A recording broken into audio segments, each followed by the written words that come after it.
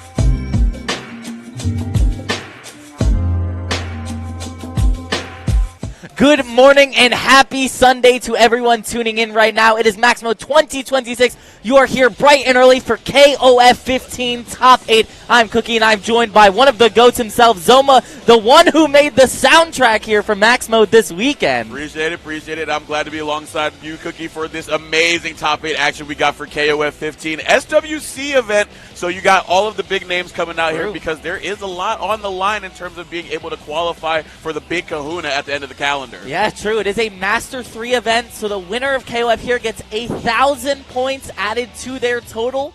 And even if they don't make SWC, the points still get deposited out at the end. Every point is $1. So technically, it's a delayed pot of $1,000. Yeah, absolutely. Delaying on the investment. The return is all the same at the end of the day, but I know they definitely want the bigger pot at the end when you get to the big event for SWC 2026. The finals are what they're all gunning for, but it starts early here in Max Mode here in Atlanta, Georgia, and they are already chomping at the bit to showcase that they are really gunning for that. Yeah, for sure. It's going to be tough for some of them because some of them are in City of the Wolves top 16 while they're in KOF top 8, and City of the Wolves top 16 doesn't start until after this finishes. So you're here from 11 a.m., and then if you make City of the Wolves top 8, you're potentially here until 8 p.m. So it's a tough day if you're an SNK player. I mean, but you're here for the love of the game. These guys show up on Tuesday nights for free, basically. True. Just throwing out against the best of them. But, I mean, look. this is KOF. You already know what the passion is. It runs deep for these people, and just having a little bit of incentive is just, a little bit more icing on the cake, but regardless, they're going to showcase what they've got. And what we've got for you to start things off is going to be Score versus Geo in winner semis. On the other side of that is going to be Lokov versus Kaiser, and then rounding out our top 8, Manu KOF, Peter Earn, Diaz, and Reno. Yeah, it's going to be one hell of a match, but of course, sitting up right now, the only Japanese player in this bracket, Score sitting top 8 winner side versus the Peruvian prodigy in the Geo. Yep, absolutely. Get Hype Zone's own Geo has been making a big wave in KOF, really starting off from near the tail end of the year prior with that the monstrous CEO run that they were putting on with the Blue Mary and the Yuri Sakazaki. But if you know Score, SNK, you know Score. You've seen him in every game. Sam Show, you've seen him in KOF. You're going to see him in City of the Wolves. So it's going to be really interesting to see what he's got for KOF. Both of them, honestly, have been spending a lot of time between games, but when it comes down to it, they are definitely going to be top form for this game. Oh man, we need him to sit on the other side so he can put the face towards the camera. The board, yes, dude. Oh man, give us a little bit of a. I love the tactics. It's so funny.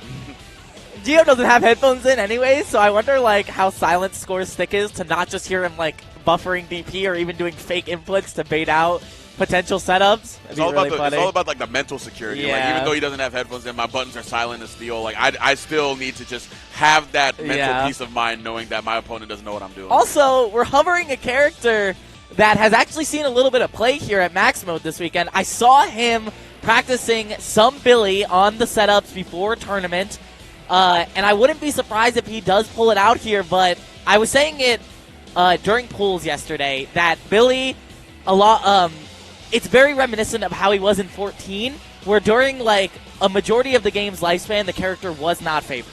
Not a lot of people were playing him, but the second the last 2 patches hit, all of a sudden this character is played on so many different point teams, and it's so funny to see a little bit of that here at 15 as well. Yeah, it's funny. I think the tipping point really came to its point, for lack of a better term. Yeah. When we saw Xiaohai repping him at SWC, where people were just are we sure we're watching KOF and not City of the Wolves? Yeah. But no, we saw a little bit of value with Xiaohai and the Billy, and then more and more people have started to really see more of the value of the character has. And, I think the complaints that we've had about Billy since the beginning of his addition with the rest of Team Southtown was that, there were a lot of things that he wasn't necessarily able to do with the kit that a lot of characters just didn't really have to respect. But I feel like if you give him enough time and you really put in work, the space control tools that he has that's just native to his archetype can really shine if you're able to master them effectively. And I think Score is one of the people who can do that based on what we see from him with characters that allow him to play that playstyle. He was playing Mature yesterday as well. Yep. So I wouldn't be surprised if we maybe see it at some point, but obviously right now, you're going against someone like Geo. Okay, never mind. All right, goodbye, Billy. We didn't need that. We didn't need that. This seems more like a team that he would pilot against some of the international top-level players. Geo's team, pretty standard for what he is. The Yuri always finds a slot. But Hydern has been found on so many different teams nowadays. They value this character so high across the board on so many different top players. So I'm not surprised to see the Hydern mirror here. We do have Reno in this bracket as well, definitely known for the Hydern, so you're going to see a lot of Hydern in this top 8. Yeah, absolutely. We're going to get both of them, or both teams with a Hydern representative currently. Going to see what is going to be interesting, because I feel like Hydern is a character that lends itself to being played very well across different regions' playstyles. Whether you play that little respective space control and just throw out that 2A, that really good fireball, and a lot of the long-range normals to have space control, or you get that first bit of mix, go in with the fatal 4-way, and just basically say, hey, guess for game after I have half a bar. Uh-oh. All right, we'll see what's going on here. Maybe going back to... I know Score's been yapping to the production. I wonder what happened. Hopefully it's nothing too serious here. Definitely want to be able to have both competitors play at their best without having to worry about setup problems. True. But now we get to see the rat meme, rat be upon ye, but it's loading screen be upon ye, and it's just black. I was making that joke during Fatal Fury yesterday. Void be upon ye. Void be upon ye. Absolutely. character that'll send you to the void early if he can get started is Oya. So I love seeing that from Score up first. I think that's usually the order that we see from Score. Yeah. When I played him at CEO, this was the order that he ran with the 3 teams.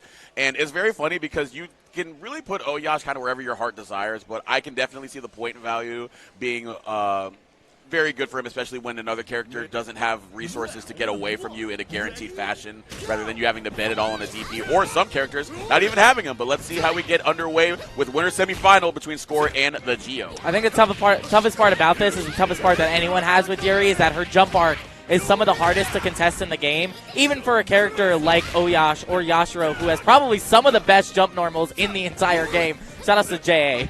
Yeah, shouts out to Orochi blessing his children with some of the most God-given air normals in the history of fighting games. But like you were saying, and also going to what we were saying at the top of things, as we get one of those JAs to come on in here and get Yuri on out of here, having those blessed air normals up against somebody like Yuri could be a really good thing to do when you have those air-to-air situations, or just being able to shut them down from having any sort of leeway to get started on their own right. And you're seeing that here with the point war being won in express fashion. Yeah, I think Geo was a little slow to start up. I mean, it is bright and early, and you are the first set, so you don't really have a lot of place to warm up. And it is pretty cold in this venue. So who knows what the hands are like right now. For everyone, almost everyone is like wearing a long sleeve shirt or a sweater. Yee! You wonder what the hands are like. Orochi Yashiro's hands are rated E for everybody. Anybody can get it, especially when you have your back up against the corner, trying to find a way on out of there. But these trades are GameStop value. They're all in Score's favor currently. Nice. But get Moonslash to get on out of there, and here we can get started. Ends up missing the confirm off of the JC, but we can revert to neutral. We do have 2 bars, so a potential 50-50 if Hydern does end up landing the hit. Those dashes keep getting jumped, though. Just waiting. Overhead! Out. Oh my god, early overhead. You only think about that usually during the anchor time when Quick Max is really top of mind for people, but we got to make something happen here because Score really running away with it and really sprinting towards the finish line here in game 1. Hydern already out of here. Damn, that was like frame 1 guard cancel. He immediately was just like, I'm not holding this. There was no fireball basically thrown at all the round, and the second he blocked that, he was like, I'm guard canceling this. Yeah, some in the water for Score here early, looking very clean here and looking to be even cleaner after getting this knockdown after the throw. Already putting Isla and the Geo in the corner again, but this time air-to-air helping them out. But we're right back to where we started, Cookie. Yeah, you're stuck in the corner here. You're already taking 300. Oh, my God. It's just the air footsies, bro. That JA's doing work. What happened? I don't know. What was that? They mind-controlled each other for a second. Yeah, very interesting, but it looks like we're back into normal action here. Throwing out CD, just random Isla things. Oh, looking for a little bit of theft here to get rid of Isla, but the command grab not going to be landing on Isla, just getting out of the way and just getting Oyash out of the way. But still, bit of a mountain to climb here. Chizuru and Hydern still in play for Score. Yeah, the Chizuru with 3.5 bars here means it's basically a 2-touch game for the Chizuru because all it takes is 1 lockout super and then 1 hit from then on and you just die. But the Isla's putting in work right now. Geo has a thing for his characters having great air movement. Oh my god. Oh! Another Quick Max. This time the light confirm off of the 5B. Getting a bit of damage here, but good throw here from Score. Got to be worried about the guard cancel. Oh! The guard cancel into the taco secures Geo the round. And we are on the final character behind her with almost 5 bars. Means a whole lot of flash kicks are coming your way. Absolutely, can definitely bet it has a little bit of a lease on life, a little bit of extended payments before they become very lethal and put you into a financial hole that you cannot recover from. Nice throw. What a defensive throw from Geo there. Has access to a bar now. Little low on life, but I mean, I think we're kind of chilling right now as long as we don't take too many bad trades. There's one of the flash kicks. Oh, you're dead. Whoa! Oh, you're dead, you're dead. No, these countering conversions not working. Kill him! Another jumping blowback. Not going to get enough, but still going to throw it out there. You were just darned if you do, darned if you don't. Hydern just trapping you from across the screen. What else can you expect from the militia man themselves? And Score going to be able to take it 1-0. Going to flag down production, though. Something's broken. Yeah, unfortunately. He's about to Google Translate. It's time. Oh, in real time. Alberto also helping out. Shouts out to everybody. We need to start speaking 3 languages here. We need Spanish and Japanese. Yeah, Something I think happened. I wonder if his stick lost an input or something. I wonder if that's why he didn't go for the finger gun. At that point, he just kept going for the 2D confirm and not the finger gun. Something was happening. Yeah, it was just very uncharismatic of Score not to be able to convert off of the jumping blowback. Blue Mary. He's got it in the arsenal. I've seen him on it. Yo, he's slotting in the Blue Mary over the Yuri? No way.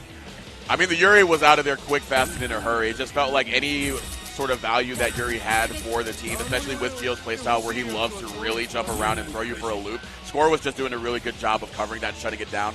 And especially when you have Oyash, like, it is having a command grab to get out of stuff, especially some of the strike pressure that he wants to do at point, could be a lot better than what Yuri is trying to do, betting it on a DP. All right, we got a couple of production issues. We're gonna get them squared away, and hopefully we don't have anything else for the rest of top 8. But hello, good morning. Hopefully your Sunday has been going well. If you go to church, you're in the church of KOF now. You can't leave.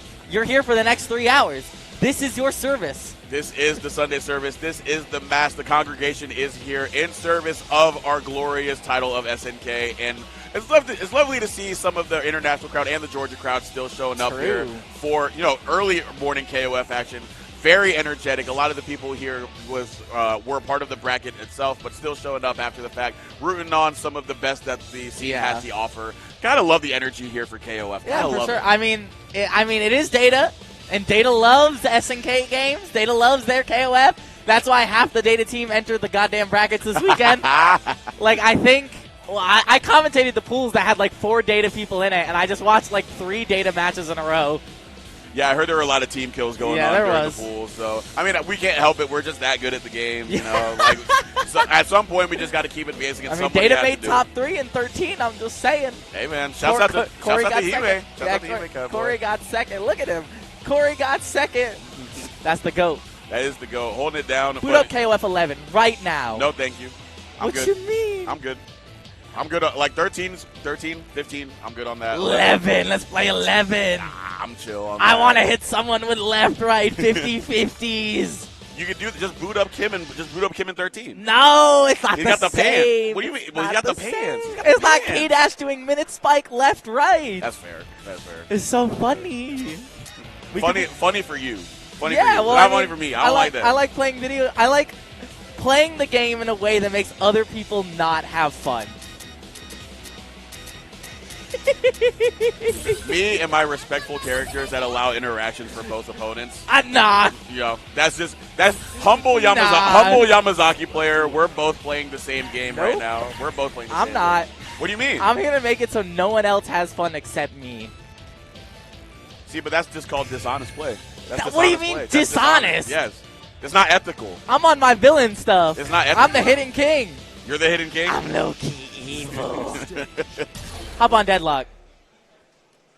I see everybody on Deadlock nowadays. Everybody on Deadlock. Zayjam got Deadlock videos on his channel. I'm just like, what's going on here? Is this game really like that? I don't know. Deadlock is the FGC. Also, we swapped out the Hyder for the Yuri. We're not taking it off the team just yet, but Gio sure does love his women. I mean, I feel like they're just the women that are really good for what he's trying to do, really trying to make it hard for Score to be able to pin him down. But you saw in that game 1, easier said than done. It's just somebody like Score with a playstyle that's been able to occupy a lot of different spaces, especially with Oyash. You think about the grappling vortex that he gets you under. But right now, Gio already getting a little bit of first blood, getting a little bit of screen position, but we're right back to mid-screen. Air-to-air still being one more here than we've seen before. JB! How did you avoid that? That was crazy. Oh, nice read on the roll. Gets the run-up 2C to get the punish. Now you're stuck in the corner. Great tech on the throw, though.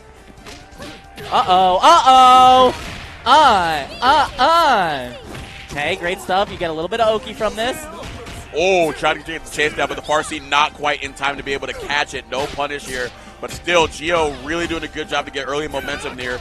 Really doing a good job of avoiding a lot of Oyash's buttons. You're in the blender now. You're stuck here. Oh, nice rollback to avoid that. Could have been a command grab. That could have been dead. Oh, that is an expensive bargain. Kill him! But, oh no, the Farsi once again DP! Not in time. Oh, kill him! He's dead. You don't even need the meter here. He's just dead. Man, oh man, that's got to be a little bit disheartening for Gio. Blue Mary doing a really good job, but still getting a little bit of extra credit done on the test here, giving Yuri a little bit in the easier task here to be able to even things out for the characters. But again, that Oyash has been a problem, Cookie. Yeah. It's a little tough. Gio is building a little bit of meteor. Just full screen run up throw. He knew that Gio wouldn't press. That JCD is putting in work. Avoids the command grab. No punish though. Okay. Scoring a little bit extra hits. Looking for that JCD score, not budging at all. Just doing a really good job of sitting at a space where it's tough for Yuri to get an approach started. Oh, but that time, it's only a matter of time before Yuri, with her squirrely air movement, able to find the nut and able to crack it open for a good point. Character gone. Oyash now on the bench. Shizuru coming in earlier than game one. Okay, finds the anti-air off of it. The rollback. Little surprising to do it that aggressive and that early. Great tech on the throw, though. Wow. Yo, the policing from Score right now is going crazy. And that's exactly what he wants to do, but we want to get out of there early and often. The DP into the super, but we throw them right back on in there. Spend a little bit of bar. And for what? It's clone time, baby. We're out of there. We're out of there. We're free. Oh, wow. What a hit. Have a fireball. Have it back. Return to center, I was going to say. Scary jump there from Gio. I think he's got to be wary for that. 2C finds the connection. Oh, here it comes, baby. 2C again. Do it again. Just do it again. 2C again. 2C again. I mean, it's like a 2C, but it's just your friend doing it. Yeah. But yeah, Shizuru just doing the damn thing in that aspect, just being able to be that moving wall that's so hard for Yuri to find a way out of, even with the way that she's trying to jump out of the corner that she can do against so many other characters. Shizuru just extending horizontally and vertically makes it so hard for Gio to find a way out, but let's see if Isla can do it. Oh, nice block. Oh, but you got hit by the clone. You're taking so much damage. Now you're locked out. This is potential Gio's winner tournament life here. Uh-oh. Everything is coming up Score right now. The neutral control, the air control. The pokes are too good. He finds an opening. He needs to make this count. He needs to find the next hit here. Oh, had to punish there, but just not going to get too much off of it with the 2B. Running right into the clone. EX going to do it, going to seal the deal. No seal special needed. Score going to advance 2-0 over the Gio. Yeah, that one is tough. That one's a little tough. Gio, I don't know if he was fully warmed up, if he was fully ready, but Score was definitely locked in. I think that man got his full 8 hours of sleep and ate his Wheaties. Yeah, absolutely. I mean, I think it was just a testament to how good Score was at making Gio uncomfortable to exercise what he wanted to do and play the pace that he wanted to play at. It was just no movement, no extra movement allowed. If you're going to move, it's going to be at my pace, and I'm going to bait you into it, especially when you had Oyash up at point. It wasn't even necessarily setting up a wall. It was just basically saying, hey, you're trying to find a way in here, but you're exposing yourself to the great buttons that I have in the air or on the ground. Yeah, that one was tough. We barely saw the anchor, so, I mean, Score looking strong right now, looking to take all those points. But coming up, I think we get our next winner's side match, which is going to be Lokoff versus Kaiser. You got the Yamazaki Specialist versus the Terry Terrorizer. Man, oh man. And what's funny about this is the way that Lokoff is going to structure his team. I would presume he has Yamazaki in at mid, which is what the formation we usually see is. Terry coming in at anchor. The funny thing about that matchup is if Terry makes Yamazaki block, it's a whole different ballgame. So it's going to be up to Kaiser to make Lokoff have to hold down back, spend the resources on defense rather than on offense, because the whole brunt of his team is basically just, if get it in a position, even in neutral, if they win that interaction, they can cash out and shorten the game so fast. Kaiser has to make sure that that is not at play here. For sure. I wonder what characters Lokoff is going to go for here. I know previously the Geese was very prominent in his lineup, and I know it's changed since the changes to Geese. But I still think he pulls it out from time to time, and I wonder if this is one of the circumstances where you would like to have it, maybe going into the Terry. Because Kaiser's team doesn't really change. He plays the same 3 characters, and he makes it work. Yeah, no, you know what you're getting with Kaiser. I mean, it's going to be the protagonist coming through, but anything but nice intentions when he's playing them. He's out for blood. He's trying to kill you, especially when he has the Terry Bogard. But interestingly, I do believe we're going to probably get the Benny. I mean, I think, honestly, unanimously seen as the best character in KOF 15. A little bit of debate among the rest of the top 5, but Benny definitely cementing himself as character 1, if not 1A. So he's also one of the characters that when Geese got changed and Isla got a little bit of change, he was the one who really didn't change all that much. Yep. Still the same terror that we saw him in seasons prior. Geese, again, got hit a little bit. The palm, not necessarily going to be able to be fully exercised, is punishable, especially by some members of Kaiser's team. Like, if he has the right people in, he can actually get a pretty rewarding punish if the palm is not placed in the right spot. All right, we're locking it in. There's the Benny, there's the Yamazaki. The Rio mirror is going to be a real thing potentially.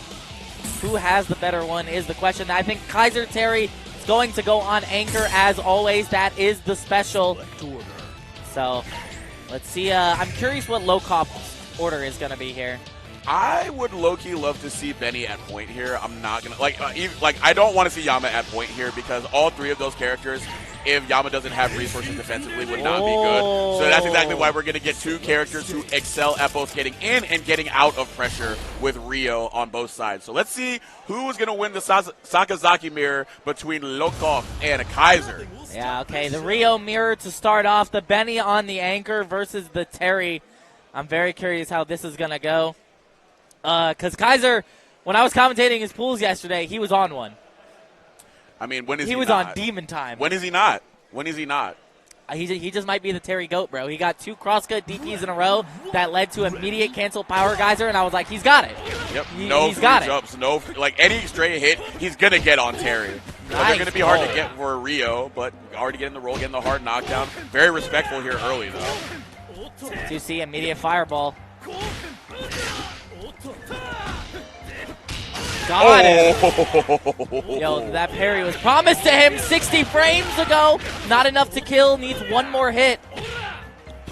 2C anti-air. Lokov just doing a really good job of being that moving wall that Rio is known to be. Nice. And getting the counterpart out of here real quick. Those 2Cs, the anti-air is just so good. Kaiser not having any way to get in and get started. Yeah, for sure. That one was a tough wall to crack. The Kyo coming in. I'm curious if Kaiser loses this game if he switches the Kyo to point instead. If it ends up working better in this matchup. Wow, that was an early advanced strike. Yeah, just not able to find a way in. I love the way Lokov positioning themselves, covering the ground, and throwing out that 2A, basically saying, walk it or jump in, I dare you. And Ari's trying to get down, but DP to get on out of there. Kaiser really sensing the urgency of the situation and popping the quick max accordingly. Okay, secures that damage, secures the corner, catches the backdash with the delayed JB. Uh-oh, but Lokop in control right now, finds the 2D into the parry, the advanced strike! Give me that crumple! It's time to die! I don't think Rambu's gonna kill, but I sure hope it does. It won't. It won't, but that is so much Overhead. Extra credit that Kaiser does not want to be taken by Kyo, because even if he gets rid of Rio, that is not a lot of health that you have to deal with Yamazaki, and you're not even going to have to worry about that quite yet because Rio is still in play, and after a grounded blowback, getting a Kyo out of here. Oh, well, it's all down to the Terry, and if there's one character on Kaiser's team that I can put all my copium into to make the comeback into the Anchor v Anchor, it sure the hell is Terry. Knuckle. Kill him! Oh, baby. Yeah, that's going to be a really nice donation here. But look, you're up a character. I understand. Just try to get the DP. Maybe get a level 1 if you can get the confirm. Yeah. Make it a little bit harder, a little bit hotter under the seat for Kaiser. But still remaining chill. Got the kill. The Yamazaki in. And that is going to be a sight for sore eyes. Whoa. That was a weird pressure sequence. Finds the 2C, though. Yamazaki 2C massive as well. And can also lead into a safe snake. Try cancel. The burn knuckle gets blocked. You're about to eat so much damage. The level 2. Do we go for the EX for the same side? No? Uh-oh. He just wants to tag on the poison damage. I don't know. I think maybe wanting to keep the corner would be better, especially since you give Terry time to get out, get that far deep conversion that you know Kaiser knows how to do. Okay, he's in. He's got it going. He found the corner. Now you're stuck in the corner. The immediate wake-up DP power geyser. And that's what I was talking about at the early part, getting him out of the corner. You already spent all of your resources on that level 2, so Kaiser very intelligently using his own resources to put Yamazaki back into the corner because he gave him that breathing room, and that's the exact phase you do not want to play that matchup in. So now Benny Maru is going to have to get rid of Terry. Nice 2D and found the anti-air on that jump. That's really bad for Kaiser because it puts him in like a 2-touch game, a 1-touch game potentially. Oh my god, bro, he's too good. He's dead. Oh my god. Had the 4D hit, but just couldn't quite get the quick match conversion that she needed. Lokov finding the right time to jump on in over the power wave. And we are powering on through game 1 going to Lokov, and now we're going to order select. Cookie, you were talking about it. The Kyo doesn't come out at point. What the hell? Okay. Whoa. All right now. Do you believe in witchcraft?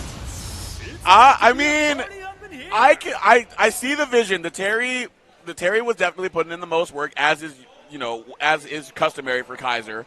I guess he just wants to get the early momentum to see if he can get it. But against Rio, that's a much tougher ask. But he had the meter to do it before. That's what tacked on so much. Is like he had access to the 2 quick maxes there. I'm curious what the thought process is here. But we'll see what it is here. With Lokov, the MO for that first game was definitely baiting Kaiser in with those jumps, or baiting them for those jumps, throwing out those fireballs, throwing out those 2 A's, basically baiting them into moving the way that he wants. But here we go, Kaiser getting started. Yeah, I mean, Terry does have access to some basic save strings with a double jab on the other side. It's going to be a great lead for Lokov here. And I think if this Terry goes down without taking the Rio with him, I think that's tough for Kaiser. Rotating he's dead. He died. Good placements, working their way right back in. And like you said, Cookie, Terry out. Rio and Kyo going to have to do a Herculean task because that is the same amount of life that we had in game 1. And you don't have the star pupil to help you get it done. Yeah, not having the Terry here feels pretty bad, especially because I don't know too much of what Kyo can really do on Anchor. I don't think he has the best meter spend routes, especially even on this team.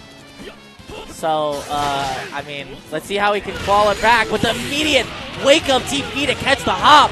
Lokov is awake. God, it just feels like he knows whenever Kaiser wants to jump. He's just been setting it up with just the most nuanced movements possible, keeping him pinned down. Look at this pressure right now. Sequence, bro. He's dead, by the way. TP. Didn't even need the super. Oh my gosh, the double DP getting it done. Yeah, this is looking like it's already written in the script for Lokov to take this 2-0 because I don't know how Kyo makes this comeback at all. He's going to need a Herculean effort. Okay, that's the start. Red kick. That's I don't think that was a plus version. It kind of looked plus, though. Oh, whiff on the 3D. Gets whiff punished. Oh, my God. But again, no free jumps for Kaiser, man. Lokov just shutting that down with the air or the anti-air DPs. Getting out of the way of the advanced drag right back. And still finding the right spots to occupy. Ooh, had the hit, but no conversion. Yeah, that could have been a quick max right there. That would have been big. He gets a throw anyways. Goes for the overhead quick max. The block from Lokov. Bro, he's feeling young right now. Okay, he should be dead off of this. You have to spend, though. You get the OTG? Oh, yeah, just go for double Orochi Nagi. Do whatever you got to do to get Rio out of here because he's been running rampant across the entire set. And you got to make it easier for Kyo to do something. But Yamazaki coming in with 3.5 bars, almost 4, going to be a very dangerous game that he's playing because oh my God, bro. Woke up text, EX red kick. It's one hit here for Lokov. Literally, any hit confirm will kill.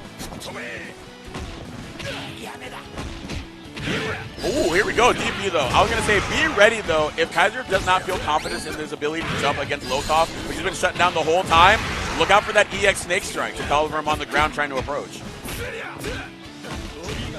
Nice block on the low. That should be a punish. Oh! Not dead. Guess for game. Chip is very scary though. Got it! Yeah, dang. That was pretty much checkmate right there. The poison seeping through the veins of Kyo Kusanagi. But as Ryuji Yamazaki, the horse meat sushi connoisseur himself, able to cook his way to a winner's finals appearance. Yeah, that that was kind of textbook for Lokop. He was, he was definitely saucing. And I mean, hey, for the first 2 matches, we not even a contest. Like the 2 strongest players score in Lokop, like in their sets respectively. Like ridiculous gameplay. Yeah, unbelievable execution of their modus operandi from the word go. Lokop just being able to, again, sort of similar to what we saw from Score against Geo, make it so there was no comfort level in the movement of Kaiser. Any jump, shut down, any grounded approach, being preempted by a 2A or a snake strike or a 2B from Yamazaki. It was just really no avenue of movement for Kaiser at all. It was really good. It was insane. But this losers match has a player that I have had my eyes on for a little while now, and I especially wanted to see how they were going to do in this bracket. Representing Brazil, Pizza Earn is on the loser's side here. I was actually surprised because I thought he would make it through in winners. I forgot who he lost to. I looked at it yesterday, but he's definitely the player who, I think has the chance to, sneak a win out of this tournament. Absolutely, and has been putting in so much work. Even after the KOF bracket concluded, or the part of the court bracket concluded yesterday, I saw him on the setups over there for 4 extra hours getting in games against everybody. One of the hardest working guys here this weekend, trying to really make sure that he's up to snuff against a lot of people who could give him a run of his money. But like you said, a wild card in terms of being able to steal wins from against the best people here. But going to have to do it here up against Get Hype Zone's other Manu KOF, the other representative for the team. Very strong player in his own right. Yeah, for sure. We're just figuring out where to more Google Translate. Yes, sir. Big fan. Big shouts. Trying to make sure that the setups are all good. But, it's going to be very interesting to see what all is going to happen between Peter Earn. Again, I feel like a player that maybe doesn't necessarily get a lot of the attention that maybe he deserves. Yeah. You talk to other KOF players, they know Peter Earn has pedigree in this game. Yeah. They know, they're knowers. But I feel like when you go outside of the scope of that, I feel like he just doesn't necessarily get a lot of the shine because maybe he doesn't necessarily have the results that would place him among some of the tier of players that we believe him to be at. But make no mistake, I feel like we're going to see a lot of that here up against Manu. And a player that I feel like also has that same sort of thing where doesn't necessarily have the recognition to go with his own pedigree. Yeah, I mean, he plays a funny team in this version. He plays... I want to say 3 grapplers, but he has the normal Yashiro on his team. But he plays double Yash Shermie. And Shermie is a character that has always teetered between... Is she competitively viable, or is she just a mid-tier that's really not worth the time? I say nuts to that. I think Shermie, throughout the lifespan of the game, I know she's not what she was at launch, especially with the hits to the 5B, very much hampering her neutral ability, but I still think that she is very good. One of the strongest vortexes in the game. Any knockdown that you get with the punch command grab is a 50-50 that could potentially be your life, especially when you play her at mid or anchor. It's very, very valuable to have that as an asset on your team. I'm pretty sure you guys on the stream can hear that, considering they're basically 10 feet away from us. I don't even know what they said. It was some chant that I could not comprehend because I have my headphones on. I mean, Alberto in the crowd, you already know it's going to go up. It doesn't matter what time of the day it is. It's going to go up. He's always going to rep it for the Mexico players, a lot of the LATAM players. Love to hear that energy, but I want to hear the energy from y'all as we are getting underway with our losers top 8 side of things between Manu KOF with Shermie at point, interestingly enough, up against Peter Earn. Yeah, this is going to be a very interesting match. If Manu sneaks this win, I think it would be an upset in my book. Yeah, I would be inclined to agree. Yo, right King? now going for a button check here. Oh, I was going to say King? My low-tier queen? I mean, I think we can all remember. I believe that was either CEO or Combo Breaker where there was the King counter pick into immediate second place because we're Latin American players and we don't know how to deal with zoning. So, I mean, I would love to see it, but I would much rather anticipate the double Yashiro shell like you alluded to. Man, boom. Yeah, this button check's going on for long, huh? Yeah. Just want to make sure everything's all good. Again, we got money on the line. We got $1,000 potentially for these players. 1,000. Literally, when me and Fox were doing City of the Wolves pools yesterday, every single match did a button check in-game. They didn't even use the button check like in the character select. They all went in-game. It added like 5 minutes to every set because of how long the loading screens are. True, yeah. Having the loading screen in those instances is pretty tough. But again, I don't blame the players.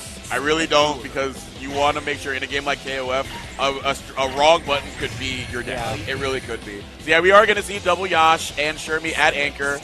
And got Duolon up at point for Pete there. I can understand that. Duolon kind of seen as one of the best point characters in the game alongside people like Shune. So get one hit, and that's a 4-way. Yeah, yes it is. I did like Peter Ern's team, though. I think this team as a just like on paper is like crazy good. Obviously, having Isla always helps round out a team. But Duolon is another character that is definitely a specialist character that has received a lot of love from different people across the community. And I think having access to that round 1 mix just off of EX Rekka is already insane enough. It's time for a revolution, but it's time for a shoulder check. Already getting that stand CD. MC, nice. Good challenge right here. But right back at you, just throwing out that big, heavy punch. My God, immediately gets the roll, too. Probably the OS. Finds the DP into the level 1. Going to add a little bit of extra corner carry. And we stay same side. He doesn't block. Oh, man, the blessed Orochi JC. You got to love it. Both members of the Hakushu, or actually all 3 members of the Hakushu on this team, blessed with a great arsenal of air normals. That time using it to keep up the pressure and get Duolon out of here. A character that doesn't really have a lot going defensively. Finds the 2B to punish the jump on the other side. Goes for the super into the knockdown. Reset. Doesn't find anything. Whiffs the JCD. An immediate mash from Manu. 5B check. Keep Yashiro pinned down. Far C. Really good usage right there to keep them in the corner. Bit of damage right here. Wow. Not quite enough to kill, but man, exactly. Wow, indeed. That added up more than I thought it would. Oh, okay. He believed that he would go for the dash punch there and finds the DP in the gap. Great stuff to Peter, and we tie it up. Isla should be pretty healthy. Yeah, but that health could run out in a flash up against Oyash coming in. But running right into the far C. That's going to be a tough game for Oyash. A little bit more of a linear approach option than the other Yashiro has. Doesn't necessarily have that same reliability in that brawling aspect in that mid-range. So Isla can really exercise a lot of her great buttons to keep him at bay. Stole the corner. Feels pretty bad, but we push back to the corner. Finds the 2C. Manu finally with a chance to play the game.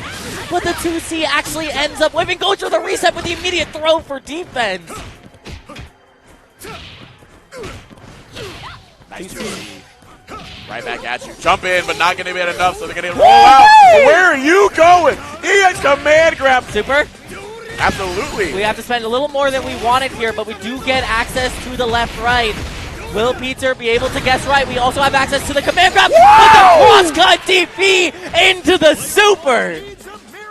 Man, yeah, you were talking about a guess. I don't think you can guess much better than that. How about in a way that'll get rid of Oyash entirely, forcing Shermie to come in. Character with her own devious left-right, but a little bit harder to deal with Isla with this character than it is with Oyash. Can't necessarily contend with a lot of what she has going in mid-range, and that projectile can give her some problems. Oh, goes for the 2D instead. I'm surprised. No 2C to check. Finds the far C into the quick max, though, and we're going to go to the anchors. Dolores here can really shut down a lot of the approaches. Again, one of the problems that that could be really disastrous for Manu could be the fact that their approaches with both Oyash and Shermie are a little bit linear. Dolores can cover that pretty well, especially if you can trip guard an errant jump. Do we find the super? No, we go for the reset. Finds the roll, finds the command grab too. Nice. Okay, guess. Oh my God, just empty jump low. The sequencing is too good for Peter. Unbelievable stuff right there to close it out. Dolores, I think, is a very good pick if we're going to rock it with the anchor Shermie to be able to close it out. A lot of things she can shut down on that neutral end. And then once you get in, Shermie's got to bet on a reversal command grab or have Demeter to get her away. Yeah. Otherwise, you're running rampant as Dolores.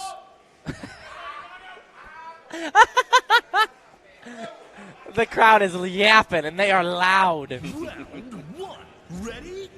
All right, game number 2.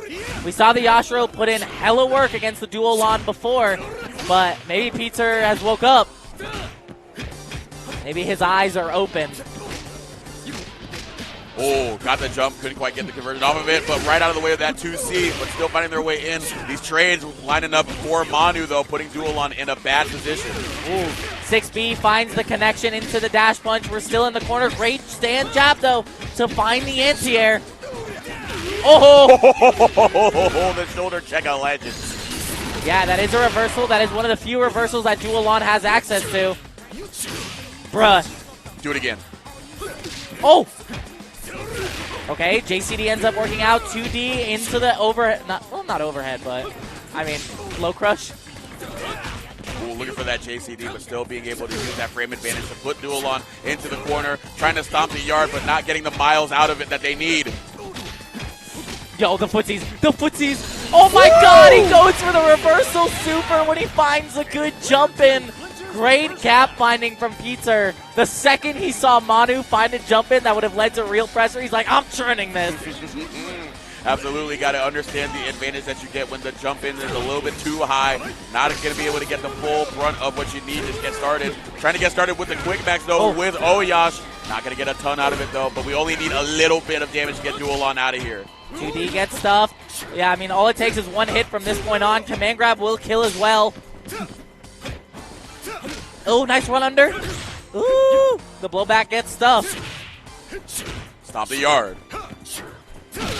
Oh, but nah, Chris Brown, similar, dying very early into the movie, dying very early into the life there. Oh, yeah, shutting it down with the big kick in the air. All right, we're on an even game. All it takes is one Oyash combo to find the 50-50 machine.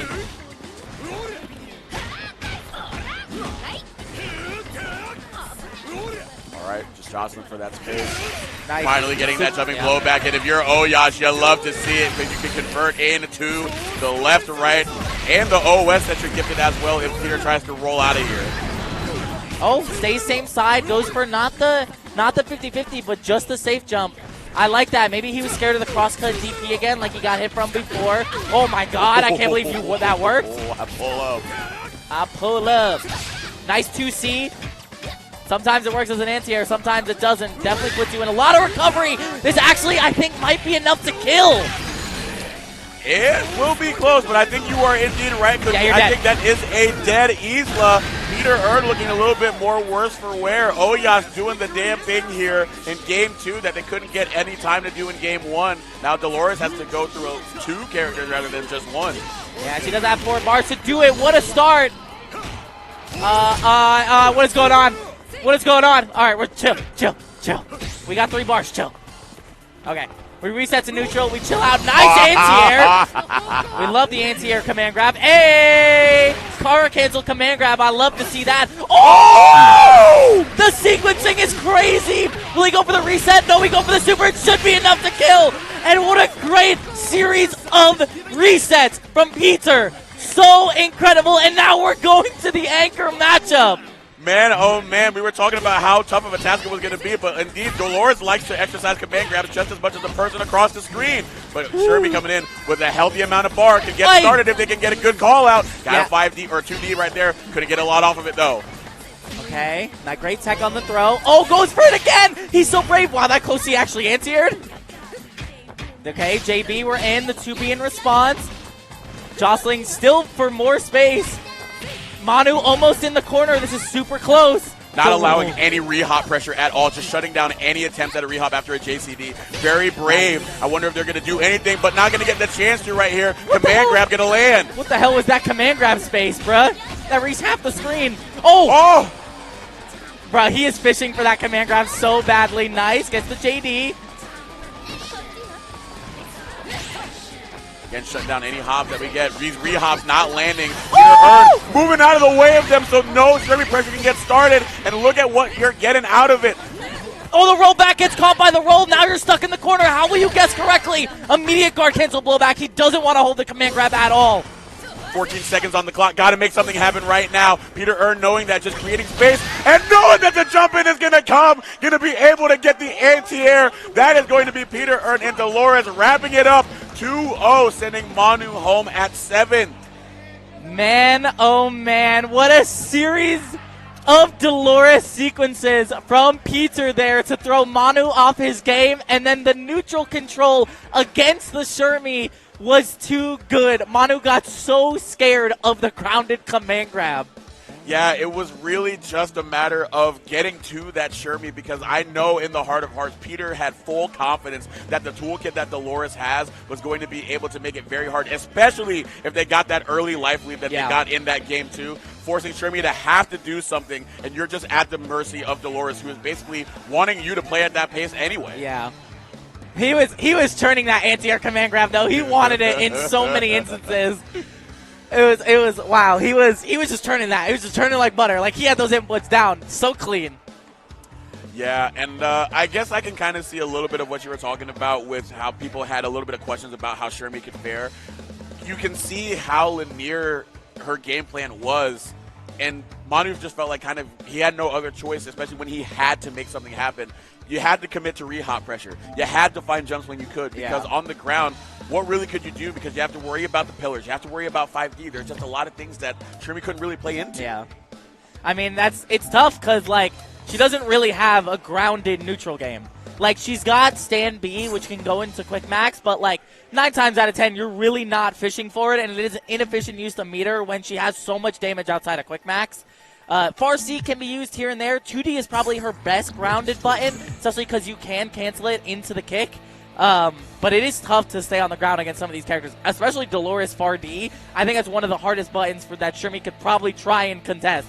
That button is just godlike. Yeah, literally, if you're looking for that 5B, you're in that 5D range regardless. Yeah. And when you're looking for that Far C as well, it's a little bit on the slower end, so you can get preempted pretty easily. So it's just a really tough hill to sled, and Peter Earn doing a really good job playing into that perfectly to close out that matchup. Perfectly. All right, so thank you guys very much for tuning in for KOF 15. We're going to take a couple-minute ad break, and we'll be coming back with some more KOF 15 Top 8 action here at Max Mode. See y'all in a couple minutes.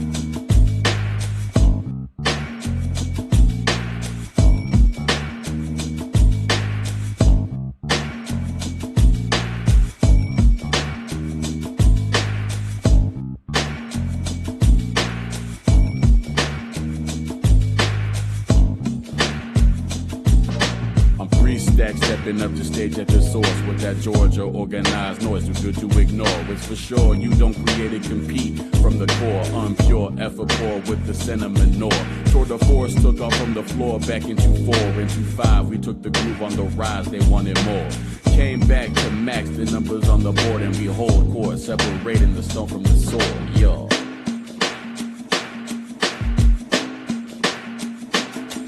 Not a single stone unturned, midnight oil burn. Better learn, you best invest, so the lesser you earn. Meticulous at unholy levels, splitting fish heads, dwelling in details, well aware that the devil been there. This ain't no rent fair, spare me with your fantasy and make-believe. Mistake it, take as fake as these are real rewards I claim to see. Daily elbow grease, reap what they'll fail to remotely reach. I say my piece, they gon' play around, we gon' play for keeps.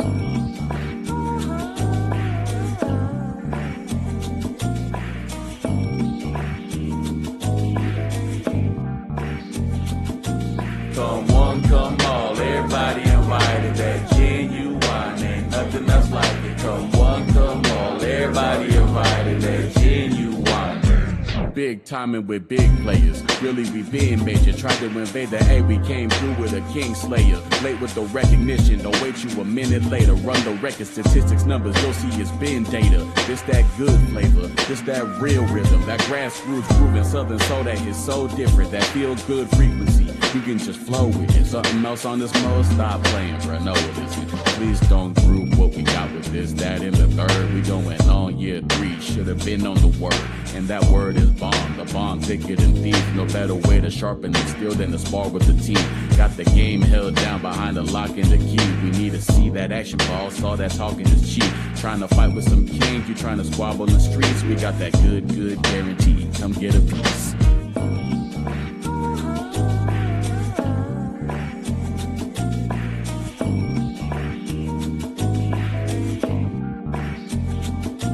Come one, come all, everybody invited. That genuine, ain't nothing else like it. Come one, come all, everybody invited. That genuine, ain't nothing else like it.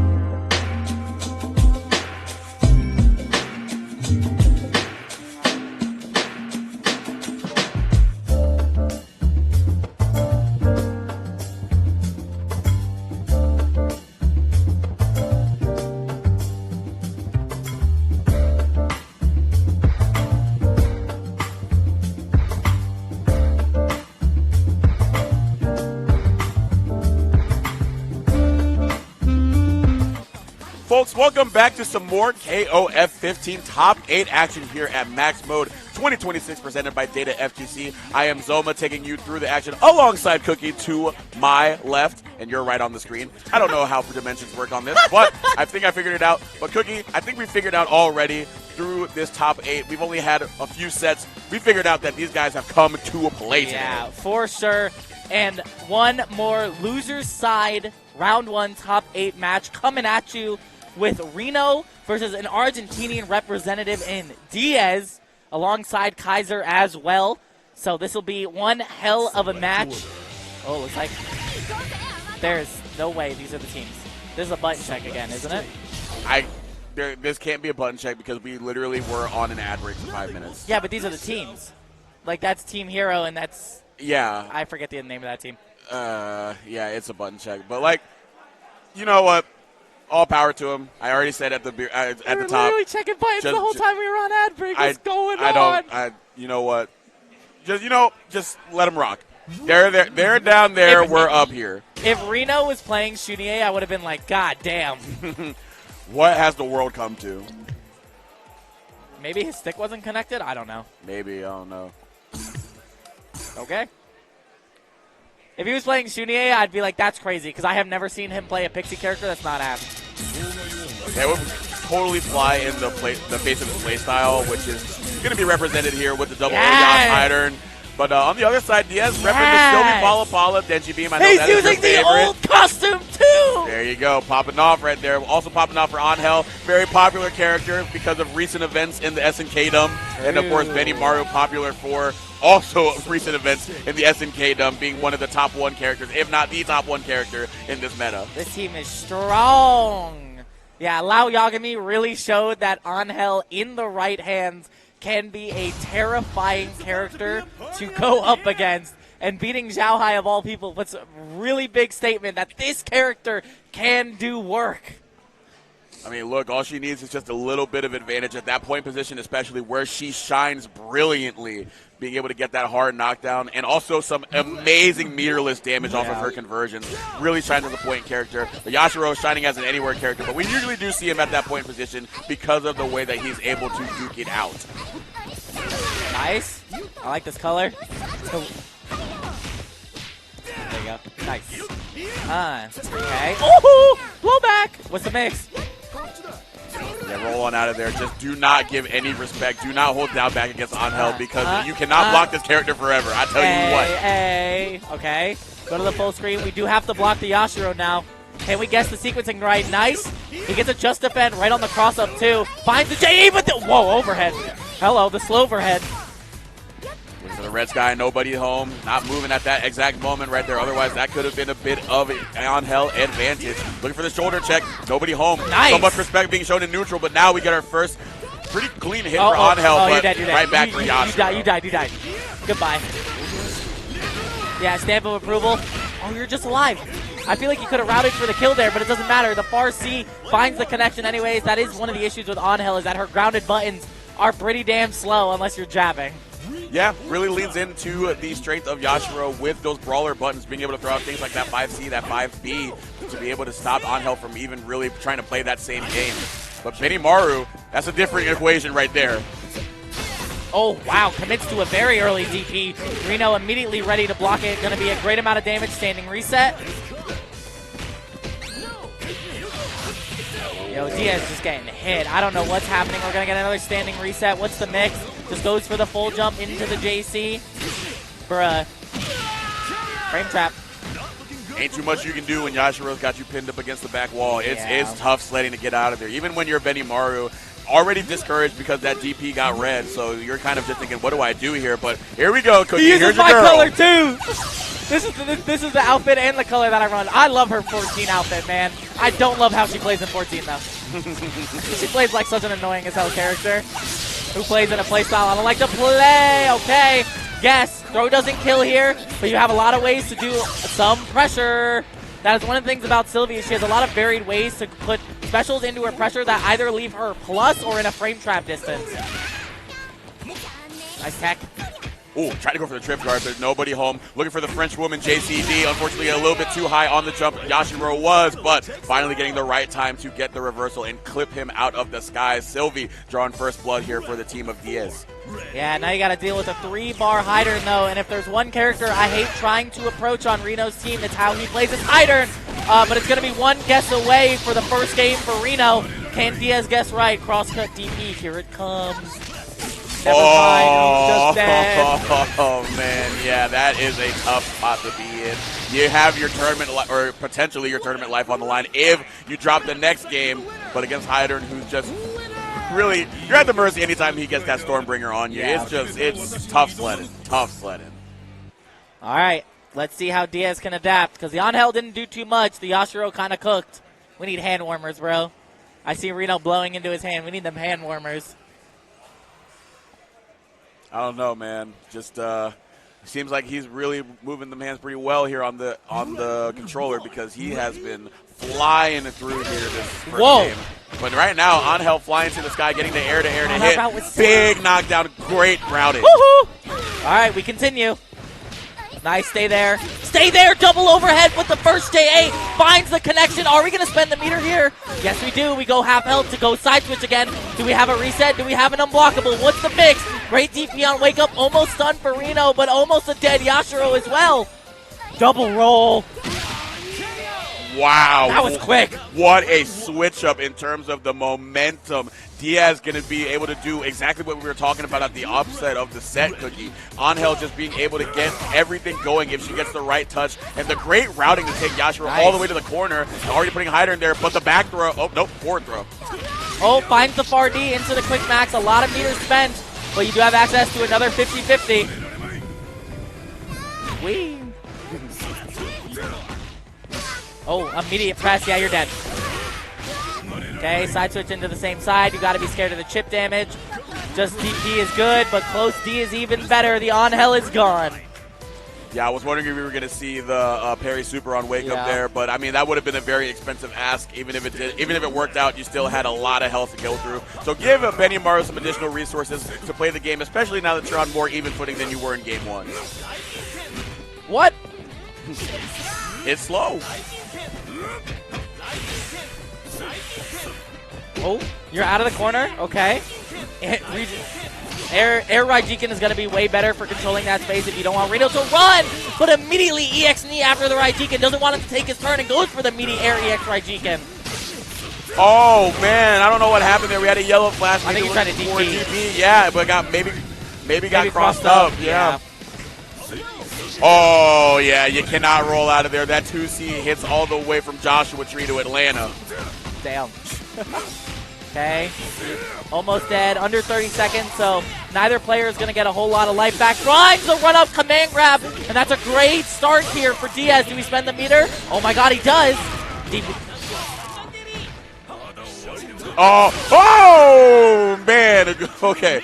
I was a little worried that the jump in wasn't going to hit there and we're going to miss out on that punish, but still had enough time to be able to land and get the punish on the jump out of the command grab. Good stuff there from the Hyder. And now Sylvie is the only thing helping Diaz, standing in the way of him bowing out early. Oh, nice. Finds the JCD. Gets hit by the fireball, question mark? Another JCD ends up working. Overhead is also scary. Goes through the immediate JC into the Blanca ball. We're chilling. We're chilling. Oh, no, the jump in on the fireball attempt. That was a little bit of a questionable timing to be using that. Maybe thought Reno was a little bit special. You need the DP here. Oh, He's dead. no. He died. He died. He died because he guessed wrong yet again. Man, that feels bad if you're Diaz. But Reno, the Hyder left-right machine was putting in so much work. Yeah, man, it was just, again, as soon as you feel comfortable against Hyder, no, you're not. He can just make it, he can just take the game from you so quickly. And that was an unfortunate fireball timing on the Sylvie. Yeah. The clean jump in. A couple of clean jump ins from the Hyder, honestly. I don't know if it was what he wanted or if he was trying to fish for chip damage. That feels tough, though, because Sylvie Fireball has hella long startup. It does great things in pressure, but it does have hella long startup, and it's very easy to jump out of the startup because the fireball doesn't start traveling until way later. Yeah, yep. Found that opportunity to get the game clinching jump in and be able to route and get that fifth place guaranteed finish here. So these placings do matter in terms of being able to secure the points and the dollars in the SNK bank. So still a very respectful 7th place finish for Diaz. So shouts out to them for a great showing here to get all the way to the top 8 in what was a very stacked bracket and a stacked path for anybody who's trying to enter in this. Yeah, for sure. But holy, this next match is about to be cinema. You got Pizza Earn coming up against Geo. Man, oh man, this is not the loser side match I thought we were going to see. I didn't even know where Gio fell when he fell into losers, but this is a tough path for both players here, I think. Yeah, unbelievable. And for Gio especially, you got to feel like this is like the one person you did not want to fall into in the loser side. Because Peter, again, plays a play style sort of similar to what Score was trying to do. We saw that for what Peter did in their match up against Mandu, just being able to shut down a lot of things. However, it's a tougher ask for Dolores especially to be able to go up against the specific brand of movement that Yuri herself can offer, along with the other 2 members of Gio's team. I mean, Pizza was smashing that anti-air command grab before. I wonder if it'll come into clutch here, but it is one of the things dealing with that Yuri jump arc is I feel like you might have to change the timing on that anti-air command grab because of how big her jump arc is. Yeah, I mean, again, you have to wonder the level of confidence that Peter will have in that option as an anti-air. But honestly, I think if they can get to a spot comfortably where Dolores has a very comfortable health lead, maybe doesn't necessarily feel the need to really gamble on that and can just basically say, all right, I'm just going to set up spacing to where you are more predictable with your movements. And we've seen already Gio a little bit uncomfortable when that becomes where the game is at. Maybe it took some cues from their set against Score, but I don't know. We'll have to see. Yeah, for sure. But it looks like we are ready to go. It looks like we are in member select. We'll get that to you shortly. I'm curious what the team here for Gio is. I'm curious what he subs in, what he subs out. I'm curious if maybe he tries the Hyder again. Against what Peter has been showing, I kind of would not advise the Hyder, and I think you just roll with what you've been doing this whole time. I think at this part of the bracket, I understand too, you want to try to pick matchups in the game, but we're still in FT2 territory. We locked in the Hyder. We locked in the Hyder. Wow. Okay, and so Yuri, the Blue Mary's not no Blue Mary. Yeah. Interesting. I wonder if it'll work out. We tried the Hyder before. He immediately switched. I wonder if he thought Score knew the matchup too well. Going to be very interesting to see. But we're going to lock in right here, going to the training room. I believe we're probably going to get a button check. But if not, we're going to go to the padded room here. But we'll see what they're doing. You never know with Gio because he always has the headphones out. So you don't know if he's locked in or locked out quite yet. He's always got the hat not fully square on his head. It's kind of very reminiscent of early days of Atlanta rap, where we kind of had it caught to the side, a little bit of Clifford Harris action going on. Clifford Harris action. Nice. Blowback finds the connection, but Peter puts himself in the corner. Whoa, that was cute. Ooh. Goes for the reset. DP out, though.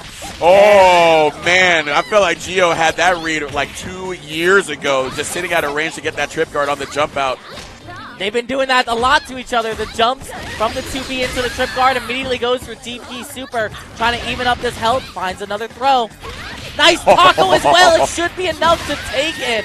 All it takes is one taco, and you're going down as Peter takes the first round. You know, I love that from Peter, especially because we were talking about how they were catching each other with the jump over on the trip guard. Sticking out the taco kick when you know that they're waiting the 2B there, I think was genius from Peter.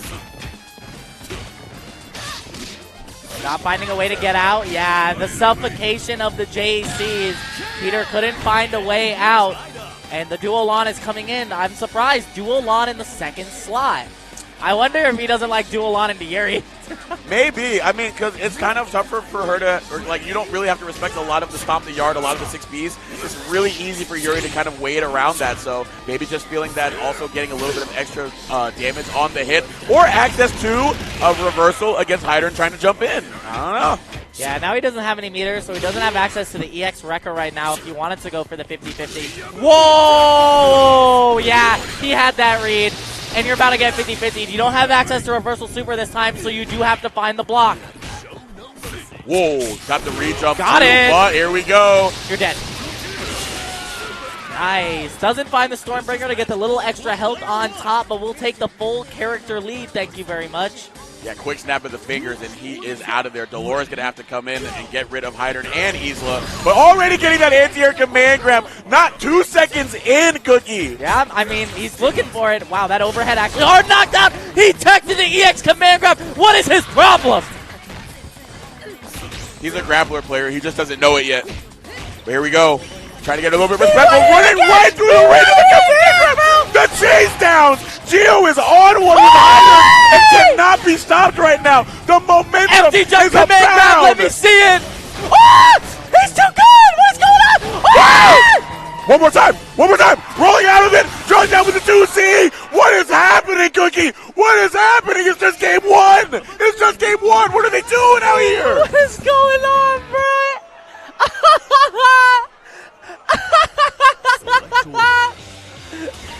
There are no words. There are no words. My God, man. They're just really throwing. They're throwing haymakers left and right. This is a PLE, but you're getting it for free, y'all. Are we serious? You know what? Let's charge a $40 pay-per-view. Charge a $40, but you got to buy a spectator badge in the chat. I need that now. Because this is premium live action happening right now here at Maximo 2026. Oh my God. Gio and Peter Earn already putting on a show here. But what's man, going on, Hyder bro? goes crazy as he gets the 1-0 advantage. Okay, JD finds the counter hit. We're going to play this neutral again, this squirrely neutral, but the JD in for the heavy DP corner carry. Whoa. Right out of the range of that RC. DP gets whipped. Nice. The JA finds the far C. Wow, the close C actually punishes the roll after. Peter not out of it just yet. Gets the reset on the left, right, other side. Being very cautious of the trip guards that they were both being susceptible to in that game one as well. Wow. Very different aerial structure in terms of how they're approaching each other. Whoa, and DP whoa, whoa, whoa. disrespect. Not going to get the same luxury. Get out of here, Yuri. The DP only working for me. Isla taking the point war. Yeah, that was actually crazy. I'm surprised he went with that DP right before the end of the round because that seemed like a very obvious DP slot. But he gets away with it, and now Gio with the Hyder, and the Hyder was the issue last time. Nice flash kick. Cross up. That's out class, but yeah, it's lingering out there. I have way more time to act and get the run-up sweep. Really good stuff there. God, the space control that Hyder gives you. I can see why Gio has slotted him into the team. Really, really good luxury and has been the MVP so far in this set. We'll see what Dualon does. R&D. He's playing it super slow. He's not trying to overextend. He's barely trying to move forward. Oh, wow. Yeah, that'll work. Okay, that's 2 bars for the reversal there. Can you spend another bar to maybe get him off of you again, or can you just win the neutral game? You have to guess. He spends it again. Now he has 0 meter. Absolutely does not want to play that phase, especially when he can smell blood in the water. Only a little bit of damage left, but Hydern finding a way on out of there, and a way on in, getting the jump in, and you got to guess now. Got no level 1. Cross-up gets blocked. No throw punish, by the way. Oh my god, he finds a jump in, but no combo. Finds the flash kicker stuck in the corner, gets the run-up Stormbreaker. Little bit of health given to us as well as a treat, a little bit extra on top. And Geo's Hydern, man, we were questioning its slot on the team, but right now is looking to be the star of the show. But the star for Peter has been Dolores at this point. But is she going to shine here, or is that light going to dim here? Anti-air command grab. Oh, I don't know what he wanted. He might have wanted it, but we go again. Woohoo! He stayed low that time. Maybe scared of the anti-air command grab. I like that sequence from Geo. Bruh. Reset, yeah. Guess one more. Finds the cross-up. Stormbringer scary. Projectiles are scary. Run up 2B. Another one.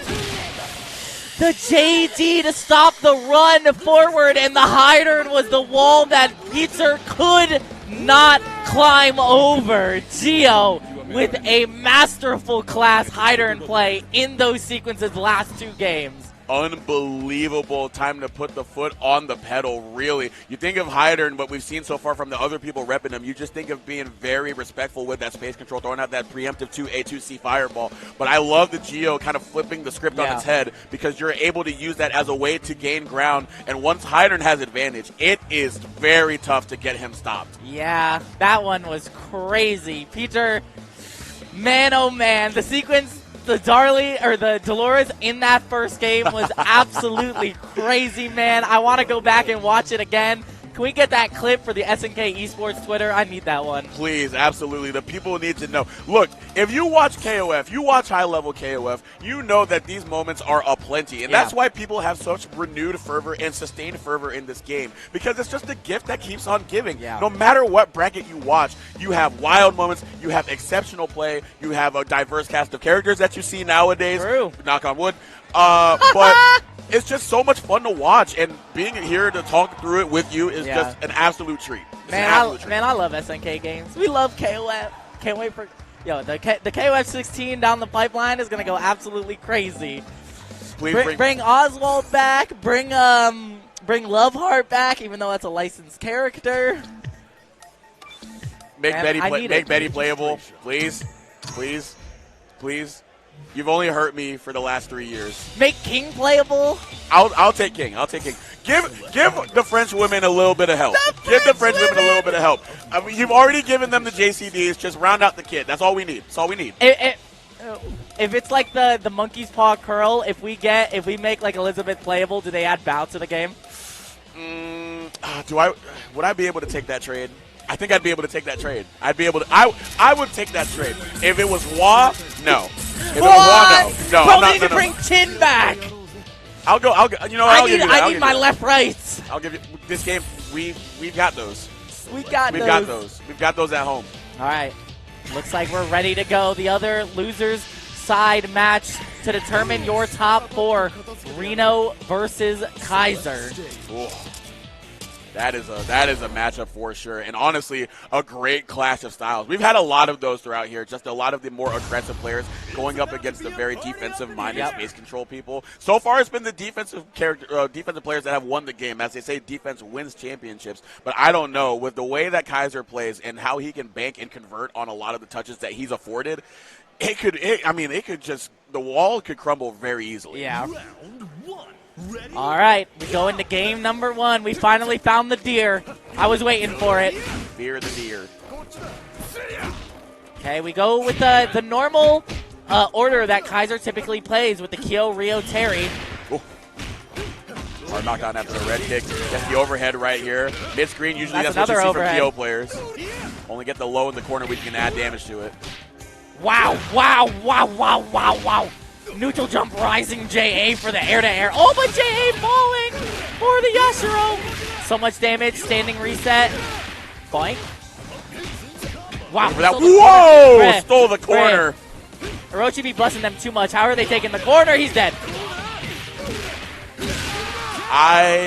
You know what? First of all, respect to Kaiser. Don't know how he blocked that. But, you know, Yashiro just doing things that he does at point. It is crazy. All right. Let's see if the Rio can do anything. The Yashiro for Reno has been running over people. Nice 2D. Ooh, fireball! Great pickup from Kaiser. Great recognition. I think we spend the level 1 Rambo here almost 100%. No. Being very miserly with the meter. Is he going to be a bit of a fool's errand to be a cheapskate here? Overhead trying to close out the round that way, but just going low instead. The sweep going to be able to take Yashiro off his feet. Yeah, that's one of the best parts about the Rio kit is how fast 2D is and being able to cancel it into so many different things to keep it safe. It's one of the hardest things to deal with and one of the best trip sweeps in the game. Alrighty, Hydern coming in has been doing the lion's share of the work here throughout the bracket for multiple players. Reno, of course, being one of the premier representatives of this character, trying to play him at a slower pace. Kaiser also playing at a slower pace. Reno using that as a chance to get some ground. It begins. Can you guess right? Can you crosscut? You did. He stayed the same side. DP! Immediate Rambo as well. We're taking that damage. We go for the level 2. This is the combo, but we're chilling. Woohoo! 2D to stop the cross-ups. All right, trying to find a way into A preemptively. Got the cross-cut again. So clean with these anti-air DPs and getting the most out of them. Kaiser, the Rio, shutting down the Hydern in an interesting turn of events. I genuinely don't think you can cross him up at all. Nope. I don't think you can. Because the one thing about that 50-50 is that if you go for the cross-up, it is not a safe jump. You can act out of it, so you can DP it. It's guaranteed every single time. If you stay same side, there is timings where it can't be a safe jump. But if you go for that cross-up, you are getting cross-cutted. Hard knockdown.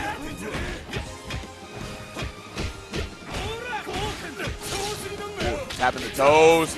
Gonna go ahead and turn. Quick max. Presumably not gonna be able to be up here. So he had to spend it if he needed it, but gets a run up JC. And now Oyash is going to prompt the anchor battle. Kaiser down to the star pupil, the Hungry Wolf, Terry Bogard. I forgot they changed the damage of that from 50 to 10 of the last hit of that super. God bless. Yeah, thank God. Oh, no, but this is the devil's work at babe. Right now, going to be able to get that command grab. Put you in a rough spot. Which way are you looking? Am I here? Am I there? I'm in your face. I'm everywhere. I'm curious what the sequence is after this. Oh my god, the 2A actually got him out of that sequence. All it takes is one hit, doesn't commit to the quick max there. Looking for that 5C or that 5D. He knows that could be big death if he can get the hit. Yeah, he's dead. Yeah, finds the command grab. Is 100% enough to kill. Level 1 kills. Climax also kills. Pull up the earth! Hey!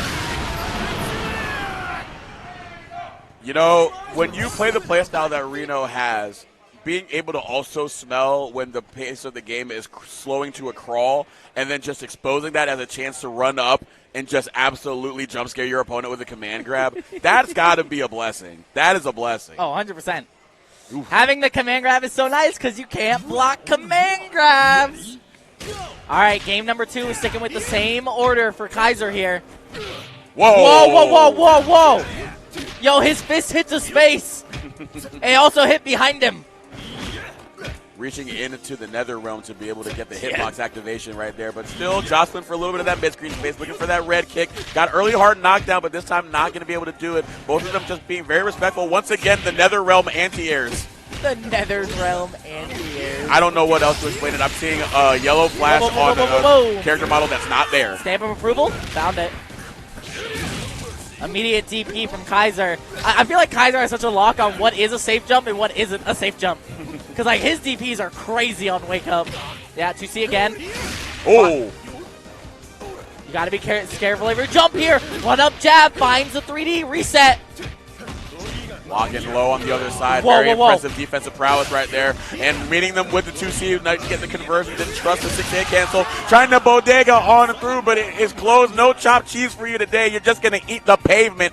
Yashiro going to be able to win the point war. That was a great mash from Reno in the sequence right before, because Kaiser tried to do tick throw, EX command grab, and Reno immediately mashed on it. Oh, you're dead. Nice. On Redskin needed, so still saving half of that bar that you have. 2.5, still a very hazardous situation for Hydran to play into, but well equipped with resources in his own right. But it was the Rio that got the better of the Hydran, very interestingly, because Kaiser doing a really good job playing that slow pace. Not this time, though. We're getting a little bit better with these jump-ins. Yeah, that fireball whiff feels real bad. But again, you can't cross him up. He's cross-cutting. He's cross-cutting. He's chilling. We have a lot of meter both sides. Wow, he already spent it. Interestingly enough, too, 43 seconds left in the round and a lot of health disparity going on. Trying to get Rio out of here quickly, so wonder what the urgency right here is for Reno. Yeah. Don't typically see that from him. Spent that 2 bars. It feels pretty bad if you're behind now, but 2D is a great sweep. You do have access to EX command grab, but you also can get DP'd into Rambo. Do we spend the level 2? Yes, we do. Do we get the follow-up combo? Yes, we do. Woohoo! Oh my God! The anti-air DPs, man! There are no free jumps allowed. You have to be this tall to ride this ride. Hydran is a very lanky individual, so I'm wondering how high that sign goes. Bro, he is crazy with these DPs, bro. How does he get away with it, especially with the immediate Rambo? He's like so ready every time. JD to stay in the corner. Again, it's one touch for, yeah, that's command grab. Should be enough to kill. You're going to have to spend the level 1 super, but get this character out of here. The Terry is coming in with just under 2 bars. Yeah, you do not lament the spendage of that meter, especially when you are on even footing like this. And, like you said, no quick max threat now for Terry. Not until he gets a couple of hits done. But still, Reno feels like he can get the momentum if he can get a really good hit and a good knockdown. This all comes down to this for Kaiser's tournament life. He needs to make this Terry work. The 2Ds are putting in work. Look how respectful he's playing because he knows the threat of the quick max. He knows what he's going for. What are you talking about? The punish on that with the level 1. And then, no, disrespect. I don't want to hear any of that. I don't want that. How dare you? Here it comes. Crosscut DP Power Geyser. Oh. I was ready for it, too. Okay, Burn Knuckle works. You're stuck in the corner. One hit for Terry could seal the deal. The power charge gets jumped. He's not dead just yet. He needs one more mix. Mid-screen, too, so you got to worry about the left-right entirely. Cookie, do we get the cross-cut, or do we go same side?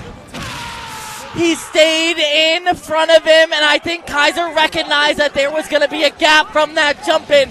He tried to press, but Reno, with the close C, finds the connection and sends Kaiser home in 5th place. Gotta love it. All the way to disrespectful, dishonest left, right, but what better way to close it than with honest, good old stagger pressure. That is the last thing I feel like you're thinking about in that situation, and Reno identifying that beautifully to be able to close it. Yeah. A lot of subversion of expectations to close things off in the games. Oh, man. This has been absolutely insane. I can't believe what's going on. Oh, man. This top 8 has been great so far, so hopefully you guys tuning in at home have been enjoying it. We hope you have been enjoying Max Mode going on this weekend. There is still several more games to finish today. The other big one, the primetime slot of tonight, of course, is City of the Wolves, as it is a Master 3 event for both City of the Wolves and KOF. So these players are walking home with some points, especially if you make top 8.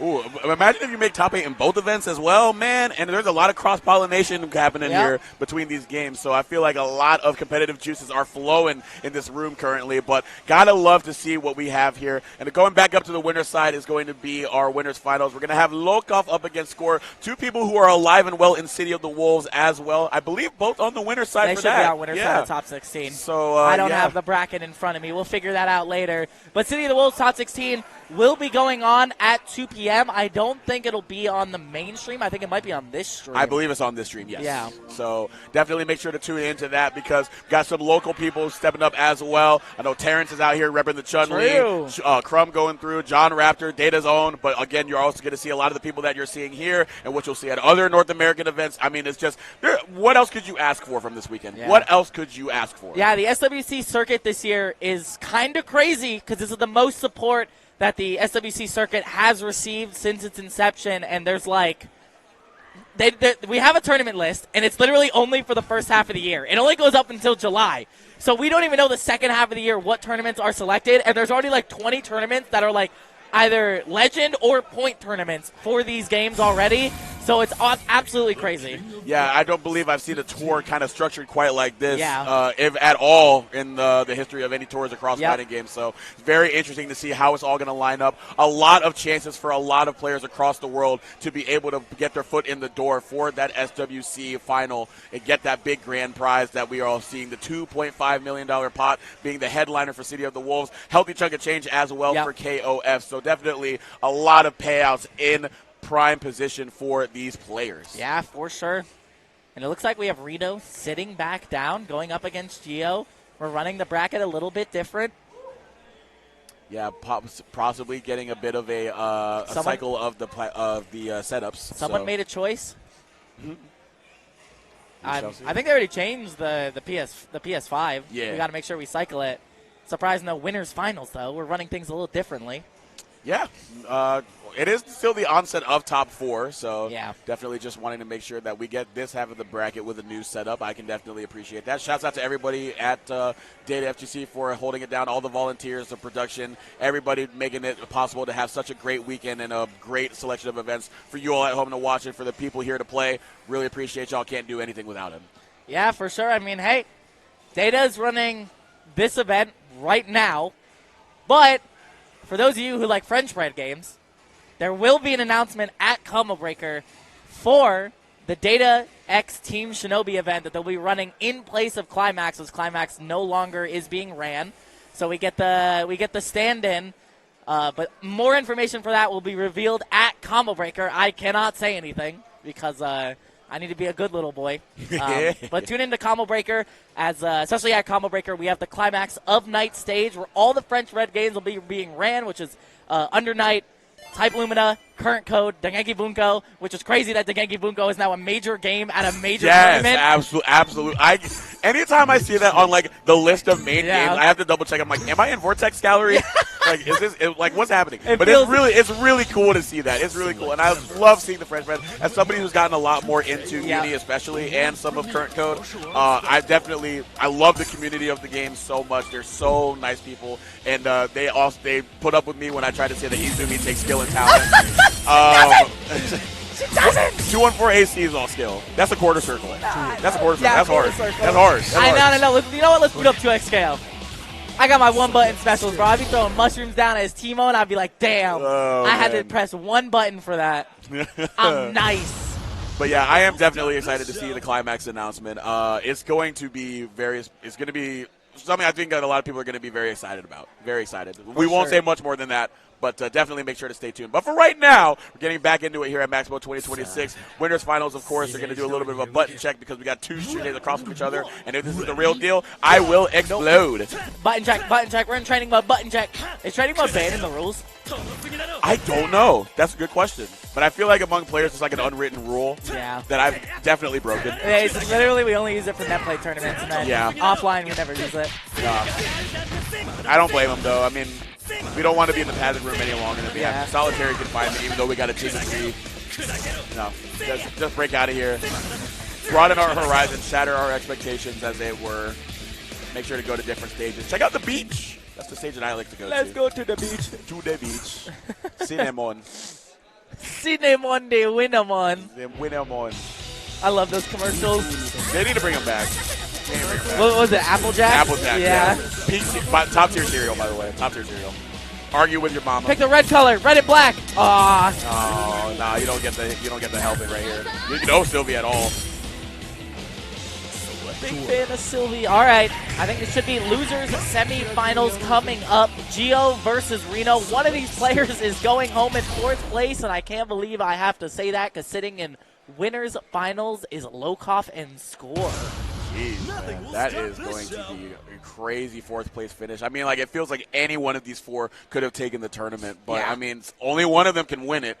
But let's see how it starts here on the loser side. Reno up against the Geo. Once again, Reno having to do his job in terms of shutting down the aggression and approach of his opponent. But the Geo, if there's any person who knows how to play around that play style, it's him. Nice DP immediately on the jump forward. No, doesn't find the roll, but finds the overhead that'll lead to the hard knockdown. No 2C that time, no DP that time. I feel like you have to see it on the next one. Ooh. Yeah, interestingly, no trip guard right there. Here we go. Just being a little bit respectful of each other. Geo not being overextensive with how they're approaching. Very safe. Just finding the right time to use the poke and fixing it in with the JCB. There it is again. It's tough out here, man. Oh, we tried to go for the close C. It ends up whipping that time. But Reno is controlling the air so well against Geo right now. Geo's struggling to move. That is plus. Nice. Ooh, good conversion. Good knockdown as well. Get started. Again, these 2 C's going crazy. He's controlling the airspace. You're so cooked. Flyoken. Nice. JD finds the hit, but the DP in response. It's 1 hit away. Goes for the EX to keep it plus. Doesn't find anything from it. Far B, though, keeps you grounded. What is happening, bro? Oh, good shoulder check. Not enough to chip him out, but the 5B has been put in a lot of work, a lot of straight hits adding up and closing out the round. Yashiro going to take it over Yuri. Yeah, Far B, one of the great equalizers for Yashiro here. Very good at making sure people do not jump. Because it catches jump start up like crazy. Oh, man, oh, man. No super.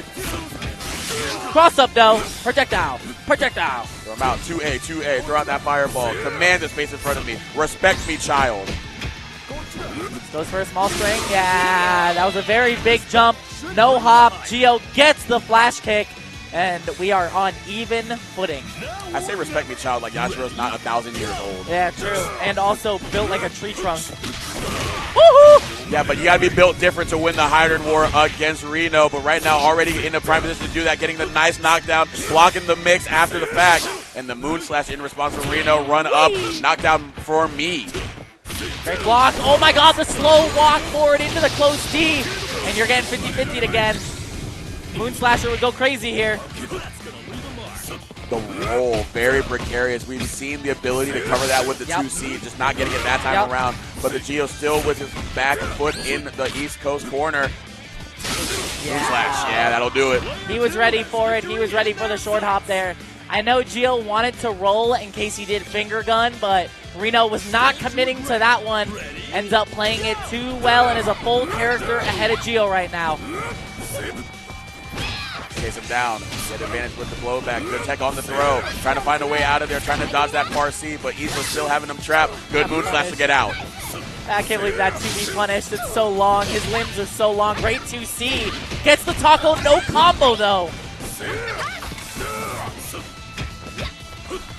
Oh! What a chase down with the far C. Wonder how much we're going to spend here. Nah, probably just going to get the restand. Oh, what a jump back from Reno. Still stuck in the corner. You gotta be scared of the potential cross-up he'll use to get out of the corner. Oh, wow. That different kind of cross-up. Looking for any bit of action here. Trying to bait Isla into doing something to try to get out. Moon Slash once again in response, but a DP right back at ya. That's really big. It was below 30 seconds. So Gino's not going to get a whole lot of life, maybe around half health. But he does have 3 bars to work with. Wow, half health exactly. Oyash can make that go away in a quick flash and a hurry. Looking for that cross up, but unfortunately that puts you back in the corner, so you got to spend a little bit of that meter to get out of there. Otherwise, you're at the mercy of the dangerous offense of Oyash. Okay. Far C, double far C off of the break dash. All right, that's big for Geo. We are a tied game. Whoa! You're dead, by the way. Level 2 super flash red across the screen. A little bit more slams into the dirt, making you pay for thinking that you can jump in on the boy, the Hakashu, reigning supreme in game 1. Uh-oh, order select, member select, order select. Ooh. Select order. Goodness gracious, good balls of fire. That is some crazy Oyash action to wrap things up right there. The anti-air command grab in the most clutch of situations. Going all the way back to the main menu this time, though. So I wonder if they did mean to go to member selection, or they just want to take a little bit more time to breathe, because, again, you gotta ice them out. Is going home. It's not winner side. This is loser side. Your eyes are not deceiving you. These two players are indeed in the loser side, if you can believe it. The Blue Mary. Silvera, where you at? I know, they're right there. Yep. No Yuri, though. The Blue Mary. Probably a sight for her eyes right there, seeing the Blue Mary come to play. But again, if there's ever a time to do it, it's now. And if they win here, they're locked into the Blue Mary. No Yuri. That's been sort of the staple character for a lot of the runs that Gio has been making as of late. So very interesting that they're believing in the Hydrant more so than Yuri. Yeah, I mean, Hyder is a great character to believe in. I'm just saying, when you have access to resets and 50-50s like that, it's hard not to believe. Yeah, the toolkit of Joe Hendry, you have no choice but to believe, and already walking them down. And as part of that toolkit right there, get in the mix after the fact. Let's loop it, why don't you? I just looped the beat. Guess what? These are Miri jeans. It's cooked. It's cooked. It's absolutely cooked. That's my character too, brother. That's mine. You play Hyder? Or you play Mary? No, I'm talking if I'm Reno. I'm saying, yeah. I don't know. I'm ethical. I'm honorable. I don't play either of those. Ethical and honorable. Mary is like an upper mid tier. She don't like cats though. True. Uh-oh. Oh, what the hell? You got a hard knockdown. No combo though. That feels bad if you're Gio. You got to make this comeback now. You keep getting moon slashered. You keep getting out neutraled. Everything is coming up Reno. For that delay, close D again, but this time Gio being a little bit more wise to it, not biting on it. No flash cam. That guard gauge is starting to cry though. Needing a little bit of Kleenex. Trying to run him down, keep up the pressure. Reno got hit, but not a clean hit, but still going to be able to set up the 50-50 here. Yeah. Oh! Whoa! Back shots, Moon Slasher. We find the throw though. He doesn't want to get hit by Moon Slasher again, bro. Cross up. He's running at him. Don't Moon Slasher. Check my hand. Check my hand. GG's. Good show. Go next. Good show. Jolly GG's good go show. next. Alrighty. Good show. I've been watching a little bit of regular show recently. But here we go. Ain't nothing regular about Yashiro, though, except for the regular amount of oppressiveness that he can get if he gets into position. That's why you kind of see what Gio's trying to do. Sit out of range where 2A, 2C, and a little bit of fireball. Whoa! Keep him at bay. And the reward here is you get him a good knockdown, keep him in the corner. Yep, close C finds it. JC finds it. Gio wanted something and he didn't get it. He's slapping his controller. You know that has to feel bad. He definitely wanted something, maybe Moon Slasher. Oh, man, yeah, the JC coming down, the big hammer arm landing on the dome piece of Hydrant, so now going to have to depend on Easley to keep him alive here, but you could be dead right here of the big old CTE starter, the jump C into the level 1. Okay, he's got one more chance, trades with the JC. Reno with a massive lead, though. Nice 2C. 5B. RB putting in so much work here, and you can keep these straight hits coming up. You got a lot of time and a lot of life to play with. Oh no! The jump over the Shatter Strike. That is so unfortunate for Gio, but Reno gonna hold it down here, advancing to get a guaranteed podium finish, and the Mexican flag coming out. Alberto to show the stuff, and there was a little bit of a salty bet action going on for that set. Alberto said, hold on. He pulled out the Mexican flag, and then he turned around and got a side bet money. That's patriotism. Ain't nothing like it. Ain't nothing like it out here at Max Mode. KOF, you love the crowd. You love to see it. But you got to love a guaranteed top 3 finish as Reno. Unfortunately, that does mean that Gio will be going out at 4th, but still, healthy amount of points given to him for such a good finish at this event. Yeah. Good stuff to him. Yeah, I mean, maybe some misinputs. Maybe he didn't get what he wanted. Maybe the controller was messing up. Who knows? But Reno stayed solid, books himself a ticket into losers finals, and now has to fight one of the 2 people coming up to the stage right now, and 2 of the strongest paragons of KOF currently. Hold on, cut to the camera. Cut to the camera.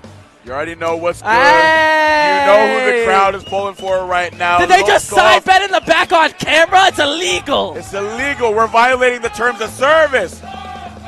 But no, Lokov are receiving some good old home cooking even in Atlanta. Score going to have to play in a little bit of a hostile environment, but that is something that he is no stranger to, has been traveling to so many events. Kind of crazy coming all the way from Japan here in Atlanta, but that's how much these points mean to these people early in the calendar. We'll see what Score has up against Lokov, but hey, man, 3rd place finisher at SWC Finals. That is a tough home team to beat.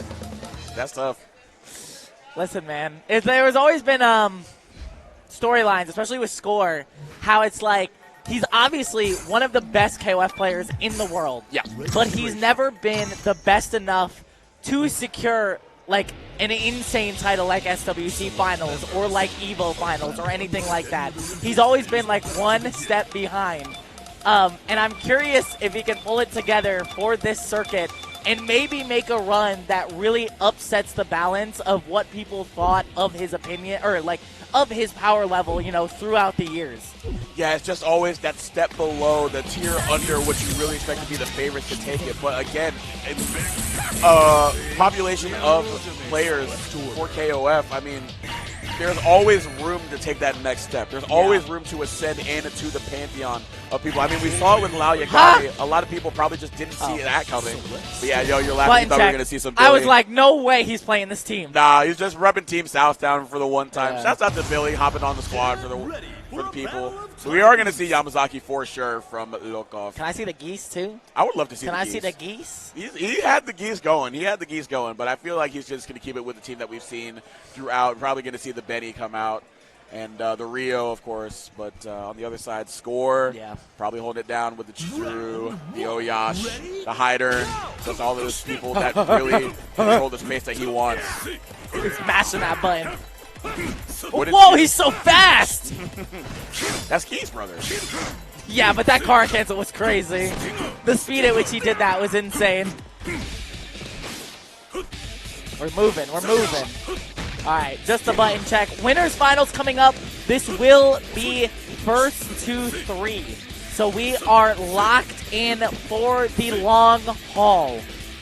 Yep, and as Luther's semifinals already concluded is FT3 all the way through from this point in the broadcast on. So definitely be sure to sit down, get your popcorn ready, get a full Stanley Cup full of whatever your choice beverage is. I don't judge around here. Whatever it does to keep you in these seats, make sure you get it because it is going to be some amazing action here throughout, starting with the winner's final set here. Yo, drop your watermelons in the chat. Absolutely. Drop your watermelons if you want Lokov to win. Need some lasagnas to be showing up right here for the boy, the watermelon head. Watermelon head. I don't know, man. What are we texting? Are you Google translating? I think so, yeah. Probably just getting a little bit of an understanding of what we want to do before the set. Just make sure that everything's understood between these two. All right. I think we are ready. Oh, yes! We got the player 2 side. Yes, we got the board. Yeah! Yes, sir. What, like this is literally the essence of KOF 15. Yeah. You've got the board here for Score. You got the Mexican flag in the back with Alberto cheering. Like this. If you have never seen KOF 15 before, this is all you need to see. This is the starter pack. Yeah. Oh my God. Oh, we're Google translating again. I wonder what we're yapping about.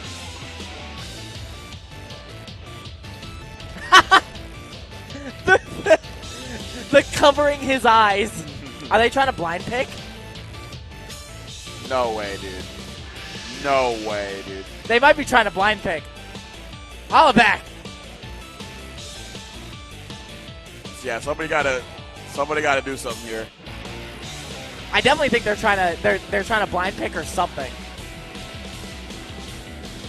Interesting to see that play out. I mean, what are they trying to blind pick though? I'm curious what Score is thinking about a blind pick here. Yeah, because I feel like we were just talking about it. I feel like we kind of knew what we were going to get from each one, but maybe Score has something different for low-comp especially. I do know for a fact that there were a litany of players that were looking for counter picks specifically for low-comp. Yeah. Specifically for the Yamazaki. That's why I think a lot of people started to kind of look at Billy. Now, me personally, don't think that's the best choice. Yep. Because Yamazaki is kind of like, I don't care that you're trying to zone me. Because A, I can parry the pole. And B, if I get hit, I don't care. I don't respect anything that you do on offense. So, I don't know.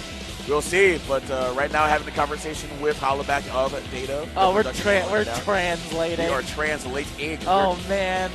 We are next max mode, you got to hire a Japanese translator. Yeah, gotta get somebody out. I feel like we have somebody here who can help us out. Who could probably speak a little bit. Yeah, we have to have somebody who can help us out. Usually we have somebody here to hold it down for the Mexican players, but it's a little bit of a movie. Oh yeah, it's right there. It's right there, but it is Score, I think, who's requesting a blind pick. So we need a Japanese translator. Yep. The Google Translate's going hard right now, though. Working overtime for sure. Deep L. I don't know if Score gets a blind pick here. What do you think? Like, what do you think he's cooking? What do you think? I wonder if he wants to pull out the Billy. Oh, I don't. In my own opinion, as a Yamazaki player, I don't think Billy is what you want to throw at Yamazaki. I really don't believe in that. Or it's like maybe looking at his stick. I don't know. Because it has to do something. It's vision related. You know what? Tell him to take off his glasses. That's crazy. Then he can't see anything. That's crazy. Well, then they both, you know what? Winners finals, both of them take off glasses. Yeah, just go blind. Go blind. We're going to see some of just the worst. Just see the shapes. We're going to see some of the worst conversions you've ever seen. What is that like 3D Orb Arena Fighter that was released on like Windows 98? I know what you're talking about. You know what I'm talking about, right? And it's going to kill me that I don't know the name, but I know exactly what you're talking about. I forget the name of it. It's like something 3D, isn't it?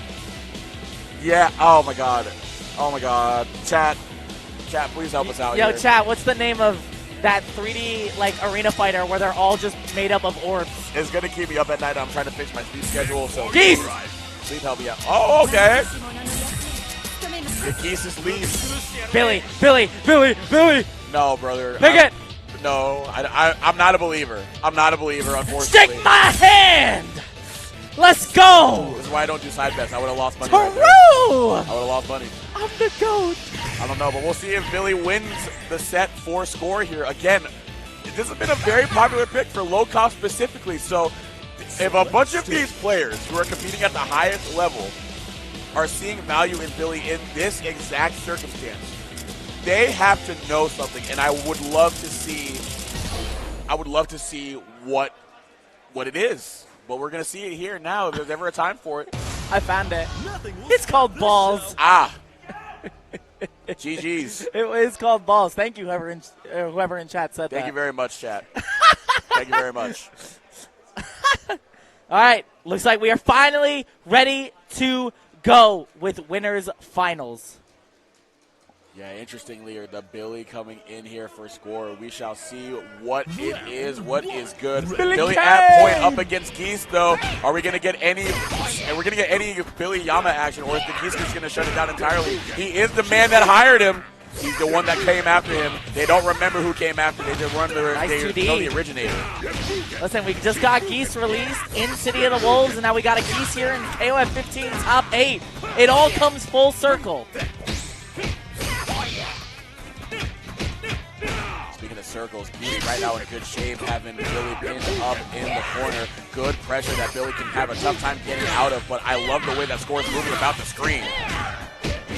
Nice parry. Goes in the immediate super as well.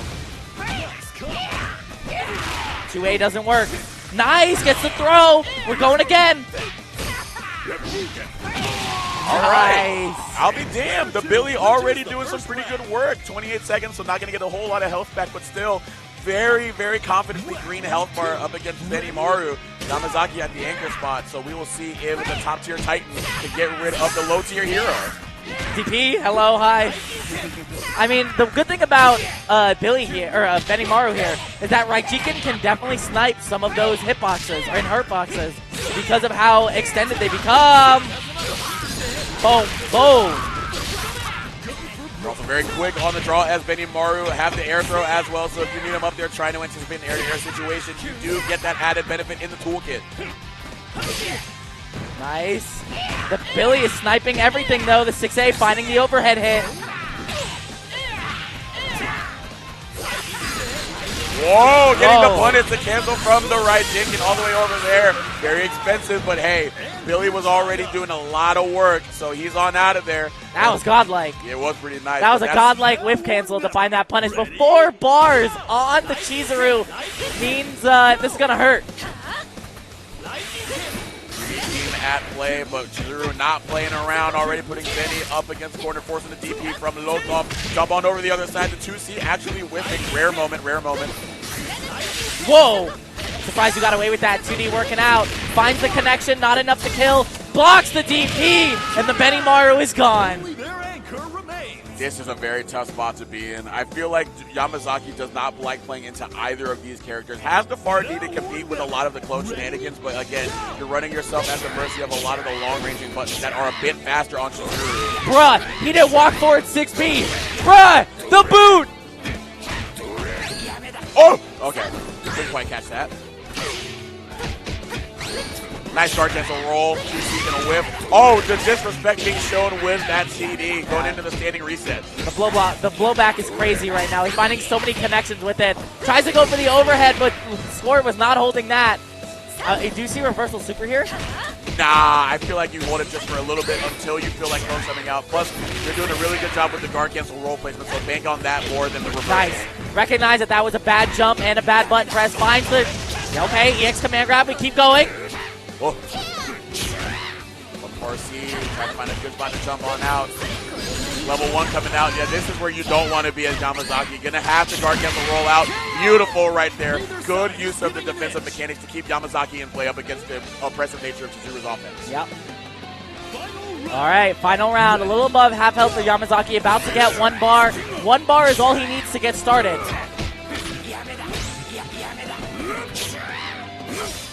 Okay. I got a pocket full of sunshine. You're going to get poisoned and kicked out. Whee! Going to kick him across the screen, maybe valuing the poison more than the screen position and the knockdown.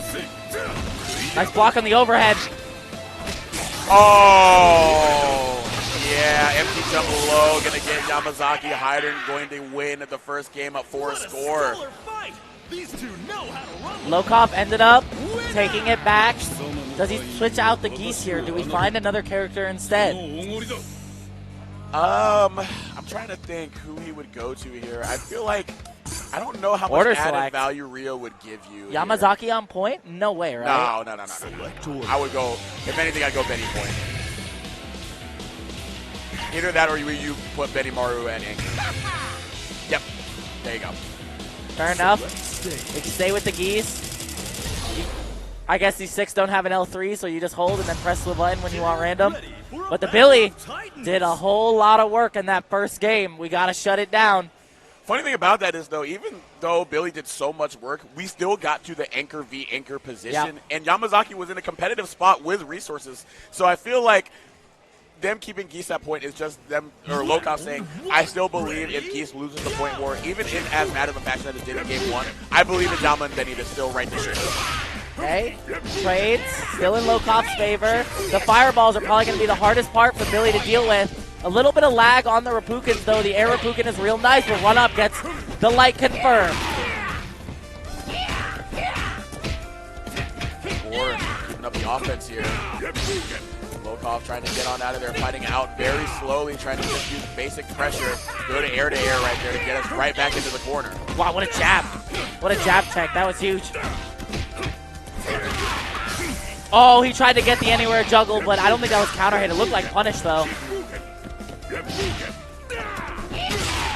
Trades. A little bit more even this time. One hit is all it's going to take. Both of them fishing for a good 2A hit. For the parry once again, the timing is exceptional. Very serendipitous and convenient for Billy to take the point war once again. A little bit more work done by the Geese, however. Yep. So Yamazaki now coming in at mid could feel a little bit more better, or a little bit better about the situation. Not going to get a lot of life back because it was under 30 seconds, so it's just one Yama hit. Great hit confirmed from... Wow, that did no damage. Yeah, it goes into my point of I get hit by Billy as Yama. I don't necessarily care, but you do care if I hit you right back.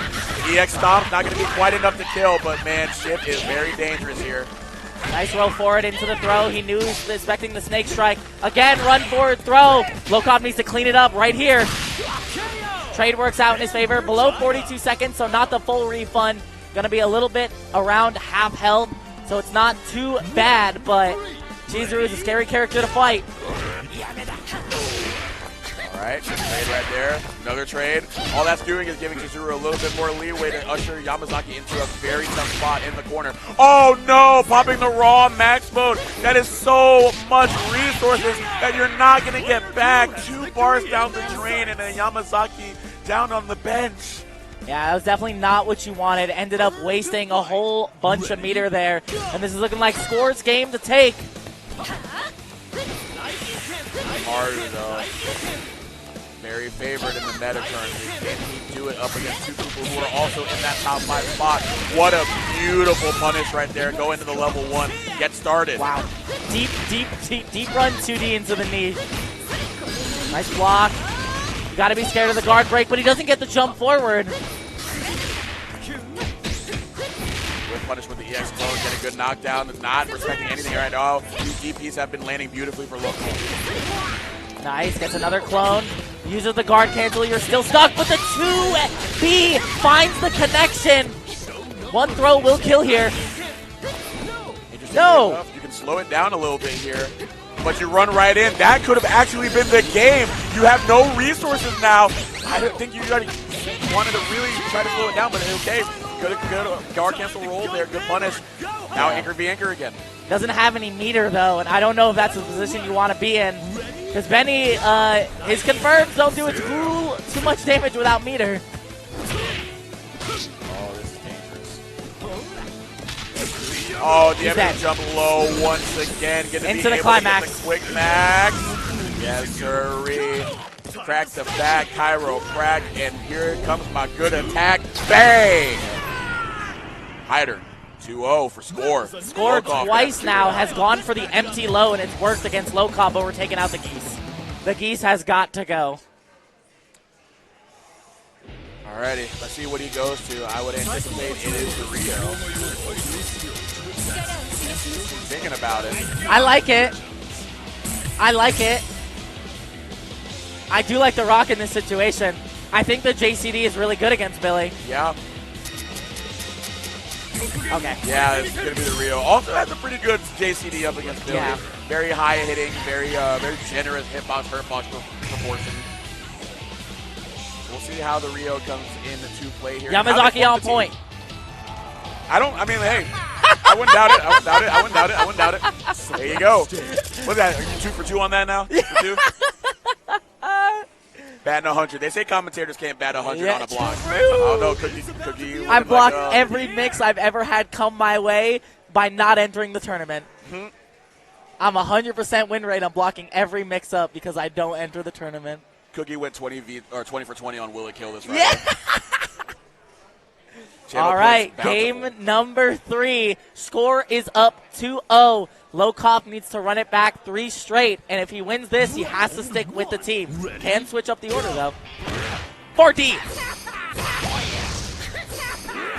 Alrighty, let's see it. This is what you bring in Billy for. This is what we have to see the value for. This point war, exactly. You can see Lokop trying to use a lot of the very generous and active buttons from a distance. Run up command grab. Threaten the extended hurtbox that Billy has on his moves. Goes for low snake strike. No real combo from Score, though. The light confirms with Billy are definitely tough. I saw him labbing it for like half an hour straight. Ooh, JA trying to get that jump in. Recover just in time. There we go. Score being very competitive in this mid-range right now. Nice, gets the mid-stake strike to work out. Roll forward, roll back. And he's finding some ground to cover. Got it! Oh, baby. No! Oh, no! Missing on the 6B, unfortunately. Still going to be able to keep Billy in the corner. Love the frame trap right there. Just going to run up once again, keep it true, and sniffing out the desperation. But we do it again! He recovers in time! Player one clinches the first round.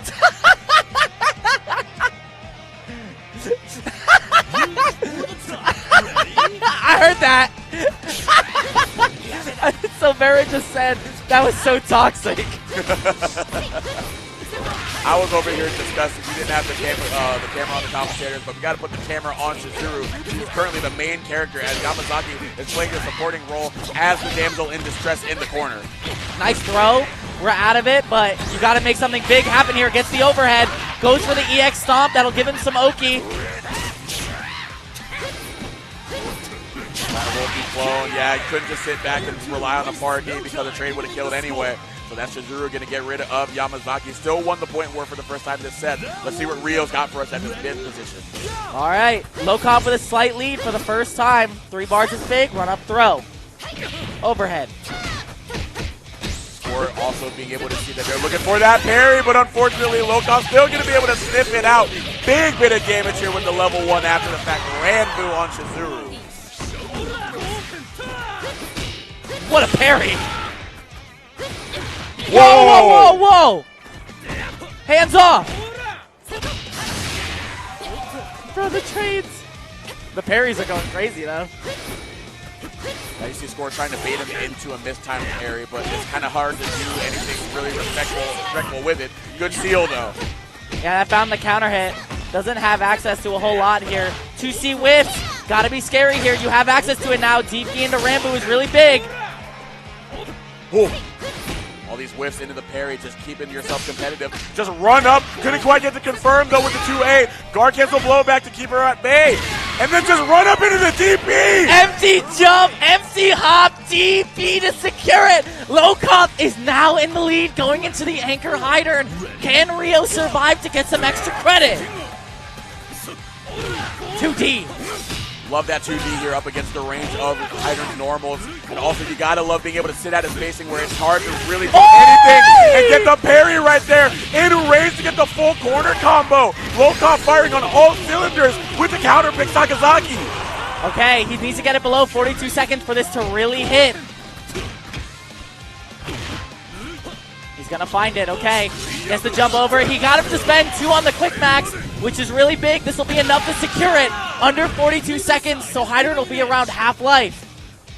Winter side life on the line. Benny Maru coming in with activation of quick max. Allotted to him. But Score can still sit back, play a little bit of a waiting game for the first couple of seconds. One hit here. That'll be the confirm. Not enough to kill. Just short. Command grab is very scary here as well. Oh! Jump back. TK, Air, EX Ride, Jiken, and Lokop has put a game on the board. Alrighty, the Rio counter pick showing their stuff. All 3 members of the team really coming to work, clocked in and really locked in. And now Lokop gets 1 more game award to them in Winners Finals. Are we switching up the order? No way, right? We got to keep Yama in front, or are we going to put the Rio in the front? There's no way, right? I think Score's going to put Hydrant up front. Oh. Nope. No, really? Put the Yama wow. up. Yeah, okay. Everything is everything. Okay. Maybe we just needed a second. Maybe, yeah. We needed to think. It's about to be a party up in here. It's about to be a party up in here. I was going to say, if you could put Hydrant up front and get rid of the Yamazaki quick like mad early, it's tough. It's tough. I don't even know what Billy does to spend meter, bro. I saw him spend meter. He did less than 200 damage. What's going on? The quick call into, got the level 1. Wow, that did no damage. I was not expecting it to just do nothing. Again, if you get hit as Yama against Billy, you don't care. You're willing to take it. Okay. First hit to Score. Tries to get the run up, or the walk up throw maybe. Ooh, the deep run. Good roll. Has it really good calling out the placement of that full special, but good job finally catching the roll.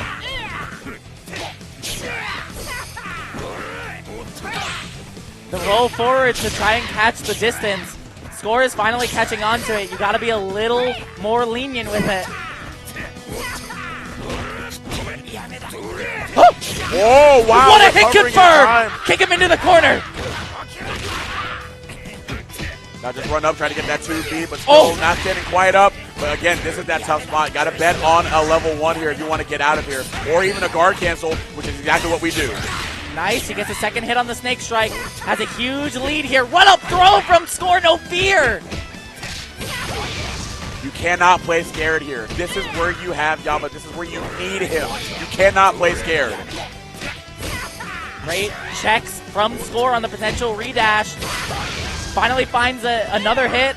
It's so low on the timer here, but the Yamazaki is gone, so the Billy Not a Whole Life is going to be refunded. The Ryo needs to lock in. It wasn't pretty, it wasn't clean, but we got what we needed. Got the late health advantage, forcing Yama to do something, and that's where Billy can shine, and still shining brilliantly. Tattooed him a little bit for some good damage on Ryo. That's an overhead.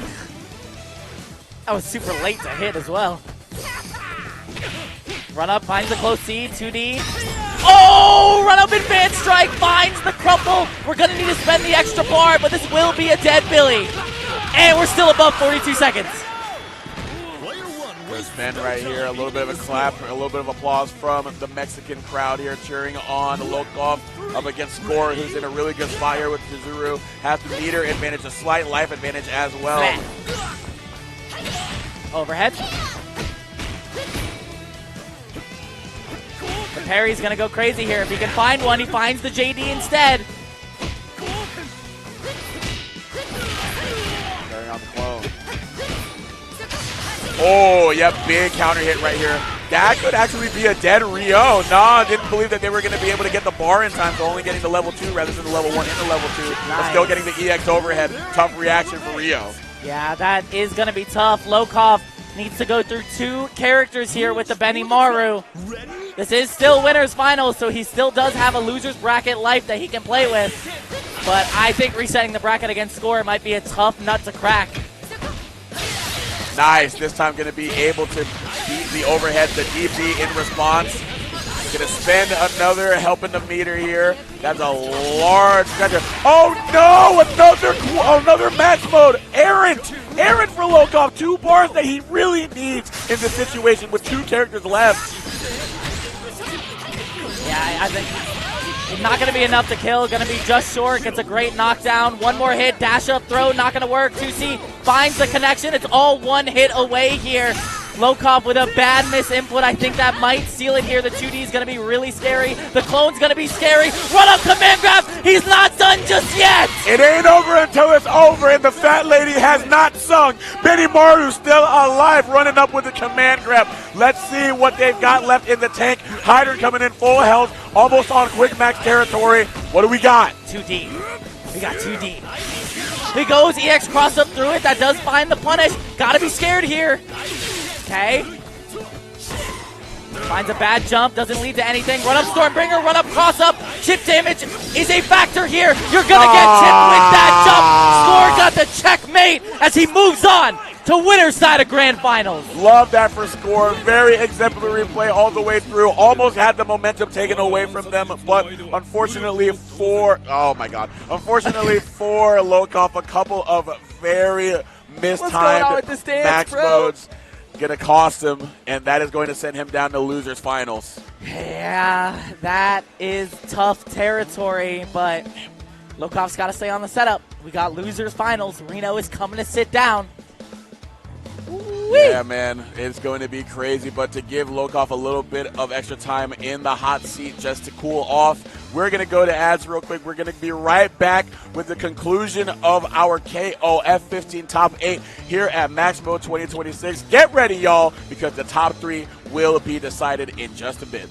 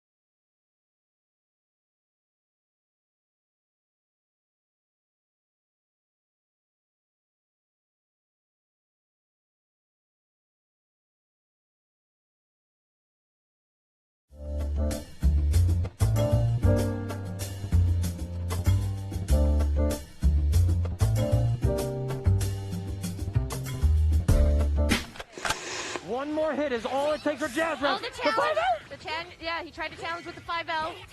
We have an assist coming for a mix. The guard cancel through, put him back in that corner. No scoop just yet.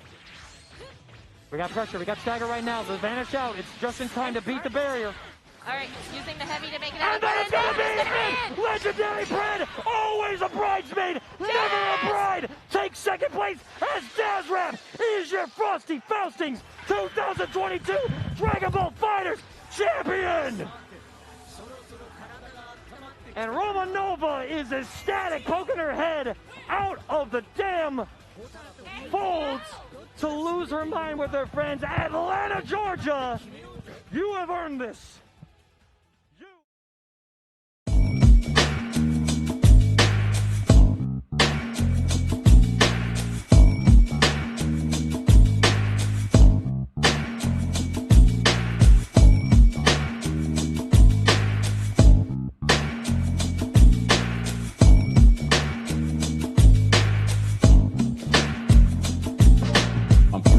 Stepping up to stage at the source with that Georgia organized noise too good to ignore. It's for sure you don't create and compete from the core, unpure, effort poor with the cinnamon nor.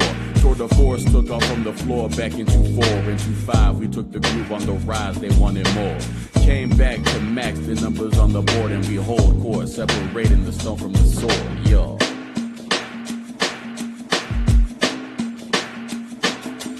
Not a single stone unturned, midnight oil burn. Better learn, you best invest, or the lesser you earn. Meticulous at unholy levels, splitting fish heads, dwelling in details. Well aware that the devil been there. This ain't no rent there. Spare me with your fantasy and make believe. Mistake it, take it, fake as these are real rewards that plain to see. Daily elbow grease, reap what they'll fail to remotely reach. I say my piece, they gon' play around, we gon' play for keeps.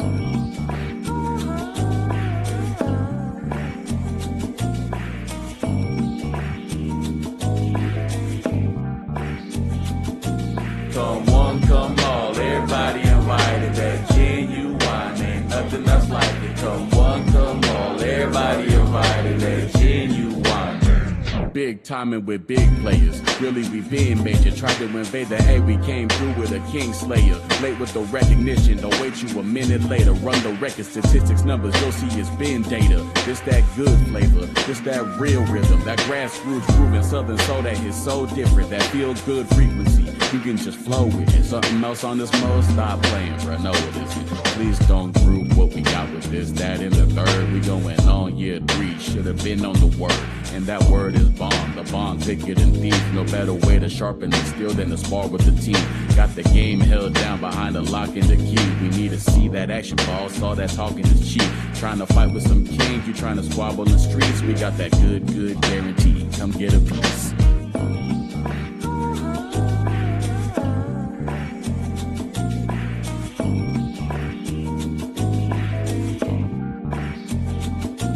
Come one, come all, everybody invited. That genuine, ain't nothing else like it. Come one, come all, everybody invited. That genuine, ain't nothing else like it.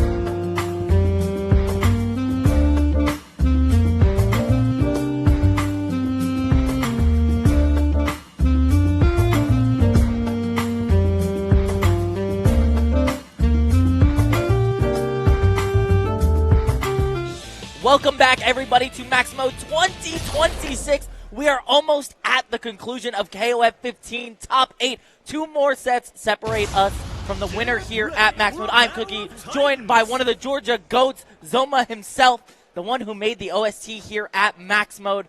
But we got no time. We're going straight into it.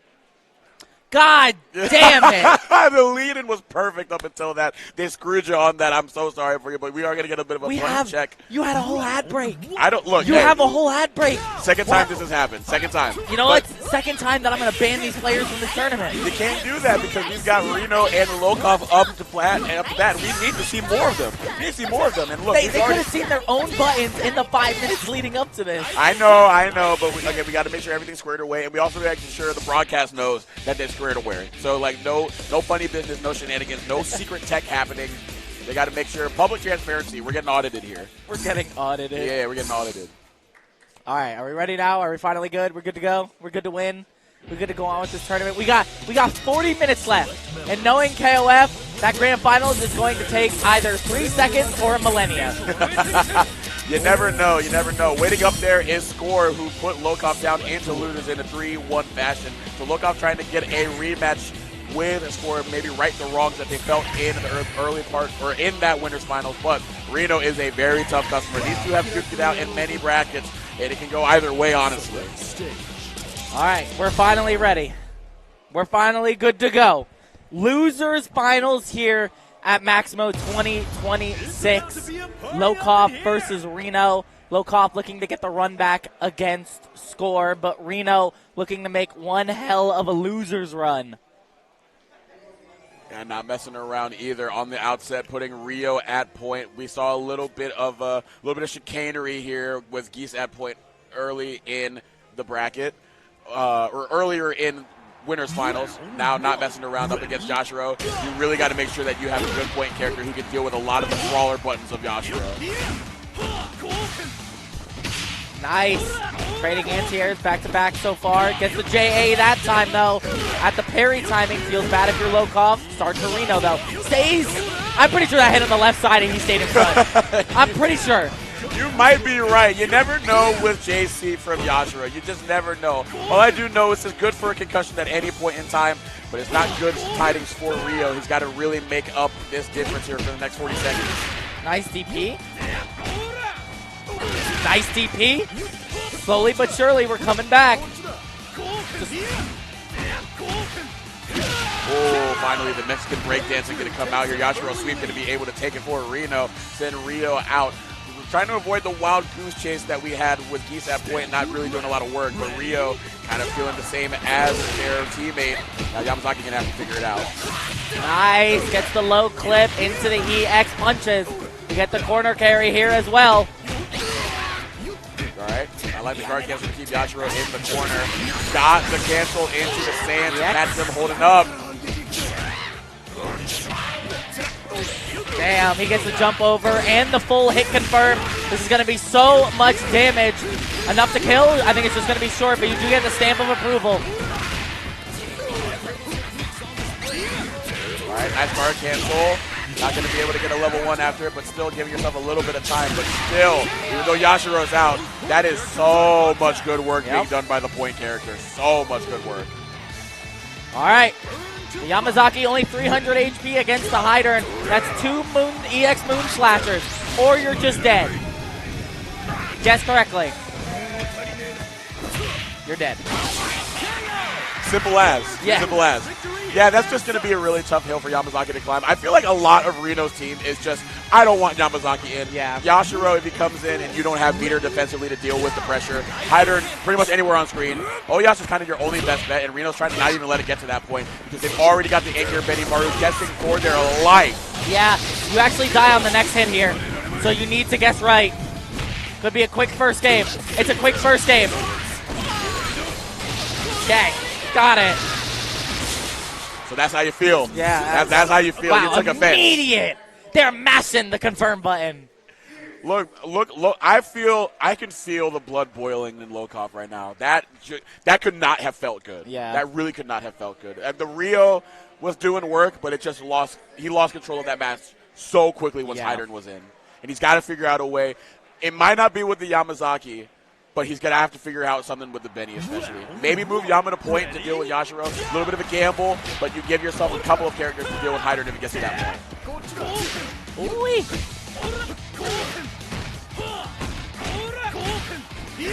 Starting off good so far against the Yashiro. Finds 2 quick hits. Finds a great parry on the JC as well.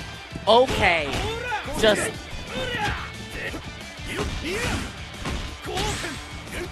Changing some safe strings. Run up with the 2A. Great run check right there. Oh, couldn't get the 5C to extend the combo, but still keeping him trapped. 2C to keep him in the corner, but we get on out of there. Keep up the pressure, but good challenge on the rehop with the 2C again. Yeah, it looks like Lokov has adapted a little bit to the start of that round. The dash plunge connect with the 2D is too good. Bruh.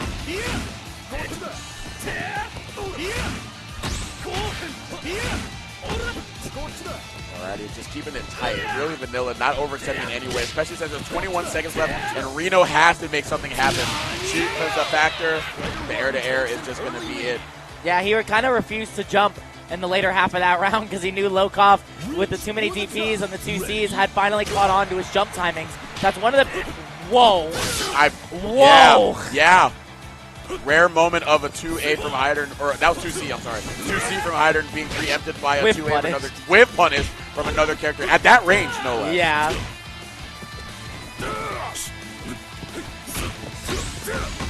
Okay. Yeah, Moon Slash is too good. Whiffs the close C, but no whiff punish on the side of Lokov. Whoa. Okay. Give yourself a knockdown. You can play a little bit of the game. Again, that's been really good, structuring the pressure so that it's tough for Reno to poke their way out, especially using that fireball to their advantage, making them really second-guess defensive options. Oh my god, again! He did it again. Lightning strikes twice! Nice. Another EX Moon Slasher. Finds the advanced strike to hit. Not enough to kill. Stormbringer, I don't think kills in this situation. I think it's 100, right?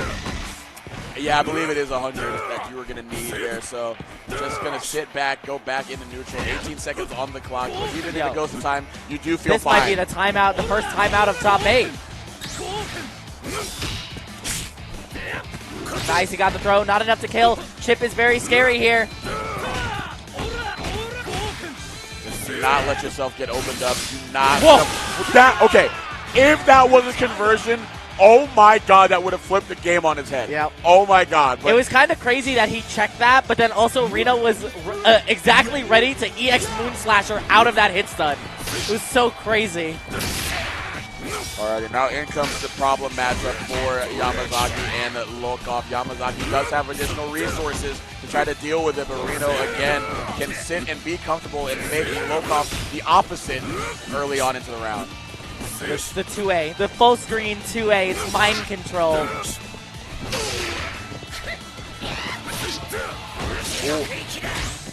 Couldn't quite get the quick match confirm that we needed. Jumping on over the 2C. Gonna be able to get the far C to land. Do we spend it? Absolutely. That is a dead hider, ladies and gentlemen. Get the stompies, and you're gone. We spent all that meter, get that character out of here. Oyash coming in with 4.5 bars. Ooh-wee. Got to be very careful. Just play very safe.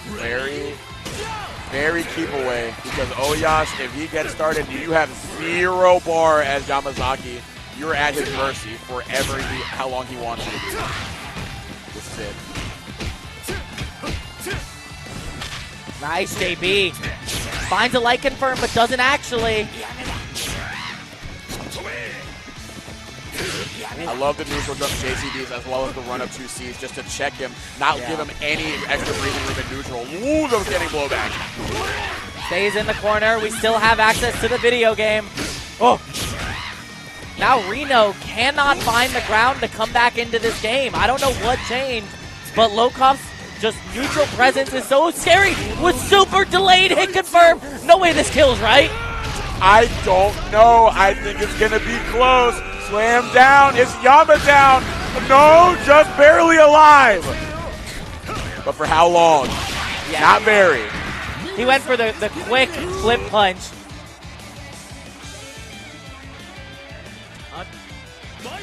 All right.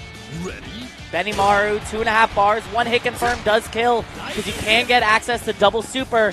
But Yashiro, access to 2 bars means that's 2 mix-ups. Looking for that 5B. Yo, no quick max is buffering. Ooh. That was a bad jump. Slowly walking him down, the menacing arms, the menacing hands. Oh! Whoa, The Rajikin actually found the late hit confirmed, and Lokov is going to seal that game, stopping Reno in his tracks. Unbelievable response right there. How about the confirm on that? Yeah, I know, right? Are we kidding? I know, right? Bro, that was crazy. That was such a slow-paced game. Probably the slowest we've had in this top 8 so far. And I feel like Lokov just, is one of the first people to really answer the call in that aspect, because if it hasn't been somebody kind of bulldozing through against Reno to make him uncomfortable, meeting him in the middle at that slow burn play style, that's extremely impressive adjustment. Nice 2D. We're going slow. We're chilling. I like the roll back into the slight walk forward. That space control is so interesting. It's prompting Reno to be extremely respectful. What happens when you're not respecting it? You get caught like that, sending blowback into a healthy bit of damage, and only for half a meter. Yeah, it is a great chunk. Half health already. Great 2C. He's finally finding the will to anti-air. Whoa. Run up full jump. Finds the DP. Yep, that was a full jump on the side of Reno that gets anti-air, so I wonder if he'll do it again. Finds a 2D, though.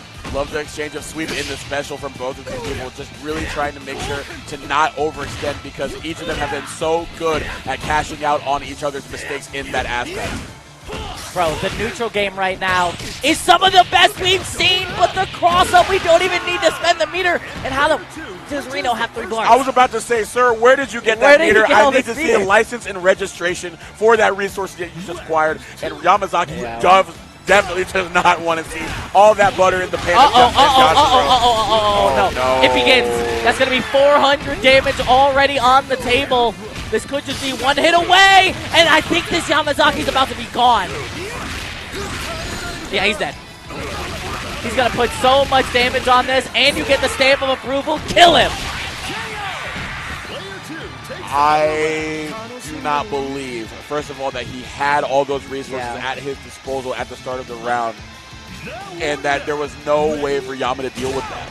There was just, Yashiro got in, and that was it. And it's looking to be much of the same with a whiff punish on the Raijinkin with the 16. Okay, there it is. The Raijinkin hit confirmed. Do we spend the next bar? We don't. We do have 3 characters to go through. Run up command grab.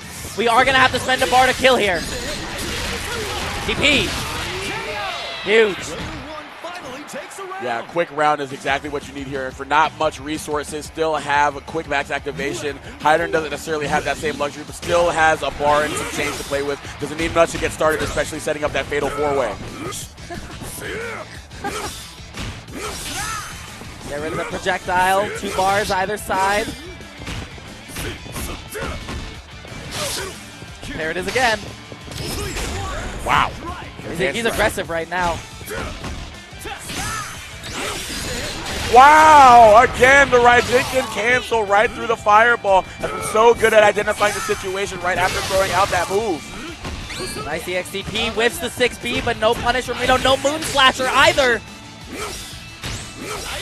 Get that out of here. Scary jump. Oh, baby, yeah, that could be it. No, you're dead. Yeah, oh, no, that's not even close. 100%. That's not even close. It's like guaranteed like 500 damage minimum. Jeez, man. All right. Order select. This is going to have to be the best order Lokov has ever picked in his life, because his life in this tournament is depending on it, with Reno up 2-1 in losers finals. Oh, he's locked in. Now Reno has to pick. Reno has to counter pick. We put the Hydern in first. I think he was anticipating the Yama at point. Maybe. Nothing will stop He put the Hydern in first. Okay, well, no real access to the 50-50s unless he gets light confirmed. So we'll see how this goes, I guess. Yeah, it gives Lokov a little bit more breathing room, because Rio, like you were saying, has more access to setting up advantage than Hydern does. And even when you're at a further away station, you have the options of parry and slowly walking up to challenge a lot of the buttons. And we've seen it already, the 2A with punishing the 2C. Lokov does feel comfortable in this matchup. The 1 under far C to actually find a button to hit. 2D gets rolled back on. Finds the run-up confirmed. You do get a 50-50 off of this. Oh, no, he's in the corner. Never mind. He was just out of the corner. Wow. Again, a block on the corner steal. Lokov looking so nice. Very nice with those anti-airs as well. 2C this time around. Nice spacing control there. With the parry cancels. Gonna be a great chunk of damage. No. Looking for the frame trap, not biting. Checking with the 2A once again. Such good placement with that button against Reno. Nice. Neutral jump. JC finds the counter hit. This Hyder might be gone in the next hit. Fishing for maybe that 2A EX Tatsu. Nice DP. Yeah, that jump came from so far away. The full jump. DP immediate Rambo. And that is a healthy Rio. And the Hydern is gone. Maybe the problem child of this team is gone. Unbelievable win for Lokov in that aspect. Reno still does have access to Yashiro. Has been no slouch for this team either. But it's going to be really tough here because Rio has a lot of the momentum and a lot of free money to play with. And cashing out on some of it. Level 1 after another beautiful anti-air DP. Yeah, great trades from Lokov. Little scary of the sequencing there. Ends up working out still in his favor. Scary jump. You gotta be scared of those 2Cs. I was definitely scared of that 6B. Got the whip on it. Now punish after it. Lokov slowly inching right back to get some mid-screen control. And here we go. The JC prompted a little bit of hesitancy. Letting it rip with the DP. But you know what? You've already made your mark. The tax has been done on the health bar. Yeah, no meter spent on the side of Reno, which is a big win. All right, even game. Gotta feel better with Yamazaki here up against Joshua instead of Hydern as well. A lot of resources that you got. Rio doing a good job being a battery as well. Nice. Rising JB to meet the jump. That was really big. Another JB. No super cancel. Okay. Probably didn't trust the range because level 1 could have whiffed. Ooh. Nice. I like that OTG. Uh-oh, we're continuing. Oh, that's a big roll once again. Going to be able to cash out. Didn't do the 0.5 bar combo, but you know what? Meter be damned. Just get Yashiro out of here, man. We still have access to a lot of meter on Lokov's side, so I don't think it's too bad of an option, especially because this is 2 characters that Reno has to go through with this Oyash. Oh, yes, exactly. I was going to say, the minute you block, you're in danger time. And if letting it rip with the level 1. Whoa, that was run up, counter hit 2C, immediate cancel to anti-air command grab. This is going to be so much damage. Hey! Oh, we're spending! You wanna see, wow! You want to see someone die? Damn. God damn. It's like 95% of his life. Now it's one hit. The reversal on the other side! Gonna stomp on him, though. No poison damage because of the super not being the Pit Viper. Yeah, okay. So you gave him a little bit more breathing room rather than keeping the corner. Ah, don't love that, but you gotta love that for Reno. I mean, he did a little extra damage. It was below 42 seconds, so that's 200 less HP that you have to do. And for Benny, I think that's pretty big. Nice far B to catch the jump startup yet again. Maybe catch the Raijiken startup. Wow. Yeah, he tried to whip punish. All right, just trying to figure out what range that they're trying to play at right here. Reno looking to play that 5B range. Lokov trying to catch them right outside of it to catch whatever he's swinging there. Oyash almost with the bar that he needs to start the blender. Yo, he's like whip punishing his whip punishes. Yeah, just baiting him into throwing something out for trying to get a turn back against Benny, who has such quick recovery on a lot of his moves. Uh-oh. Okay, yeah. He's in the corner, so he doesn't want to go for it because it doesn't give him access to the 50-50. Not dead. Oh, no. This will give him access to command grab, though, and command grab in this situation kills 100%. Yes, for your tournament life. Empty jump throw, one more interaction. That could be it. Couldn't quite catch the guard cancel roll. Looking for that 5B. A couple of straight hits with that button could be it. Looking for that EX Raijiken, trying to get a whiff punish potentially. Reno being very patient. He's loving that far B right now. Chip damage is also a factor. Gotta make something happen. JB gonna stop that though. Great stuff there from Reno. Gonna take it over Look Off 3-1 to advance to grand finals. JD, I can't believe the falling JD there did just enough to catch that hurt box, but Reno 3-1. This is not what I had on my bingo card for this grand finals. Not at all. I mean, again, there were so many people here who were worth a spot in that grand finals. Really, you could have called it anywhere, but I agree with you, Cookie. Reno versus Score definitely was one of the unlikely matchups that we were going to get here. I'm very curious how Reno is going to go about this matchup, because if there's one person that's going to know how to deal with the high turn, it will be Score. Yeah, and interestingly enough, this is going to be one of the first times that we see a meeting of the same kind of playstyle. We've been talking about it throughout the top 8, how it's been a lot of offense versus defense, slow pace versus quick pace, shutting down movement versus trying to get started. Now both of them kind of have that same modus operandi, the same MO, same game plan. What's to give here? Yeah, that is the thing, huh? Reno taking a quick second to breathe while Score sets up. It's going to be a tough one because he has to win 6 games against Score. He still has to reset the bracket potentially to make that run back. I think that Chizuru 2C is going to do work. I'm not going to lie to you. I think Chizuru 2C is going to do work. Look, you've made a lot of good bets. That's probably the safest one you've made today. That is a very good tool here that could be used, especially with the pace of the game that both of them are trying to play at.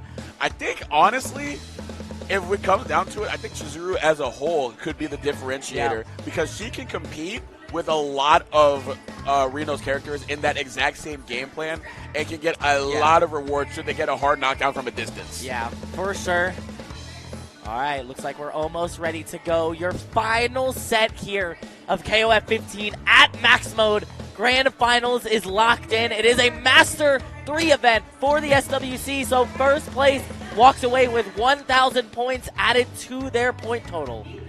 Yeah, a lot at stake here. I think, I'm not sure. I think second place gets 500, so there's a bit of a difference there between there. But look, all the points that you can get, especially early on, to give yourself that early advantage in the circuit, you want it here. Especially since you've already made it this far. These two have already traveled all the way here to Atlanta. They're trying to walk away with everything that they can get at this event. Yeah.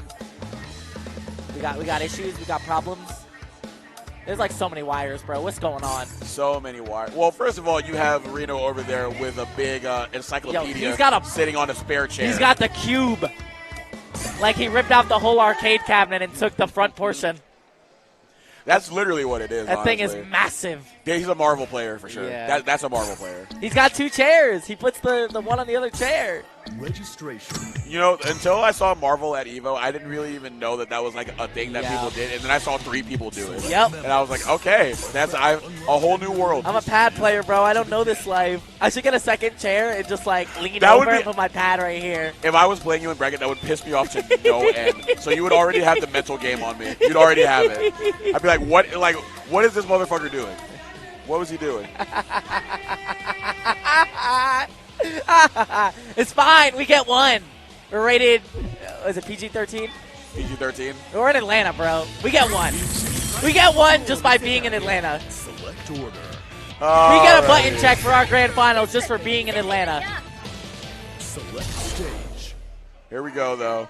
Now, I got to wonder, Score has had all this time to sort of decompress, but does that, him being able to cool off, does that serve to a detriment here? Because Reno has had some time in a very competitive set against Lokov, being able to warm up and get ready, get in the flow of the game. But Score does have a little bit more time to play with. He does have that winner side life. He does have the reset afforded to him. So I don't know what's going to give here. What will give? This is not real gameplay. I was like, no way. Reno on Isla would be like, the meteors are coming. The dinosaur apocalypse 2.0. Imagine him playing a Pixie character that's not Ash. I can't believe it. I feel like at that point he would just be like, that would be like selling his soul. Honestly. Yeah. It would just be like, I've had enough. I need $500,000 now. Yeah. I need it now. But you know what? If there was a way to find a Pixie Control character that had space control, or a Pixie health character with space control, he would pick him. Yeah, he would pick for sure. 100%. We don't have it now, though. Alrighty. So probably going to lock in with the tried and true. Billy Oh, Kay! we are getting the Ash Crimson. Okay. Hey, speaking of Pixies, that's a twink. Yeah. I had a couple of non-knowers that I played KOF with at launch. They swore that Ash was a girl. True. There's a whole arc. True. All right. Looks like we're ready to go. The Ash finds itself center stage here at Grand Finals as the Yashiro gets kicked out. What is the order, gentlemen? Is it Oyash in the front? It has to be, right? Because Ash always goes anchor. Yeah, you don't put Ash at point unless you're actually built incredibly different. It is going to be the Hydern up front against the Billy from Score. This is actually, I think, a great matchup for Hydern. I think there's no way this isn't a good matchup. Yeah. Oh, he's about to set it up. The wall. Here we go. Yep, we are fully equipped. We are ready. We are roaring for some Grand Finals action here at Max Mode 2026 in Atlanta, Georgia. Score versus Reno. The former on the winner's side, the latter losers. Let's get into it.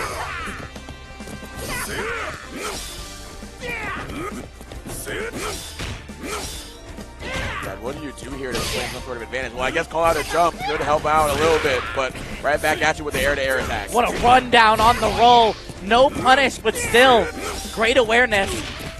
What a throw. The Axie did super early jump button. That's a great punish. Stays in the front. And you get a 50-50. How does Billy get out of this? Because he doesn't really have a reversal except for the fire spin. Good check with the 2A. Didn't get a lot after that. But now Reno can just sit comfortably and dare Billy to do something. Fireball is going to be so good. Billy does have ways to neutralize it, but he doesn't really get any neutral presence when he does it because he just has to deal with it over and over. You got to have a card call on a What jump, an but he just anti-air. recovers so fast. Anti-air Stormbringer. Great tech on the throw. Both players tries to run him down and get the low. I don't think Reno's going to let that happen again. You're going to find a 2D in your face, I think, if you do that again. Dash time. This time we're getting the early jump in just good enough to get that counter hit. And now good cash out confirm here. 10 seconds left, though. You got to make it happen again. Oh, he pulled him in. The throw works. It's dead.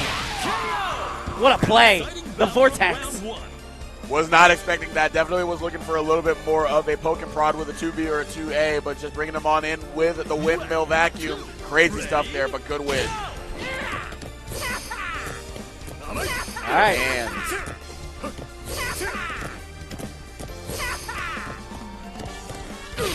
Nice. The call out on a jump. I don't even know how you approach this as Oyash. gotta kind of take shades of what Score did up against Hyder and get a well-timed jump in. Looking for it right Nice. here. And even if you make a block, that's big for you. Got as much meter as he could out of that with the 6B into the anti-air command grab before he killed him. As much meter as possible. And we are 3. But the Hydern is a tough cookie to crack, especially with EX Moon Slasher. Coming blowback will help you. You got to reinitiate offense against Score's Hydern, which does not let you do that very easily. But Reno not letting them out of the corner very easily. Looking for, I believe that was an anti-air command grab, but we stayed grounded. All right, what's the mix? Can you guess right? Far B, far B. So 6B, great hit confirm. Level 1 super. Means you get great Oki, great damage as well. Got him! Okay, we go again. Got him! Kill him! We go again. Oh, I would have wanted to see a third one. Oh, but that's exactly what we were going for after the quick max score. Finding the right time to hold up. Nice hop. Get the landing recover, your landing jump in, and that is a dead Oyash. Even though the momentum seemed to be going away from Score, he claimed it right back. Yeah. Ash coming in with 2 bars. It's a little tough, but you can probably build a little bit of meter here. Yeah, flash kick, 100%. Okay, have it back. This is a tough part too because you want to get rid of Hydern as quickly as possible, but you also can't spend meter to do it because you need it for Chizuru. Yep. Oh, but he is going to do it! He built the 3rd bar with that too! It is going to be a very even game. Please do not drop the stun combo. I will cry. Don't will that into existence. We want both of them to be able to execute their combos. Zuru trying to execute the clone game plan, but that's kind of hard to do because I love the usage of the fireballs here, sort of counter zone what Zuru trying to do with the clone, but still get run down by her. Ran through the kiss. No 2C, surprising.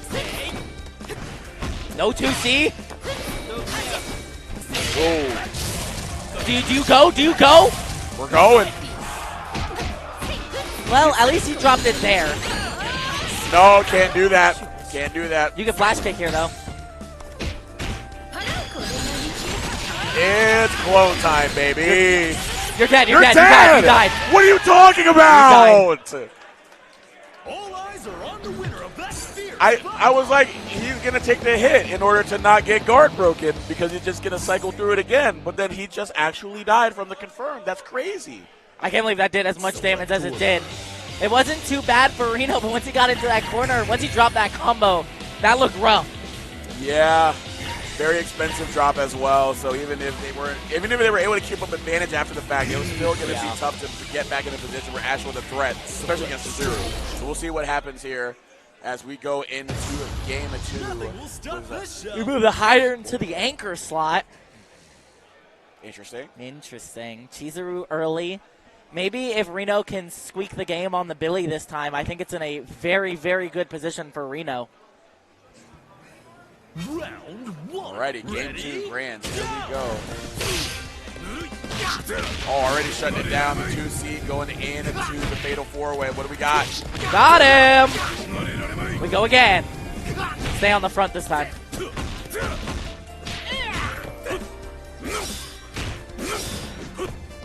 Yeah, just back up. Nice anti-air! That tough part, though. The early health advantage for Hyder just makes Billy have to play that game that he's not really well accustomed to. Okay, 1-4, throw works. Overhead. Nice step back. It should be enough to kill.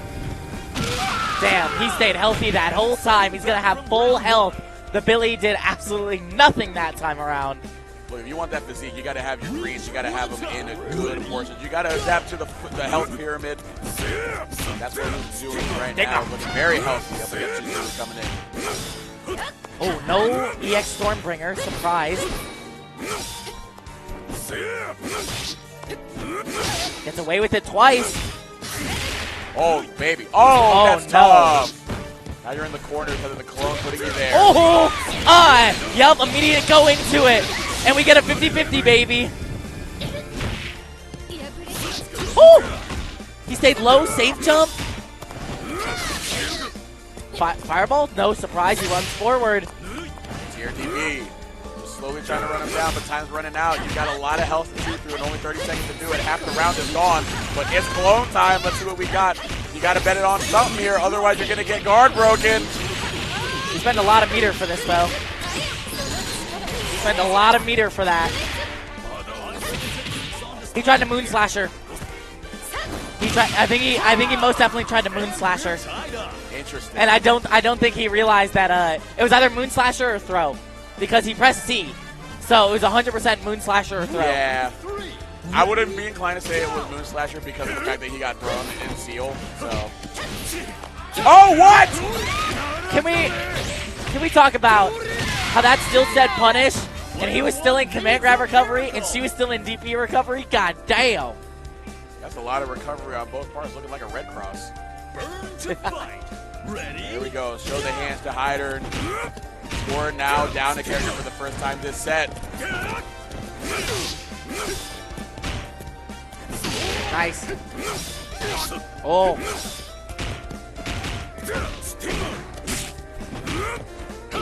Okay, close C, finds the anti-air.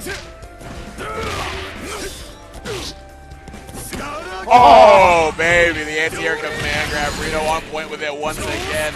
Got kind of burned by it beforehand, but still trusting it. Stayed in the front, he's dead.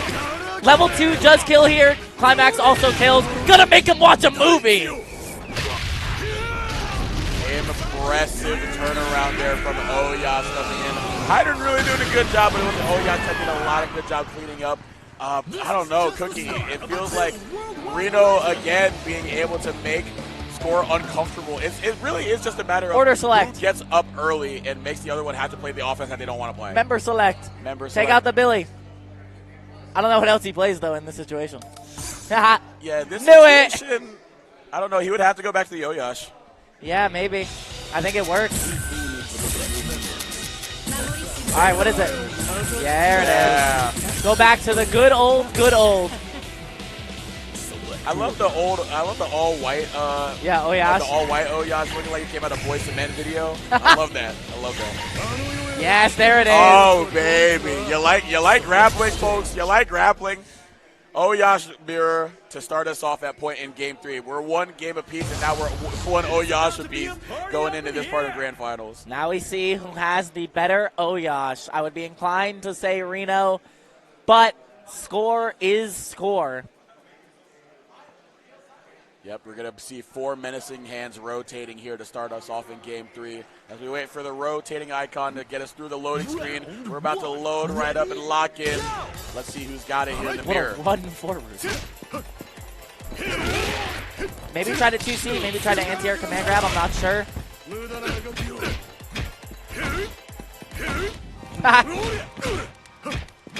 Eerily similar. Oh! Active. Oh, I love the jump, but couldn't quite get the confirm off the 6B. Great hit confirm. Ah, the 6B pushed him too far. Anti-air 5B, by the way. Yeah.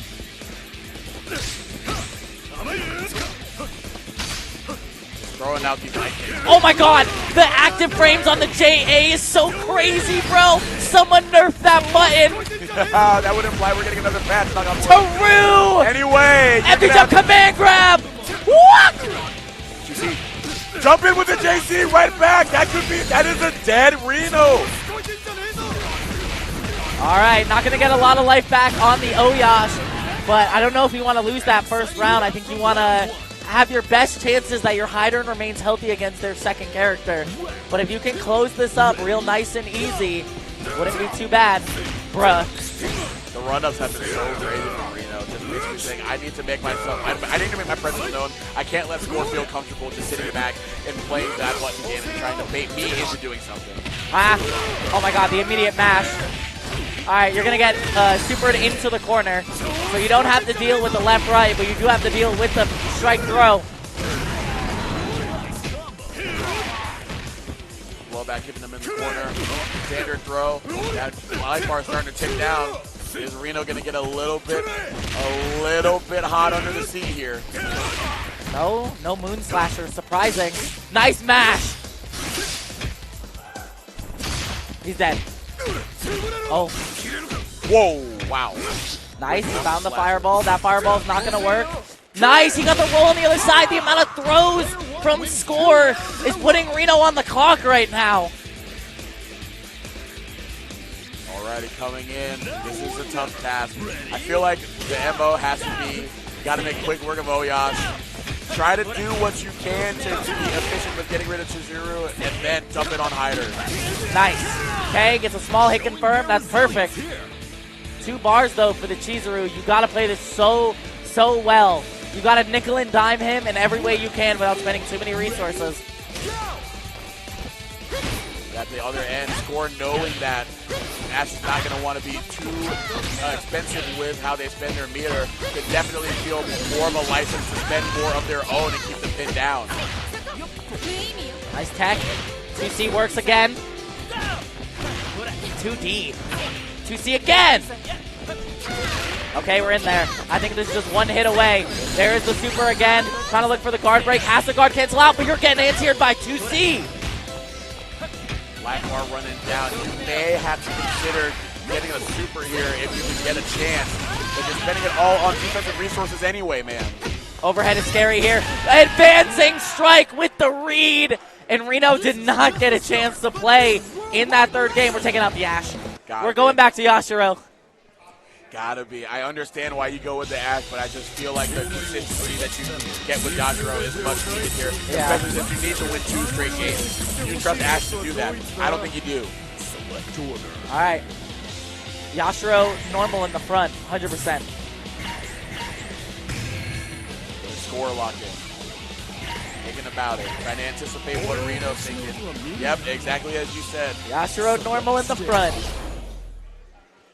Okay. This could be the final game here for KOF at max mode. Stop this show. Yeah, Score taking it. He walks out of here with 1,000 points and the title of Max Mode 2026 champion.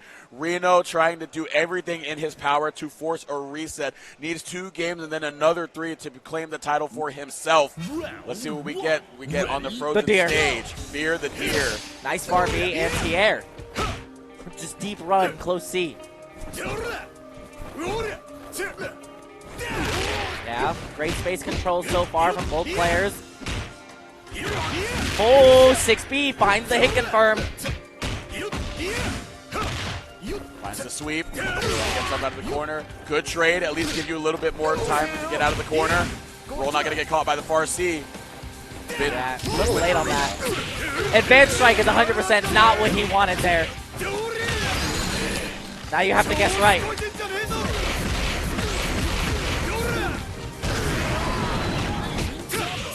You got frame trapped. You're not dead though. Wake up throw. What a tech. Oh, I like that frame trap. Okay, you have 1 hit. Plus, nice guard cancel roll to catch it. Love that. That had to have been something that they were keying in on the whole time. They knew they could spell from the couple of times they canceled into the plus range version that they were trying to keep up offense as much as possible. Yeah. Guard cancel being a great response there on that sequence. Run up throw gets teched. Score is really prevalent on doing those run up throws. He knows you're not going to press on his dash attempt. Oh, baby, the anti-air command grab this time coming out from Score. Gonna put Yashiro nice. in good position. Keep it going. Nice, gets the cross up, it works. Now you're stuck in the corner with the wake up throw. And you're getting supered. This is a very scary spot to be in. This is so much extra damage being done by the point. Moon Slasher. What worked? He's dead. The X command grab, yeah, should be enough to seal away the hider. And this is looking like Score's tournament to take. Oyash has to run through 3 characters. But unlike Ash, this is a character that can be economic, only needs 1 bar and a dream to really get started against these characters. Loop the 50-50, keep up the advantage, keep them guessing. But right now, it's the Oyash on the part of Score that's been running the gamut. A slow walk from Reno finds the far B, no quick max though. The throws from Score are too good. Whoa, okay, yep, getting the guard cancel roll out, making the whip on the running bear grab, so Reno able to actually take a character here. Oyash gone. This is the only Oyash left for the remainder of this game. Shizuru going to come in, though, for Score, and that is a tough character for Oyash to deal with right now. Yeah, the 2C was doing too much work. The 6B finds the counter hit. 2D is the footsies. Nice! Oh my god! That feels so bad if you're Reno. Half health. You're gonna have to be so good. Yep, you see Reno shaking his head, but he's gonna have to shake it off. A little late on that guard cancel there, not doing too much. Spent 2 bars defensively already and has opened up nothing on the Chizuru so far. Woohoo, 6B! Gotta be careful though. Nice Guard gauge RD. is getting a little bit far down. Score feeling in prime position to play the game that he wants. Reno's gonna have to make something happen. Runs into a clone. It's literally 1 hit here. 1 hit here, 2C finds it. Chip damage is a real factor. Oh my god! Level 2 to be able to take it. And now puts it in the corner, looking for a command grab. Score holding up, playing the Oyash. I know what you're looking for, and I know that I am the Max Mode 2026 champion. Score walking away with 1,000 points in the bank. Really great stuff. Reno tried his hardest, but the team of Score to try and get through is too annoying. And I mean, he just tries to play the mix-up game literally on all of his characters. That's why he prioritizes the clone super on Chizuru so badly, because he just wants to mix you. He doesn't want to play the normal game. He wants to mix you. Especially if I feel like I have all the advantage and throughout the times that we got to Chizuru, we were so up on the resource war. So it's just like, why would I not just dump the cloned? Why would I just not dump the meter on the clone super and make a decision, especially when the Ash was in? Took away the threat of the nuclear bomb as well. So that was just really good stuff by the Chizuru, especially. Oh boy, what a top 8 here for KOF. I assume we have an award ceremony because Marco is holding the trophy. Yeah, we're going to see if we're going to get it on the stream here. But, yes, it's going to be top 3. Score, of course, finishing first. Reno with a great second place showing. So he's walking home with 500 points. And then at third, we had Lokov. So congratulations to those 3 for making podium here at Max Mode 2026. What was a stacked bracket throughout. Oh, yeah, KOF definitely at Max Mode was definitely one to look out for. It was one hell of a bracket. And I'm glad that we got as many international representatives as we did coming out to Max Mode this weekend. But for some of these players, this is not the end of their tournament this weekend, as Fatal Fury Top 16 will be coming up, I think, on the stream next after the award ceremony. And then, of course, Top 8 happens later tonight, prime time, 5 p.m. Eastern Standard. Yeah, very excited to see it. But let's see what we've got underway here. We have got to see what we're going to do after this. Looks like we are going to be cutting away here. So that's going to be it for us at KOF. Appreciate y'all for tuning in. It has been Zoma. It has been Cookie. One last thing you want to say to the people? You know what? Play KOF. Play SNK games. Support your locals. Support your regionals like Max Mode. Please do what you can, especially in a turbulent time of fighting games as it is. But thank you guys very much for tuning in. Stay tuned for Fatal Fury, but that is it for us. We'll catch y'all at a later time. Peace.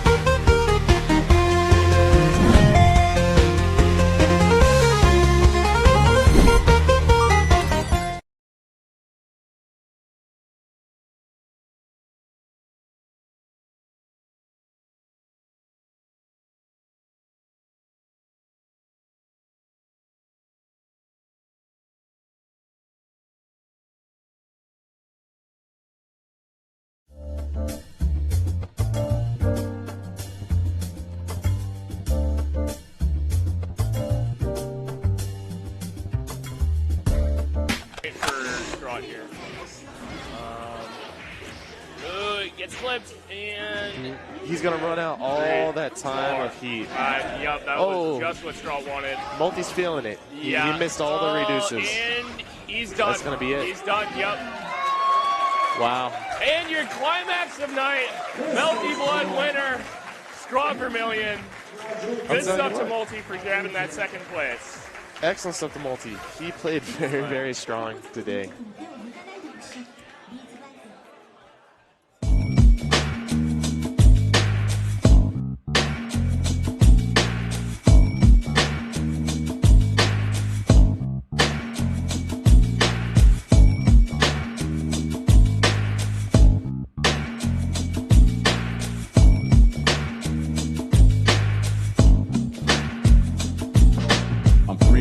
Stepping up the stage at the source with that Georgia organized noise too good to ignore. It's for sure you don't create and compete from the core, unpure, effort poor with the cinnamon nor. Toward the force took off from the floor back into 4 into 5. We took the groove on the rise, they wanted more. Came back to max the numbers on the board and we hold court, separating the stone from the sword. Yo.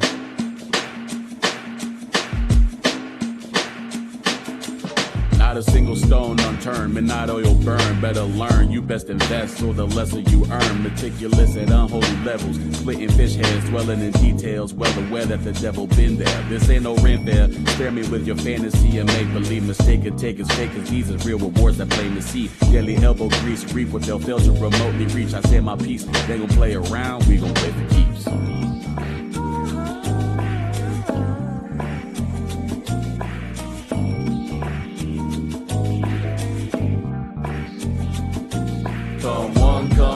Everybody invited, that genuine, ain't nothing else like it. Come one, come all, everybody invited, that genuine. big timing with big players. Really, we been major. Tried to invade the A, we came through with a king slayer. Late with the recognition, don't wait you a minute later. Run the record statistics numbers, you'll see it's been data. This that good flavor, this that real rhythm. That grassroots grooving southern soul that is so different. That feel good frequency, you can just flow with it. Something else on this mode, stop playing, bro. No, it isn't. Please don't group what we got with this, that, and the third. We going on year 3, should have been on the word. And that word is bond. The bond thicker than thief. No better way to sharpen the steel than to spar with the team. Got the game held down behind the lock and the key. We need to see that action ball. Saw that talking is cheap. Trying to fight with some kings. You trying to squabble in the streets. We got that good guarantee. Come get a piece.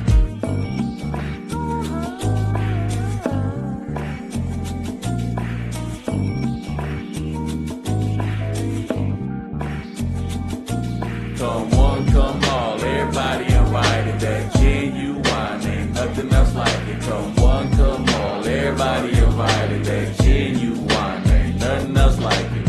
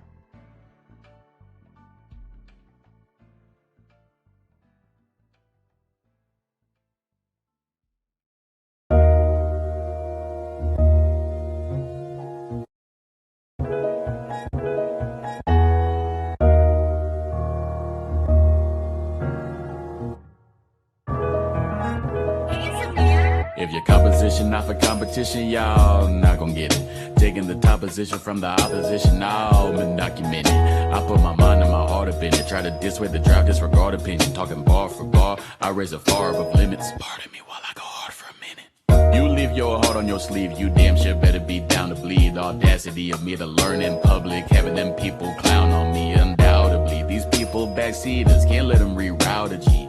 GPS got me dubbing, using they DM like they proud of me, man. You gotta be active with it, put the coin on that cabinet. Conjure up the confidence to contend or it ain't happening. Can't be content, you gotta be purposeful and passionate. Plus a little bit crazy to get punched in the mouth and not pack it in irrational a bit.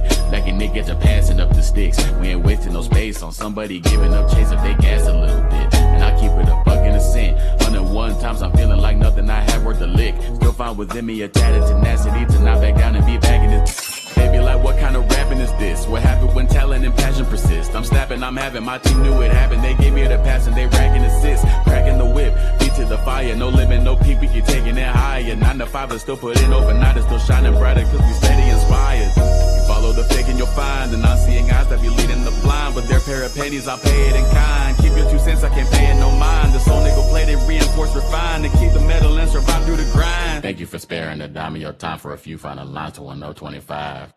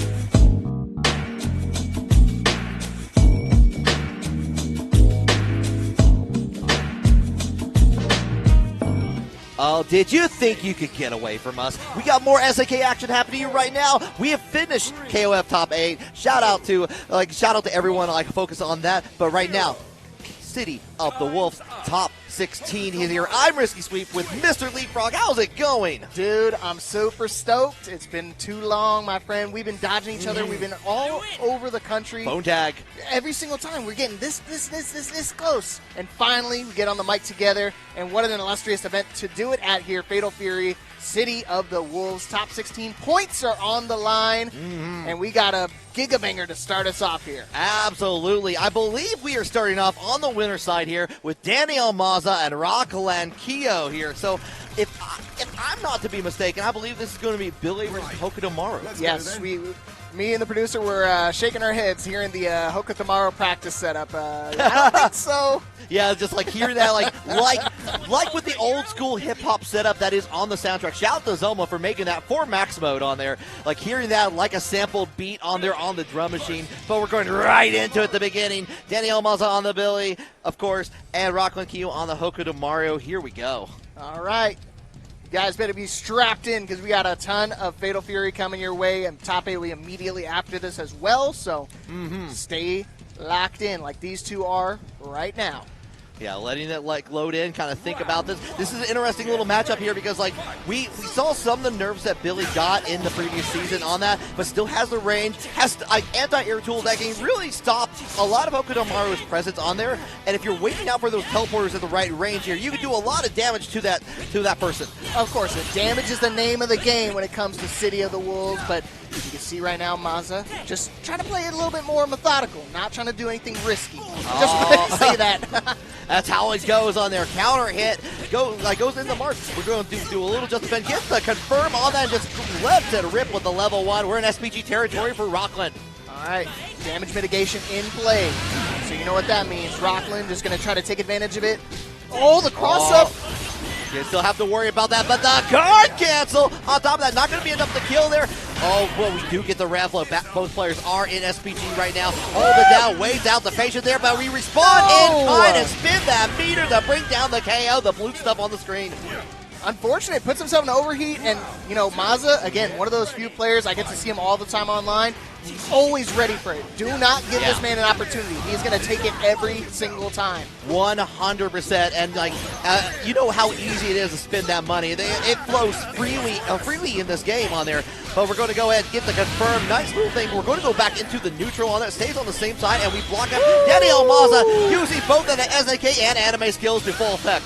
Okay. Wake up super. Gotta be ready for it anytime. Life's about even right now, but thankfully not able to get the punish on the projectile whip. Doesn't matter, going straight back to it. Rev getting pretty high up here for Rockland, but still an opportunity. Still going to win it, willing to spend it all.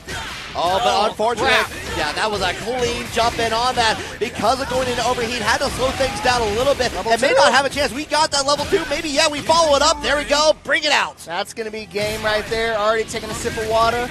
Twirl them around. Send them down, baby. Yeah, check out the My Astronomy project. Actually, not enough to kill. Wow. Keep that drink in your mouth. Oh! You know what? I've never seen it hit quite like that. The first hit, because you do have the hurt box on Billy Kane's cane at the port, but it's like, yeah, you're able to get the full punish on there afterwards. El Maza up 1. Yeah, you got to be a little careful with the projectiles. Thought he was going to go for a jump in. He's been jumping over every single time, so he's expecting him to do it this time, but no, Maza too clean with it. I've seen these games before. All right, cancel it out there. Expecting an action from El Maza. But there we go with the confirm. Spin that rev gauge on there afterwards. Gotta do it. March him downtown in the corner. Wall pressure galore. Billy, I mean, great at range, but even terrifying in the corner. Finish it out. SPG, that is what we just heard on there. Having to hold it back. A lot of patience right now. And as well as things, Rockland hasn't been finding a whole lot of success with the shurikens, but still willing to use them. And we see time and time again, like, happy to go into those easy confirms into level 1 here. Go to the corner as a reward. Pixel and a dream. Oh, still alive again. An opportunity, but the ankles are open for the taking. El Maza, one more round, and he'll move on into top 8. Love to point out, like Max Mode was one of the first events to have a City of the Wolves tournament when the game came out, and it's like the difference in some of the gameplay is already staggering. People have been used to just events, like using a lot more hyper events, ready to get the guard cancels on and have their set play in here, and it's working right now for El Maza. Oh, man, definitely working on his favor. And he's not slowing down anytime soon. You can see Rockland just kind of desperation at this point, just trying to rev guard, trying to maintain any bit of defense he can. And look at that rev guard. It's at 98 already, and he hasn't done a single super. Yeah, you got a little bit of it back on here, but that confirms. Yeah, there we go, overheat with the rev block on here, giving El Maza a pass to get in. We're trying to get in, but we're just defending. We're putting on the show all the way through. And that's going to do it. Granted, no combo drop. Danny El Maza, rapido, straight to top 8. And again, that win's important for him because, I mean, not just for the top 8 itself, but the points that you get out of it. And these guys are hungry to make it into SNK World Championship. 100%. This is a Master 3 event, so first place gets 1,000 points. And not only that, you get $1 for each point as part of it on that leaderboard too. So you get a little bit of get a bit of earnings from the SNK bank, basically, if you will, like at the end of that tour. But really good, solid stuff from El Maza. Just very comfortable in the matchup. You, of course, you've had to fight Hokutomaru all of Season 1. Oh. You got time to do that homework. I want to say you definitely got the practice when you're dealing with the Hokutomaru. You know, one of the most prominent characters in Season 1. You know, come Season 2, we saw a bit of changes. Some of the tryhards, they stuck it out with the character, but I think most players kind of drifted away and started to learn some new advantageous routes. Yeah, it's also easy too with like a bunch of new characters coming out for the game. Nightmare Geese just came out this week. We of course wasn't tournament legal. Haven't got to see a whole lot of that character outside of some Twitter clips, but I'm excited to kind of play with that when I get home. You know, I was telling people, you know, when Fatal Fury came out, and I was like super excited. I was like, oh man, my character's not in there because my favorite Tekken character was Geese Howard. I didn't My know favorite he came Tekken from there. character, too. So finding out that he's coming back into the game, it got me so pumped up. I was starting to get some practice going. I was playing with his son and playing Rock Howard a little bit. Yeah. So I'm ready for some geese in these upcoming tournaments, man. You might even see me on the sticks every now and then. yeah. I know. I'm definitely waiting for Blue Mary to come out in next month or so. That's near and dear to my heart on that. So. I get it. Yeah, but yeah, like looking through here, like get our next I think we got Reno coming up here, so that does mean that if I'm looking at the bracket, which you can follow along at home, ! bracket, check that out for yourself. I believe this is going to be Reno and Kaiser 666. Kaiser 666. I've seen this guy all over at this tournament. He's made top 8 in like tons of different games. It's a testament to their skill. I believe he made top 8 in Guilty Gear.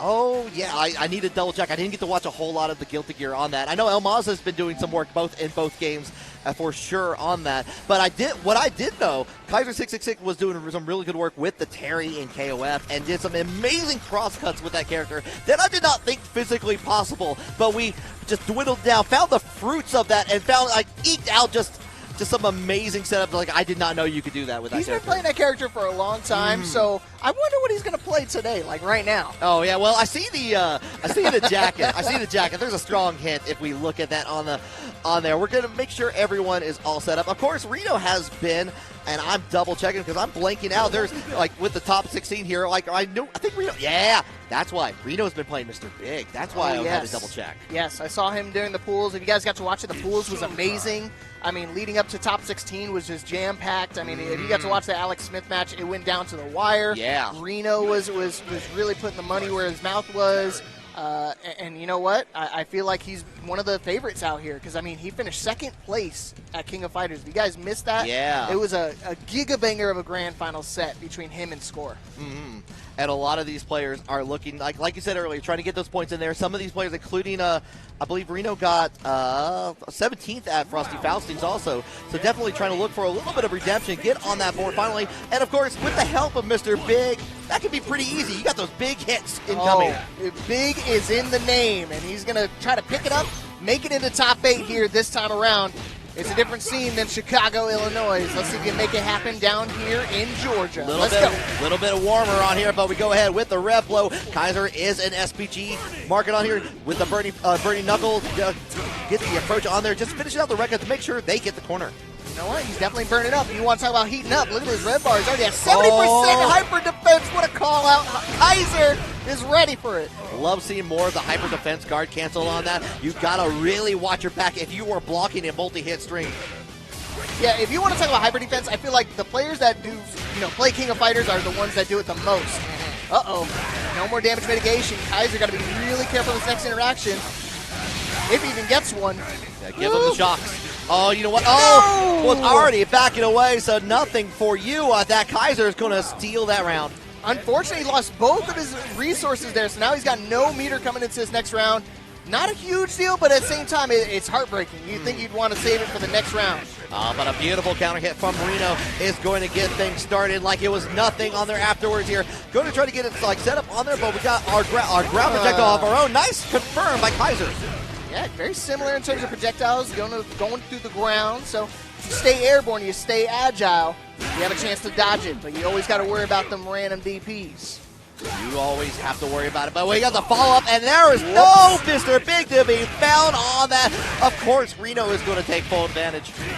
Perhaps I jinxed it. I apologize. You know what? That's on me, Kaiser. I'll take the fault. Hit me with a Geno Smith. You can blame me. Yeah. Potentially a misinput on that, or maybe saw something in the sky that I did not quite see. But regardless of that, one round for each player here, trying to get into that qualifying top 8 position. These guys are locked in, man. Again, there's a lot on the line. The points, the money. I mean, that's what's crazy to me, though. The points behind the money on top of that. Yeah, I know, 100%. And especially like being so close to other events happening nearby, like just you feel the fire in their eyes. We go in with the crack shoot. Oh. Big drop. Okay, I like the use of the red blow in here, trying to push Terry away a little bit more, but putting Reno into the corner as a result. You know what? He's willing to play the defense. He's trying to find a way to open him up. And again, hyper defense. He's ready for Reno reeling back in his chair, recognizing that was a mistake, but one interaction for either of these guys would spell disastrous.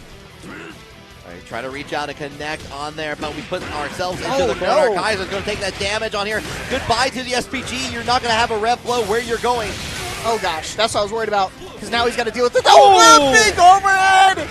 Oh, I felt that. I felt that hit me on there. It finishes off with the super. Reno going to take that first match. What did I tell you? I told you one interaction. Even though Reno had to go for two separate interactions, they had one to be able to take away SPG, shift the momentum into his favor. Big turnaround. Game 1 going away of Reno. Oh, and this time using the guard point in there to deny it on there because Kaiser's been looking out for hyper defense on there. The Reno is well aware of it. Oh, nice dodge on the rev. And here we go. Rev blow means nothing to me. I don't need SPG to dodge that. Yeah, I don't need anything but the power of my fist on here, but we got to confirm. All right. SPG in play. Are we going to get an opportunity to use it? Maybe not. If I was him, I would definitely use the level 1 here. No, going to save it. Oh, big whiff, but nothing off of it. Yeah, we're trying to reach out long distance on there. Was a little bit too early. Landed in time to get the punish in there from Kaiser, but we got just a fan on there. Trying to go in for the command grab and nowhere to be found. This is going to be Kaiser's round. And he's going to save his resources. That's big. We had a very similar start to the first round, so I can't count Reno out. No, absolutely not. Still in a very good position. Both players have that full tank of gas on the menu. Well, and we got the block into the just a fan. This has big money for Reno. You know, it was one of those things, I think it was definitely a read situation. Thought he was going to try to jump in, but again, Reno's defense is something that I really paid attention to throughout all of the games he's been playing. Really smart, really aware of every situation. And you can't forget that, like, Reno was also in that KOF top 8, so has been playing for a hot minute at this point here. We only had just a little bit of a break. He's warm, man. He is not cold in the slightest.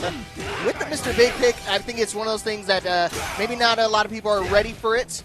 One of the newer characters behind Geese, but either way, Kaiser trying to make some magic happen with 1 HP in a dream. Oh, but we got the wild punish on the burning knuckle here. That's incredibly big damage in here. Last third. He's in burnout too. Or an overheat. No. Oh, God. And you can't avoid it. You're up in the midair. You didn't just defend, but wait a minute. Give him the spark mandrill. Give him a shock therapy. Yeah, that was a checkmate. He had to do that because if not, chip damage would have been a factor. He'd have been dead. Set point now for Reno to move on into top 8. And because you had SPG at the top slot, you had immediate access to rev flow. Use it just to really stop on the gauge from Kaiser. Big whiff. Thankfully, Reno is already jumping back. Hyper defense, but nothing off of it. Second time it's been called out in this match here. Reno feels very comfortable now. Oh, okay. He gets it this time, though. Do not test me. If at first you don't succeed, try it a couple more times into the Rekka series in here. Get that corner position. He's got to maintain it. He's been relinquishing that corner pressure a ton. He gets a trade here. Can't jump himself in the corner. Nice little anti-air. Big button. Knock, knock, knock. Kaiser gets with the neutral jump on here. Tremendous damage in here. Oh, yeah! Yeah. Ooh. Get that big blue screen on here. 1 up for Kaiser. Tying it up. All tied up here. Final game situation. Who wants the top 8 more? Reno. He needs to lock in. But Kaiser, at this point, I'm about to call him Kaiser 777. He's getting real lucky. Yeah, may need to go back to Vegas pretty soon. Woo! Oh. No! Okay. Not a wild punish, though. I was saying, not a wild, so nothing big off of it. Again, look at the anti-air Reno's been doing. I told you, his situational awareness is something to gawk at. Yeah, like been able to really call down on this, but right now it is Kaiser trying to set the pace on there, backing away from, again, Mr. Big's really big buttons, and you're trying to find that one opportunity, but not finding it. That was big. That was very scary. Very Sagat-like. Look at the feints, dude. Kaiser, he loves doing that. I don't know how he gets away with doing so many feints. Oh, we tried to get in there with the anti-air from the shoulder, but Reno was the first one to connect here. Big damage, not enough to get away from SPG Gage, but they go. Nice! Fires away, blam, blam. A good call out on the buttons. And you gotta be careful. He's within range. I think a big combo could kill. Goes ahead and sets on the EX here. Again, trying to avoid those batons right now, but we go ahead and get that confirmed one more time. Oh, boy. Is this going to be enough? That's what I was worried about. I think the one interaction is going to be enough. Saves the resources. And again, set point for Reno. Can he take it? Can he do it? Again, top 8 is 1 round away for you. All you need, but we got a good start for Kaiser to really reclaim this back in there. Goodbye, SPG, but we're going to get into the air-to-air in the favor of Reno. And again, despite Reno losing his SPG super early on, he always finds a way to dig deep and crush it. Wow. Luckily, nothing off of it. He got caught pressing, though. Yeah, well, I had to use a little bit of meter to make that happen here, but really wanted that turn back, and it was definitely worth it, as we can see here. Okay, only a little bit left. Hyper defense again. He's been getting that all the time, but again, nothing off of it.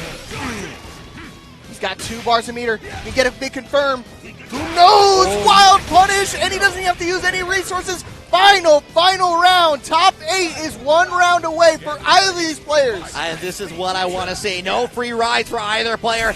You're not. Both of these players were in that KOF top 8 here, still hungry for more of those points. Who wants it? Who's hungry? It's lunchtime. Again, just playing the neutral, playing a lot slower here. I can definitely tell the emotions are high for these guys. It means a lot to them.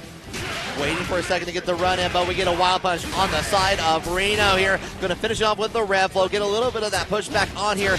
We're revving up quite a bit on here, so it's got to be really nice. Yeah, get the punish. All right, this is big. I think you got to spend it. Yeah, at least the level 1. Big damage and now a big life lead. SPG still in favor of Kaiser. So you got to be really careful when you want to try to press the buttons. Otherwise, you will risk certain death. Kaiser 666 moving on into our top 8 winner side. And you know Kaiser's got to be feeling really good about that. Donning the jacket from the Garo jacket, if you will, on that.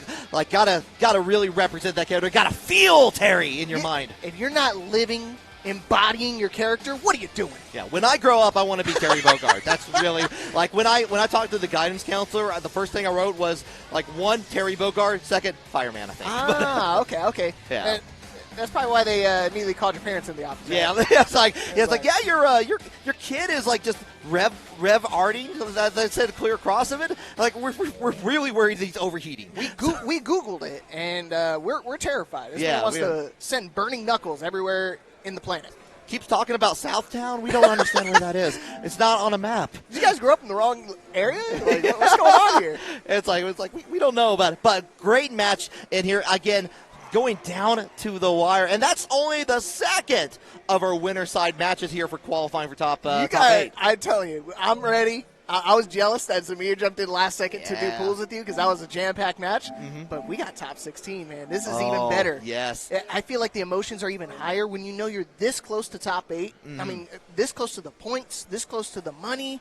Yeah. It runs through your mind, especially when you're on stage and stuff like that. All that stuff culminates, and it starts to get to a boiling point to one little mistake just can blow things wide open. For sure. And like you got a different type of nerves when it comes to like the second or third phase of a major, of a regional tournament in there, because you got your pools, you got your unknowns that are just like your local killers that only come out to one event a year, and it's like, who is this person playing this character? How can we handle this, like with the knowledge checks? And you get past that part, it's like, okay, now I'm fighting the known entities, and like you may have been like time and time again. Maybe this is the only time you get to fight them.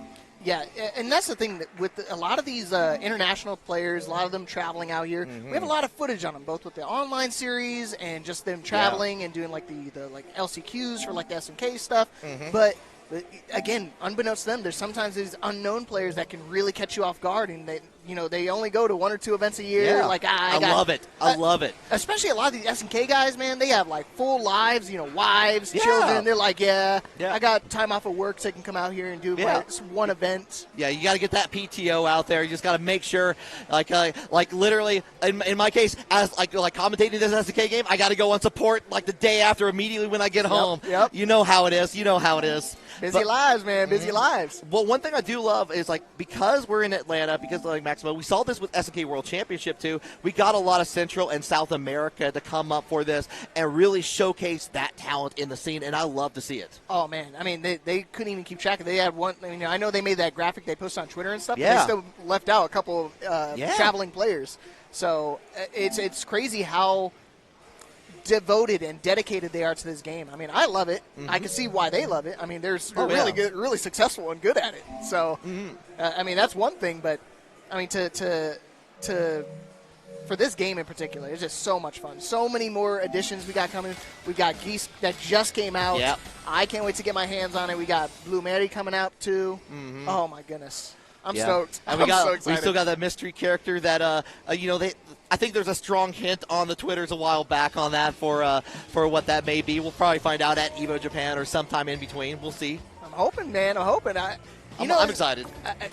Guest characters are exciting to me. I literally would. I don't think without guest characters being in fighting games, I don't know if I would ever even be in fighting games. Well, that's like some things. I think it works for both City of the Wolves and Street Fighter 6 on there, because one of my favorite things is actually like both Terry and Mai being in Street Fighter 6, because like that just leads a new generation to like understand the power of 90s Mai Shiranui fan art on the internet. So that paid for the internet back then. I want to say that was currency. Paved the way. I was like, yeah, that's your bread and butter, your money. Yeah, but it was also, it's really cool seeing the differences between those characters in both different games, and like being like, oh, this character's really cool, or like they see Buster Wolf from Terry one time. It's like, oh, that's really cool. What other things is he in? Turns out Terry's in dang near everything at some point. But right now we got ourselves, I believe we got I see Marco and Hokutomaru on here, so that means I think we got Lokov coming up here. We got Lokov and the Gio. Yeah, Virtuous Pro Lokov. All right, and of course we know that Lokov wants to get that redemption arc in there. Has been really fighting for it. Got second at Frosty with the Marco, only losing to Goichi here, and now have to deal with the Gio's Hokutomaru. And again, top 8 winners, just one game away for both these players. Looks like it's a quick little button check. Okay. But yeah, no headphones, so they're getting ready for it. But honestly, one of those characters, I've been telling people for a long time, when the game first came out, I was like, hey, Marco Rodriguez, I feel like it's something special. Yeah. And people didn't listen to me.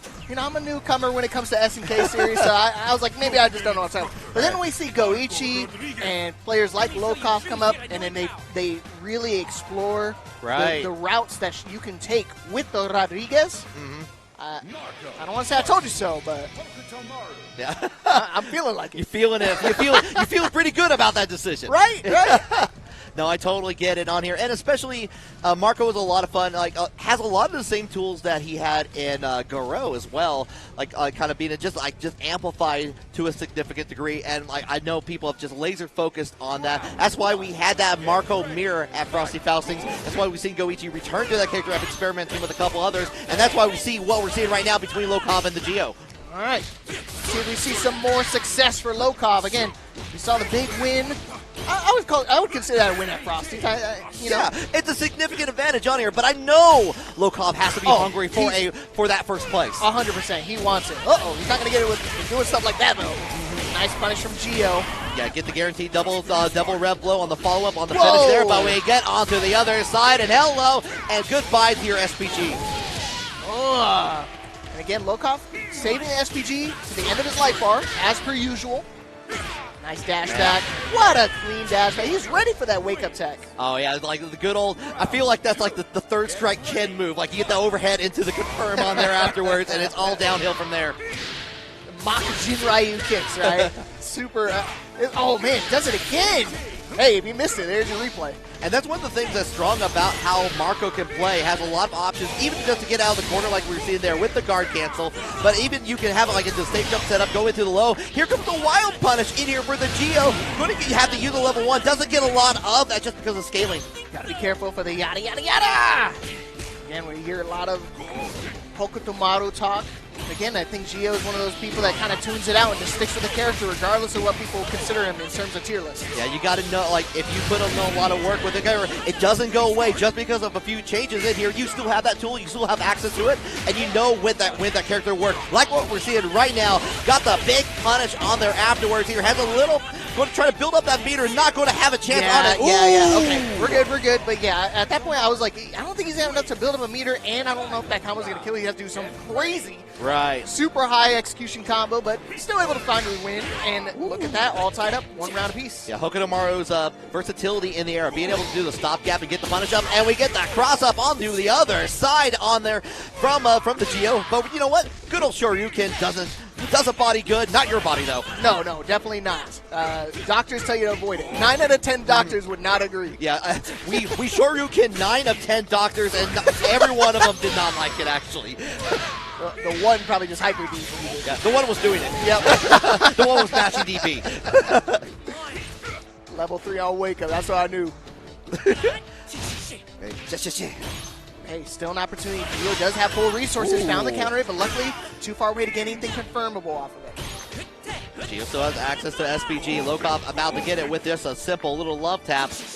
But just kind of holding out, slowing down the game just a little bit. Yeah, just wants to build, cool down a little bit off that rev meter. It was already at 70%, so definitely give him some time to breathe. He's getting back up there, though. He's already at 50, and Lokov looking nice and healthy. Yeah. Okay, just when I say that, no longer healthy. Yeah, it's hard to get in. Oh, trying to go in for the ramp blow on their afterwards here. Geo caught the beginning of that, and that's all you need to finish that off. Why did I say anything? I told you I said he was looking healthy, he was looking good, and all of a sudden caught a wild jump in right there. Had to get a doctor's second opinion on that. You know what? Personally, I don't know what I'm talking about, I guess. I'm not board certified. Yeah, we're working on it. We're working on those credentials. Got to get that residency. But after that, so they get a chance to get some water, take that breath on here. It's been a long ride. I tell people all the time, take your time. You don't need to immediately run that. And that's weird, surprisingly, because when you watch the online tournaments for Fatal Fury, these guys just run it. Yeah. Through and through. Even if it's like Grand Finals reset, they're like instant rematch. They do not care. My favorite time is when if they've already done the 3 matches to the tournament and they're just hitting rematch again. It's like we can't stop them. It's like they're unstoppable. What are we gonna do here? My producer needs time to shift everything, man. Yeah. Give me a second. Cut the lobby. Cut the lobby. Oh, jeez. But look at Lokov, man. You could tell he's locked in. He's calculating what he needs to do to win this next match. Yeah, definitely thinking about that a little bit. Like on here, like what Geo has been doing is like the same things that Hokutomaru has been known for in Season 1, a lot of that. Calling in, like the run up neutral jump in to get that confirmed. One of those things that that Hokutomaru can just do to keep up the mental pressure. Oh my goodness, and you want to talk about mental pressure, how about the physical pressure? In the corner, nice and healthy on the rev gauge too. Only doing the small one, so not going to get anything crazy out of it, but you know Lokov is ready to hit confirm that. Yeah, real good patience in there from the Geo to not respond to that. And again, with the jump back on there, going to get the confirm from the rev blow on here. Looks like we might be getting very close to, not quite, but we're going to go in with the follow-up. Yeah, now we're on set point. All right, set point for the Geo. Lokov got to dig deep here. This is his last opportunity to stay on this winner side of the bracket.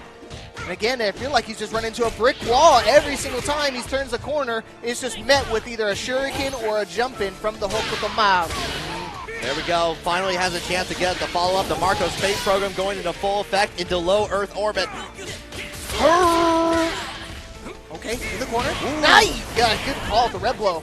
Yeah, I like the idea of going back, expecting the forward row in there, but the rev blow was a great decision. Oh my gosh.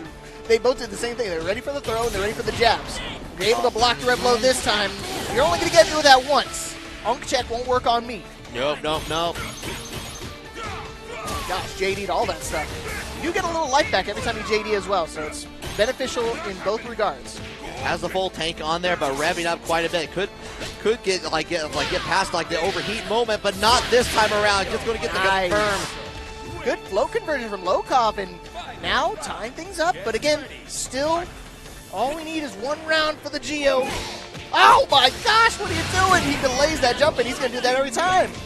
Hokutomaru being able to stop in midair for a brief moment. Geo's been just maintaining that aerodynamic control quite a lot here. Yeah, Marco's feint, man, one of the better ones, I think, in my opinion. Yeah. It has that flash, makes you think it's real. It doesn't matter. I know what's real. Fists to face. Oh. Counter hit. That's real. Give it to him. Yep. SPG being announced on it at the very beginning of it, but we trick it out into the low. Take more of that damage. Build up another level 1. And we go in for the overhead. We've seen this before. Every single time he wants to try to tech roll out of the corner. Nice wake up button. Super. They both still have an opportunity to close this out. One combo should do it. Yeah, just gonna jump in on the landing there. Was able to get the throw on there afterwards. Didn't get pushed too far away here. Now trying to get with the neutral. Nice runs up, and Shoryuken bring it down. And both players are going for the water because they got They got to get that energy. They got to get that. They got to get that thirst in there. Give me a breather, man. I know Lokov, that was a do or die situation, and guess what? Nerves of Steel came in clutch, ties it up. 1 round apiece, 1 game apiece. Oh my goodness, I'm ready for this. Oh yeah, that's what I want to see here. Like again, no free rides across the board. Push into the corner, try to go for a throw, but unfortunately the one mistake, that's all you're going to get, old man. To the corner we go. The distance that Coconut Mario can get on that low heavy is so good, and you can see like the damage from that. Avoids the DP, but doesn't get anything off of it. Trying to maintain the pressure, getting a couple of little low taps where they count, but no dice otherwise. Hey, defense too strong from Lokov. He's ready for it, but are you ready for me, young Gio? Oh, touch it! Close that distance. Not an SPG yet for Lokov, but he's still willing to apply the pressure, willing to sacrifice some of his red meter and just keep that pressure alive. Oh, actually get the face on there. Going to build up a little level 1. Just going to go ahead and spin it. Going to have one more opportunity. Tech roll back. He's going to close the distance this time around. Getting pretty high from the rev gauge, though. Nice. Neutral jump right there. Strike it under set point. Now for Lokov, turning things around. Full 180 here for Lokov. 1 round is all he needs, and again, not falling for the Hokutomaru flying shenanigans. Yeah, it's like, I know that tempo. I know what you're going to do in the midair. Try another trick. Say, Lokov has had experience with Hokutomaru in the past, both tournament-wise, and he's actually played the character a little bit too.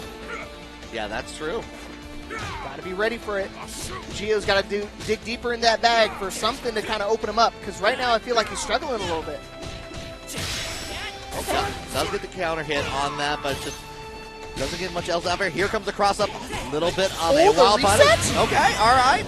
Do it again. Yada, yada, yada. Nice tech into immediate buttons. Lokov does not care. Again, the feint.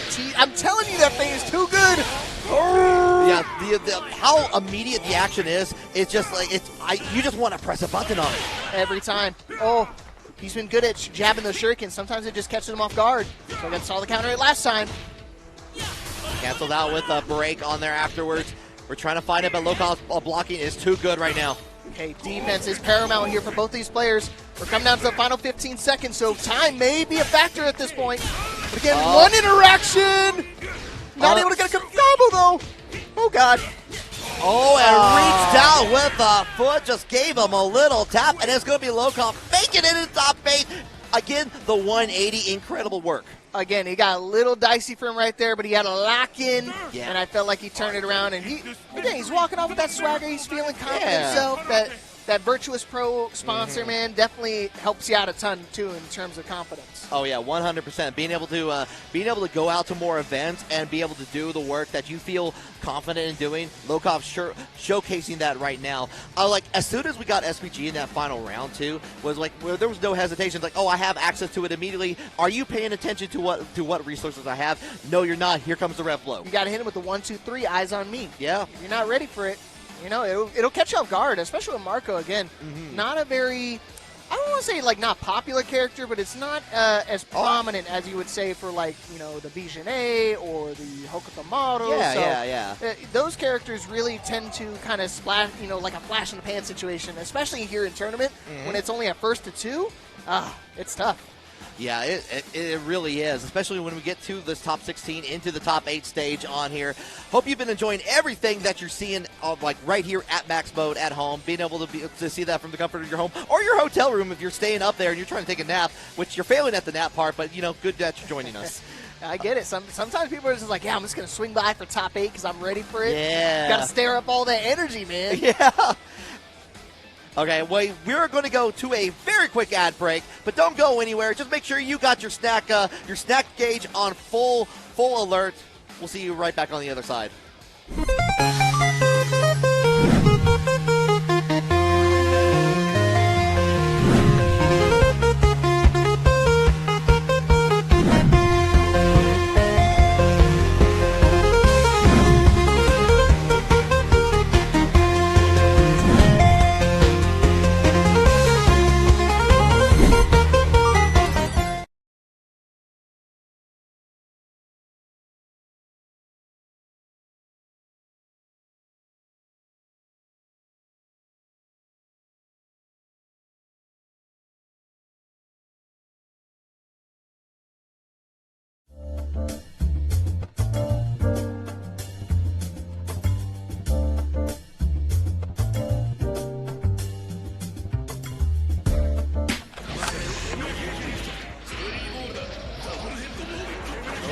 This is kind of intense, down to the wire. Has trying to... Oh, but the knockdown from him got... No good, meter available, reglide. Oh, it goes low this time, doesn't re-pressure it. Has RC gonna spend it here? Oh, the fuzzy. Again! It's so nasty! And that's definitely... Oh! Not like this! One more hit! One more hit! Has! What a read! Hold on. Oh, yeah, zero YFC. One more hit. Let's go. Take it off. No! No! Pizza! Pizza! What? Oh, my God! Oh! No! Let's get a crowd shot. Crowd shot, oh, please. My God. Oh, my God. That was the most chaotic. Everybody is on there.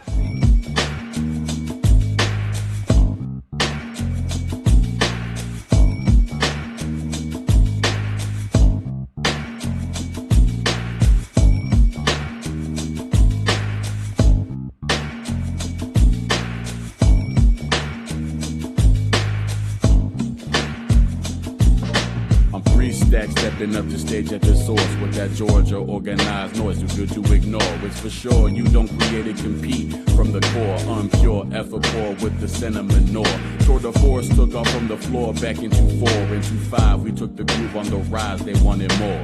Came back to max the numbers on the board and we hold court, separating the stone from the sword. Yo.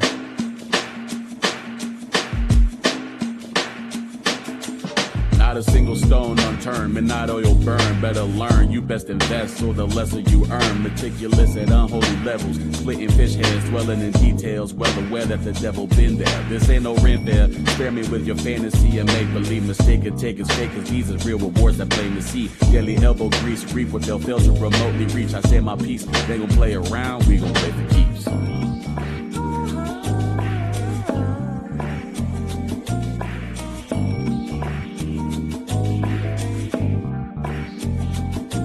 Come one, come all, everybody invited. That genuine, ain't nothing else like it. Come one, come all, everybody invited. That genuine. Big timing with big players. Really, we been major. Tried to invade the A, we came through with a king slayer. Late with the recognition, don't wait you a minute later. Run the record, statistics, numbers, you'll see it's been data. This that good flavor, this that real rhythm. That grassroots grooving southern soul that is so different. That feel good frequency, you can just flow with it. Something else on this mode, stop playing, bro. No, it isn't. Please don't group what we got with this, that, and the third. We going on year 3, should have been on the word. And that word is bomb. The bomb thicker than thief. No better way to sharpen the steel than to spar with the team. Got the game held down behind the lock and the key. We need to see that action ball. Saw that talking is cheap. Trying to fight with some kings. You trying to squabble in the streets. We got that good guarantee. Come get a piece.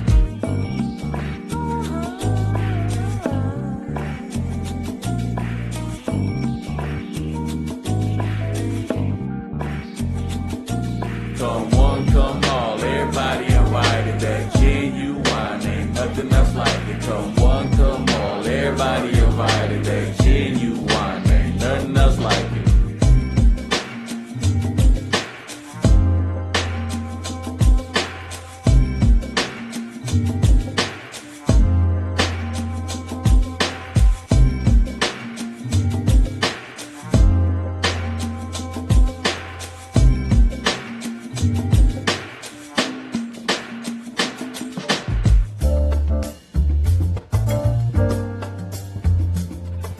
What's up, everybody? Welcome back to Max Mode. We got top 16 here for Fatal Fury, City of the Wolves. You already know who I am, Mr. Leapfrog, back in action with my man Risky Sweep. Hey, it's been a good time so far here in this top 16. But the good news is we're going down the list. We have all the matches ready for you to get ready for that top 8 just a little bit later today. So you're going to see all the action right here. Dude, I'm stoked. We've had a crazy top 16, and it's not slowing down anytime soon.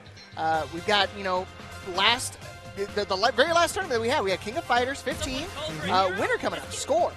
Yeah, no, like, and not slowing down in the slide. If you think maybe like Score would go take a break, no, Scott still got more points to win. I'm hungry, man. I want more points. I want more dollars. I want more medals. You know he wants that extra max mode medal. Oh, yeah, 100%. And have you seen the statue that they've been giving out for all the main games? It's cool, It's sick. It's sick. I'm so stoked. And I think a lot of these players, too, they not only want that, they want the hardware, they want everything. So they I don't want to say they're greedy with it, but, man, they like to win. They do. Everyone likes to win on that. But we do have Score versus Gummy, so that does mean we're going to have Score on the Andy Bogard, like we were seeing yesterday, and Gummy on the Hokuto Maru. So a little bit of a father-son battle here. It's like maybe discussing some allowances or something. At this point, I feel like it's inevitable. And it's nice to see it. You know, it's one of those things I haven't seen that in a while, too. Somebody covering up their fight stick. I don't want to show my inputs. Oh, yeah. Got it. I love like the plastic little holding that looks like one of the Toys R Us, like the analog driving wheels that you had as a kid. Yeah, you don't want to do the blanket strategy. I know a lot of people clown on that one. So glad to see the little cardboard. Bring it back. Bring it back. Bring it back. No fear. Oh, okay. Hold on now, Gummy. Taking a commanding lead here from King of Fighters champ. But again, this is a different universe. Not the same universe, but it's a different game. Different, yeah, like all the way through it. And Eddie being included in this version of for City of the Wolves here. Going to respawn in kind here. Going to take the lead with that, but you have access to level 1. Ready to block that out. We are showing off right now. Yeah, going to save up and store up some more resources towards the next round. I like it. Real good call. Yeah. Andy being one of the newer characters from the first season that came out, had a chance when Combo Breaker came out, when they were demoing this character, had a lot of fun playing with it. So I'm not surprised to see a little bit of representation in this bracket for this character. A staple in this game, I feel like. I feel like he's one of those things he's been long here for a long time. Yeah, like welcome home, if you will. Exactly. Welcome back to his corner. Thought he was going to go for a double throw. What you thought, there was Street Fighter? I ain't looping you. You're going to die today. Holding it down on there. We get a little bit of the tap on there, but we're going to finish off with EX. Trying to get in there with the approach on the dash, but Score's not taking it. Going to just go back. Oh, okay. An opportunity. Nice. Gummy going airborne. You got to be careful, though. One little interaction will spell death. Dashing underneath, going for a potential cross-up situation. He got me. My ankles are crooked. Get a little bit of a tap on there afterwards here. Spinning a little bit of the rev bar, but then get the final on that. Not enough to kill because of that level 1 on there, but we get in the air and get the tap and applause from the crowd cheering on Gummy. Yeah, that woke the crowd up for sure. Gummy on the precipice of defeat, bringing it back, tying it up here. And again, these are only first to 2, so every game is important. Yeah, 100% here. One game will take you halfway there, so at that point, I mean, it's one step of the battle, one ring on the ladder. It feels like 4 rings on the ladder at that point. Yeah, we're keep adding it on there. The home improvement stop will go in with the level 1, checking out one more time. Revlo trying to push away, and he's like, I need my personal space, Dad. When I say home improvement, that made me go, duh. Get your ass in that corner. One more mix. I'm sure it was a rev guard there. You already went for a throw. Oh, no! The command grab. That's all you're going to get for it, not the EX version of the rev version, rather. Okay, Gummy's got to do a crazy comeback again. It is possible, but, I mean, he's got to do some Herculean level feats, but it's not going to happen. Score, keeping it simple. Checking the ankles and checking out game number 1. And that was going to be hard for us, even if it was able to succeed afterwards. Was already at like 64, 65% of the rev gauge on there. Would have to get a lot of conversion to be able to kind of use that meter on there. So still had a long way to go. So Score taking that first one right when did. Really good spot to be in. Meterless conversions for Hokuto is very hard to do. I mean, you don't get a whole lot of damage off it. That's where a lot of his bread and butter comes from. Right. But again, that's why they want to go for SPG towards the tail end of their life bar. It's critical for them. So we got feet up in the air, but we get the confirm on the reset from the Score. Going to go ahead, bring him down on there, get the meet the elbow, and force him into the corner. One more time in case he missed it. He's ready to throw tech this time around, but 1 HP in a dream. We've seen this before with Gummy, but not going to happen. Guard cancel. Score picking up where he left off. One more round, and he's moving on to our top 8. Yeah, pushing the shuriken out of the way. Hey, can't push this one out the way, though. No. They try to go for a reversal, but thankfully the defense from Gummy is really paying off. That's what I want to see here. Not letting Score orchestrate the momentum on here. Try to get the roll the other way. Going to push Gummy into the corner here and try to get out of there. Nice anti-air from Score. No fly zone. Can't swing around here. Rev guard, you got to be careful with those throws. That's why you try to go airborne, but the defense again from Score is too strong. He's ready for it. Second verse, same as the first in here. It's going to cost you a lot of gauge, put you into SBG. What are you going to do after this? How's the wake up going? Oh, he's just going to rev guard. Ah, man, the pushback. Oh, still alive. An opportunity. One conversion is all he needs, and he's an overheat, so this is going to be a big ask. This is a start, level 1, to put him into kill range. Oh, counter hit! No, that's going to be in. With that, the fist bump is in play. Score going to be moving on to join on the winner side of top 8. And picking up, I told you, right where he left off, he just won King of Fighters 15, and now he's looking for the second win. He wants that second piece of hardware here at City of the Wolves, and being on the winner side gets you that much closer. Oh yeah, so very much closer on that. So good stuff on there. I love the really being able to call out the action that Hokuto Maru has on there. We saw that twice, not in a row, but twice in 2 sets, yes. 2 matches, where being able to just go in for the level 1, but just ready for the moment, immediate just defense, calling out, getting the punishes on there afterwards. He's like, I'm not going to let you, I've seen that too many times. I know your game plan. Oh, exactly. It's like, I told you, I've seen this before. It's nothing new to me. Yeah. So at that point, you really do need to establish early on, I have the confidence. I know the matchup. Because the moment you show even an inkling of weakness, yeah, they just stranglehold it, and they take advantage of it every time. Yeah, just definitely trying to make you grasp for air on that. Trying to see who now we are getting, I think, every match in top 16 all the way down the block. Oh, so really? It looks like, according what I'm seeing on the stream queue. I hope so. I really hope so. One, the games are pretty quick anyway, so there's a good chance we can fill it up in that block. But 2, just means more matches for us. More matches for us. More footage down here for you guys. I hope you're strapped in because we've got a crazy match ahead of us. We got the American hero of Alex Smith coming up next. Yeah. Going against one of our favorites, man. It sucks. I love to see this guy, too. These guys have played together against each other a lot in the online brackets. Yeah, okay. You guys got to watch Paragon, Breakout. These guys battle against each other all the time.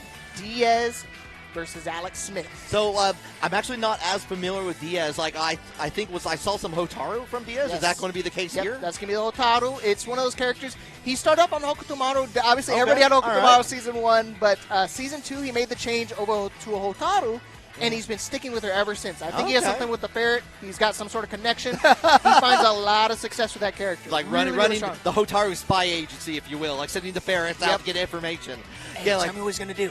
Hook me up. Yeah, he's going to wake up DP. Is he DPing on this wake up? Is he supering? Yeah. Let me know. Level 1 incoming? Okay, got it. And both of these characters have kind of seen a little bit of a downturn. Hotaru not so much, but Alex Smith has been on the B Jenny since the start. Oh my goodness. You want to talk about iconic players. It's crazy to me that to see him down here on the loser side of the bracket, but again, I think he's one of the favorites for a lot of people. A lot of people have, when they think of top Fatal Fury players, Alex Smith comes to mind. Yeah. Diaz is another one as well from here in North America. So it's going to be a tough ask. And again, this could be easily a grand final set, and this is the losers top 16. Oh yeah. Are you kidding me? I can't kid. Surely I cannot kid on this. It's all for all the marbles. We're trying to make sure we can get to that position. You have to fight. Of course, this is the first of the round of the top 16, so you have to fight 2 matches to get to that venerable top 8 spot. Man. Such a long way to go from the matches that we saw before. But I think we're going to see a good match regardless of that. Oh, 100%. These guys are definitely going to fight their hearts out. A lot for them in terms of mental and what they stand for. They wanted the win. So, it's unfortunate one of them's got to lose here today. There's no second chances down here in the loser side of things. But, thankfully you got to watch that match between Alex and Reno. Yeah, oh, my gosh. That match was crazy. Yeah, I was actually double-checking just to make sure. There was a lot of incredible matches in pools. And, I was seeing that with Alex Smith. Was able to get at least out of the pools on the loser side as a result afterwards. But that was some crazy work from Alex on that. I had to retweet it. So if you didn't catch it on Twitter, I definitely retweeted that because that was one of those moments. I was there in the crowd. I was watching it. And I was just so stoked to see him because, I mean, he's got a lot of fans out here, me included. I'm a big fan of the man. Oh, yeah. Glossy head and all. And he's not even a player, too. He also is, like, he's a guitarist in a doom metal band as well. Bacon Eyes, I believe is the name on that, so. I remember hearing there's a musician, but just hearing that name is even cooler. Yeah, no, like if you look at his Twitter profile, go to it, which you totally should. Like check out some of these players on there. But you can see that on you can buy it on Bandcamp as well. Trying to keep a plug on there. It's really good stuff. So yeah, dude, this dude, it doesn't surprise me. He's got one talent after another, but the talent we're all focusing on here right now is what he can do with the Bijane. Yeah, and we saw a lot of that in there from the high evade. Really likes to use some of the versatility from those low attacks and high evades from B Jenny to be able to convert into that and get out of some dire situations that only B Jenny can still do. Those high counters are always the talk of the town when it comes to this character. You look like a genius when you get it when it actually comes to getting that counter hit crushed. So let's see if he can make that happen, make that a reality here. Losers top 16, Alex Smith looking to maintain his position here in the tournament versus the online demon of Diaz. Let's go. All right, keeping with the Hotaru on that, but we're already seeing that high evade coming out immediately from Alex Smith. So we're going to go ahead and right into the corner and get that follow-up nice. All right. I like to see it. Already setting the tone early and saying, I'm not afraid of you. I'm willing to press the big buttons. See a lot of the feints on there trying to keep Diaz's turn in there. Gets away from that, but we're going to just defend on that. I like the use of the rev block on there just to get a little bit of push away in there to avoid some of the more treacherous buttons of Jenny.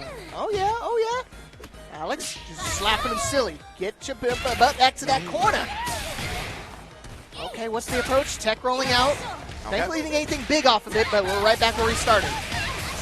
And first, a real big hit on that. We're going to get pretty close, if not into that SVG territory. The last hit does guarantee on that. Got just the stand-up jab on there afterwards. Here doesn't get any much else for it. Trying to avoid it. Realized it was going to hit just in time, so just defend.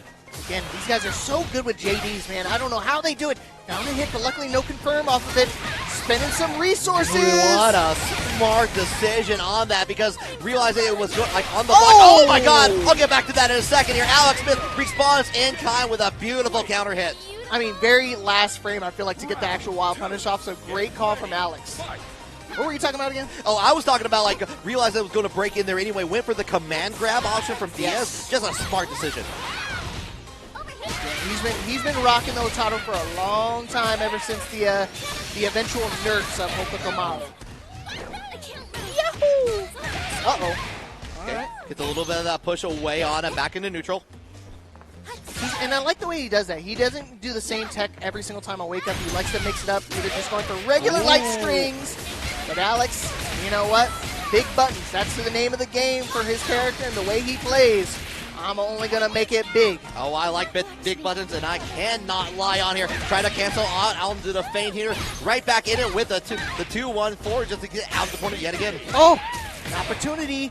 Diaz can still bring it back, but he's got to make some magic here. One more round here to close out game number 1 for Alex. Okay, show, but actually gets hit with the tornadoes. Right back at it with the counter hit just to get out.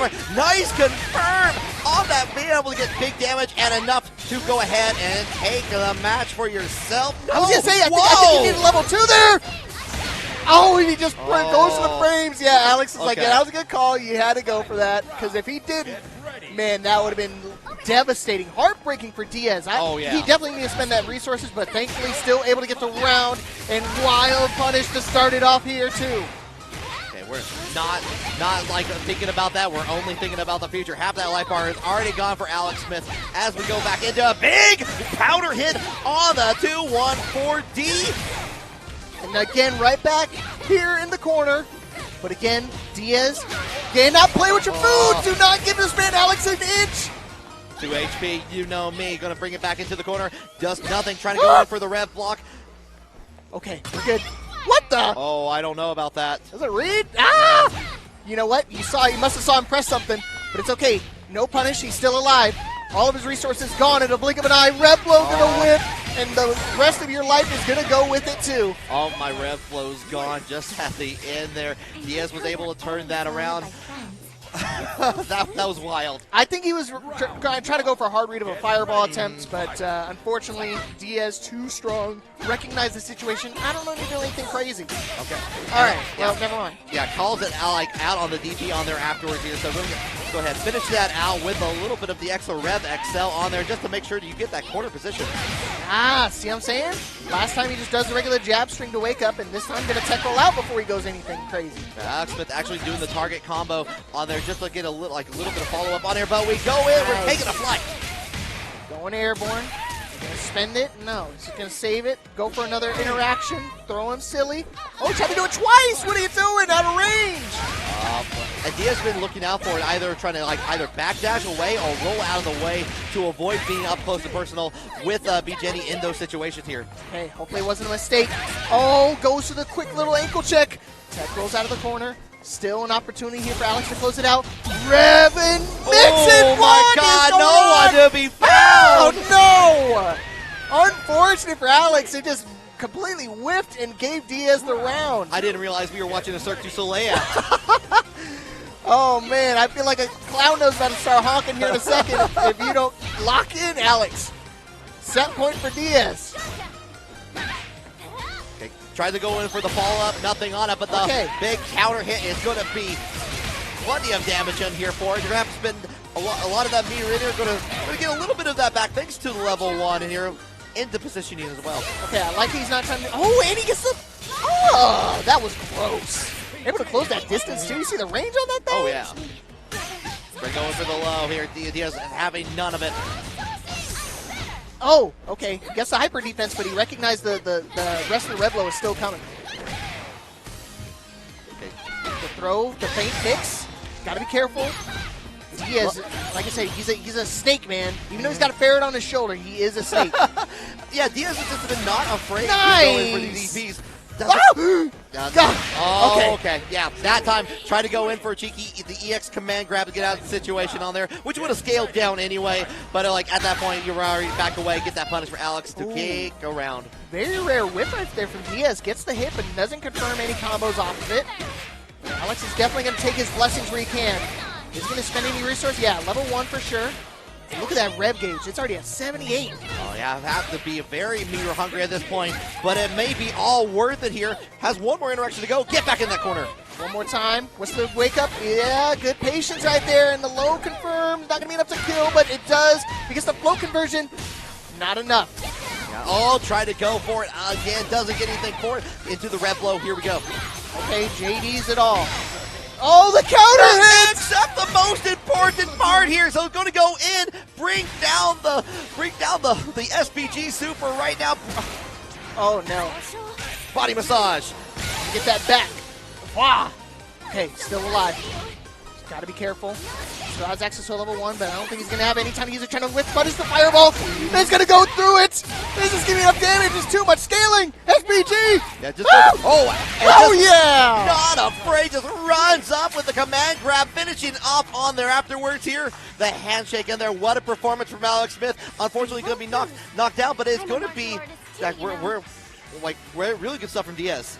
And again, if you ever get to watch the historic matches between these two, again, this is a grand final set that we've seen time and time again, all online in these online series. And that's what's so important about the Fatal Fury community is that these online tournaments, they mean a lot because you get a lot of intel, a lot of good practice. I mean, people want to discredit some of these online events, but I'm telling you, it's a top 16 qualifier. Yeah, never feel like would never do that for any like the amount of practice on there just to go like each and every day. If you are dedicated to like one or more particular games and you have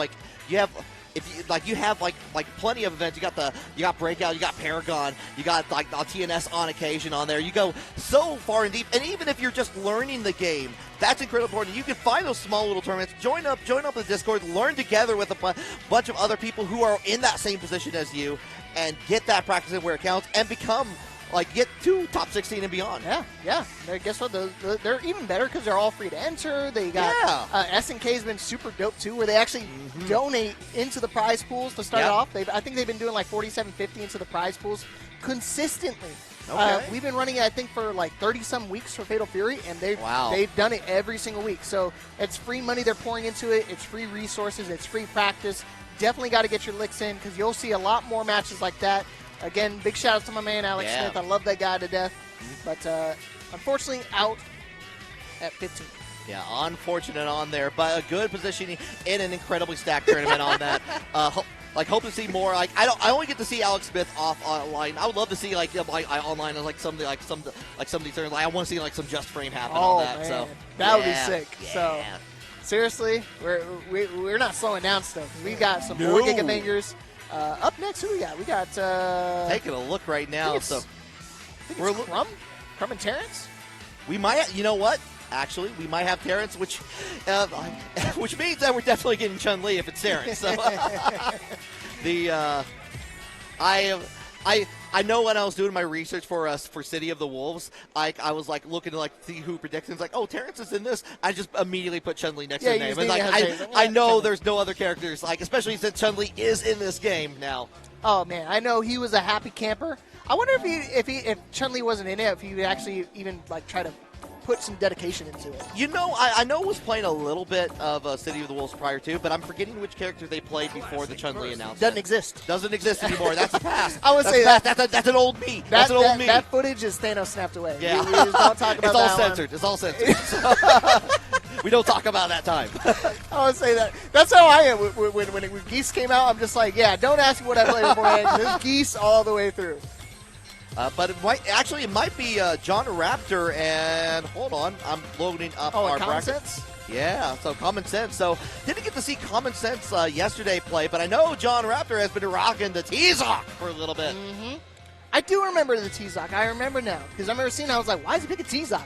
Does he know that character is the worst in the game? Well, John Raptor also in KOF plays King of Dinosaurs. Oh no crap. Yeah, so if depending on who you talk to, maybe T-Zoc 2 games will definitely refute that though. Exactly. I know one of the breakout crew, King Servbot. He's been rocking the T-Zoc since day one, dude. Shout out to King Servbot, always on the big bodies.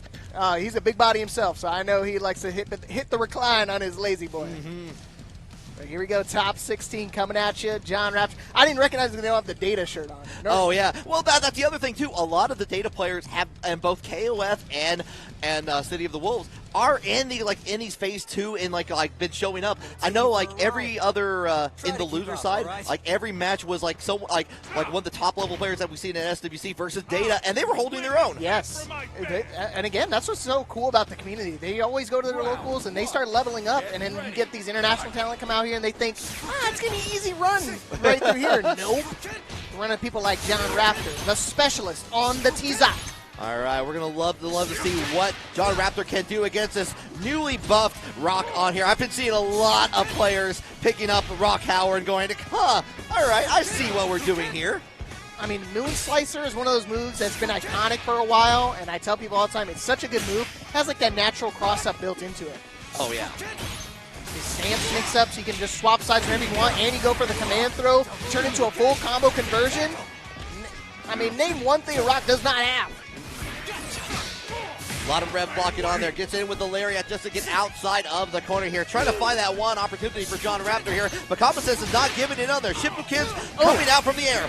Okay, still alive. And again, I was already talking about the SP or the Moon Slicer coming in.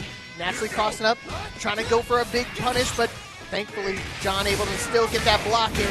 You got to watch out for the beak. The beak is sharp, razor sharp. Yeah, you definitely buy it. It's not just for show. It's not just a mask on there. Try to go in, try to find the approach on Common Sense. No, nothing to be found on the landing.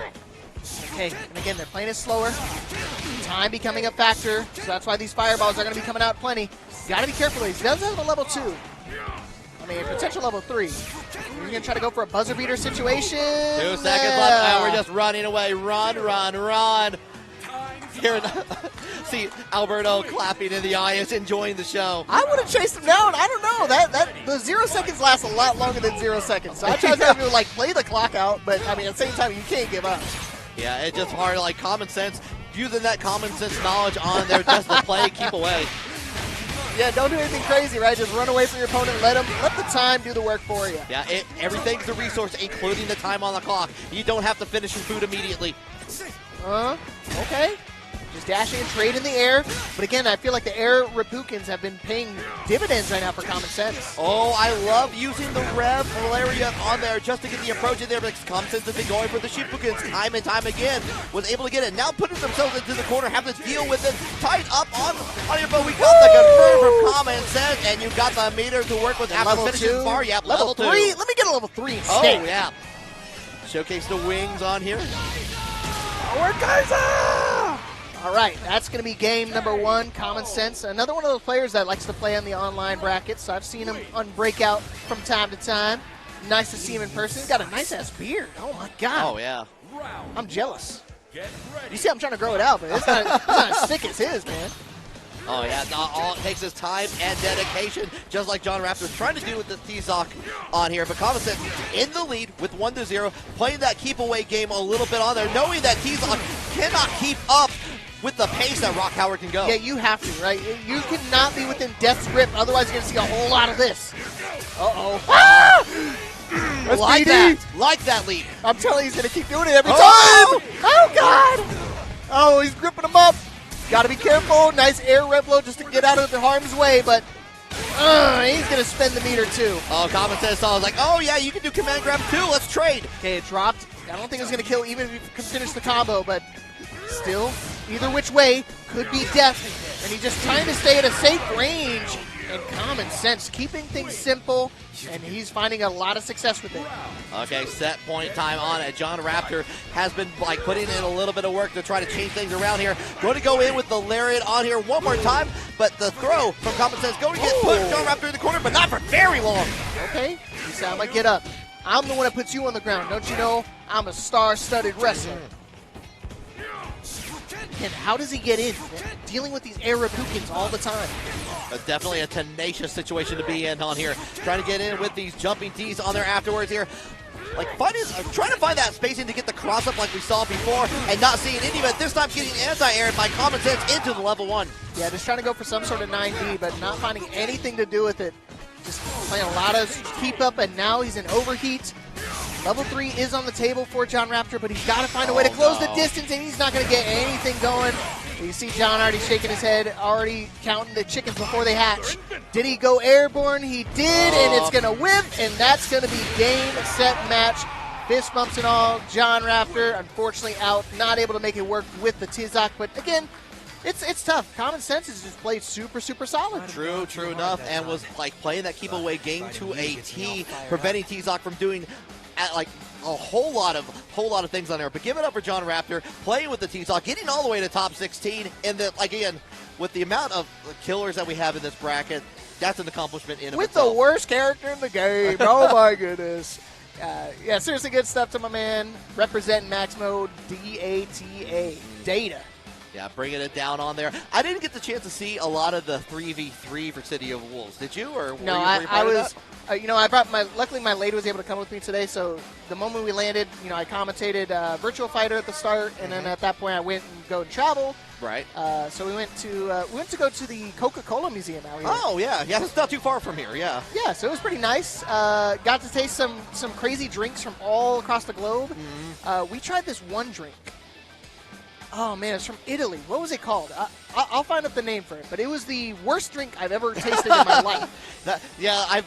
It's been ages since I went to that, because it's where it is in Atlanta. It's right next to the Georgia Aquarium, and you can go see several things in there. But I do remember a couple of them tasting a little bit like a medicine I had as a child for cough or something. It was called Beverly. It was from Italy. Actually, yeah, I've had that. Actually, okay. I understand. I understand. It says it's primarily derived from grapefruit rind. Yummy. And it stung. I've never had a drink sting me before. like from the inside, or as it was trying to go down? Both. Oh, no. And I drink Mountain Dew for a living. I mean, got to represent Mountain Dew every now and then. Yeah, but I'm telling you right now, don't do it. Beverly from Not Italy. Even once? Not even once. Okay. It's going to give me PTSD for a while. So next time I come down here for Max Mode, I know I'm going to be I got to stay far away from any drink that begins with the letter B.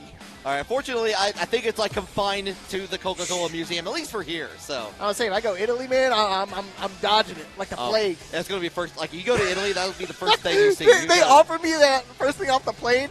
I might just sock him around the spot. Like, get back on the plane. Get back on the plane. It's not safe here. Don't do that to me, please. We got Beverly. I'm begging you, Italy.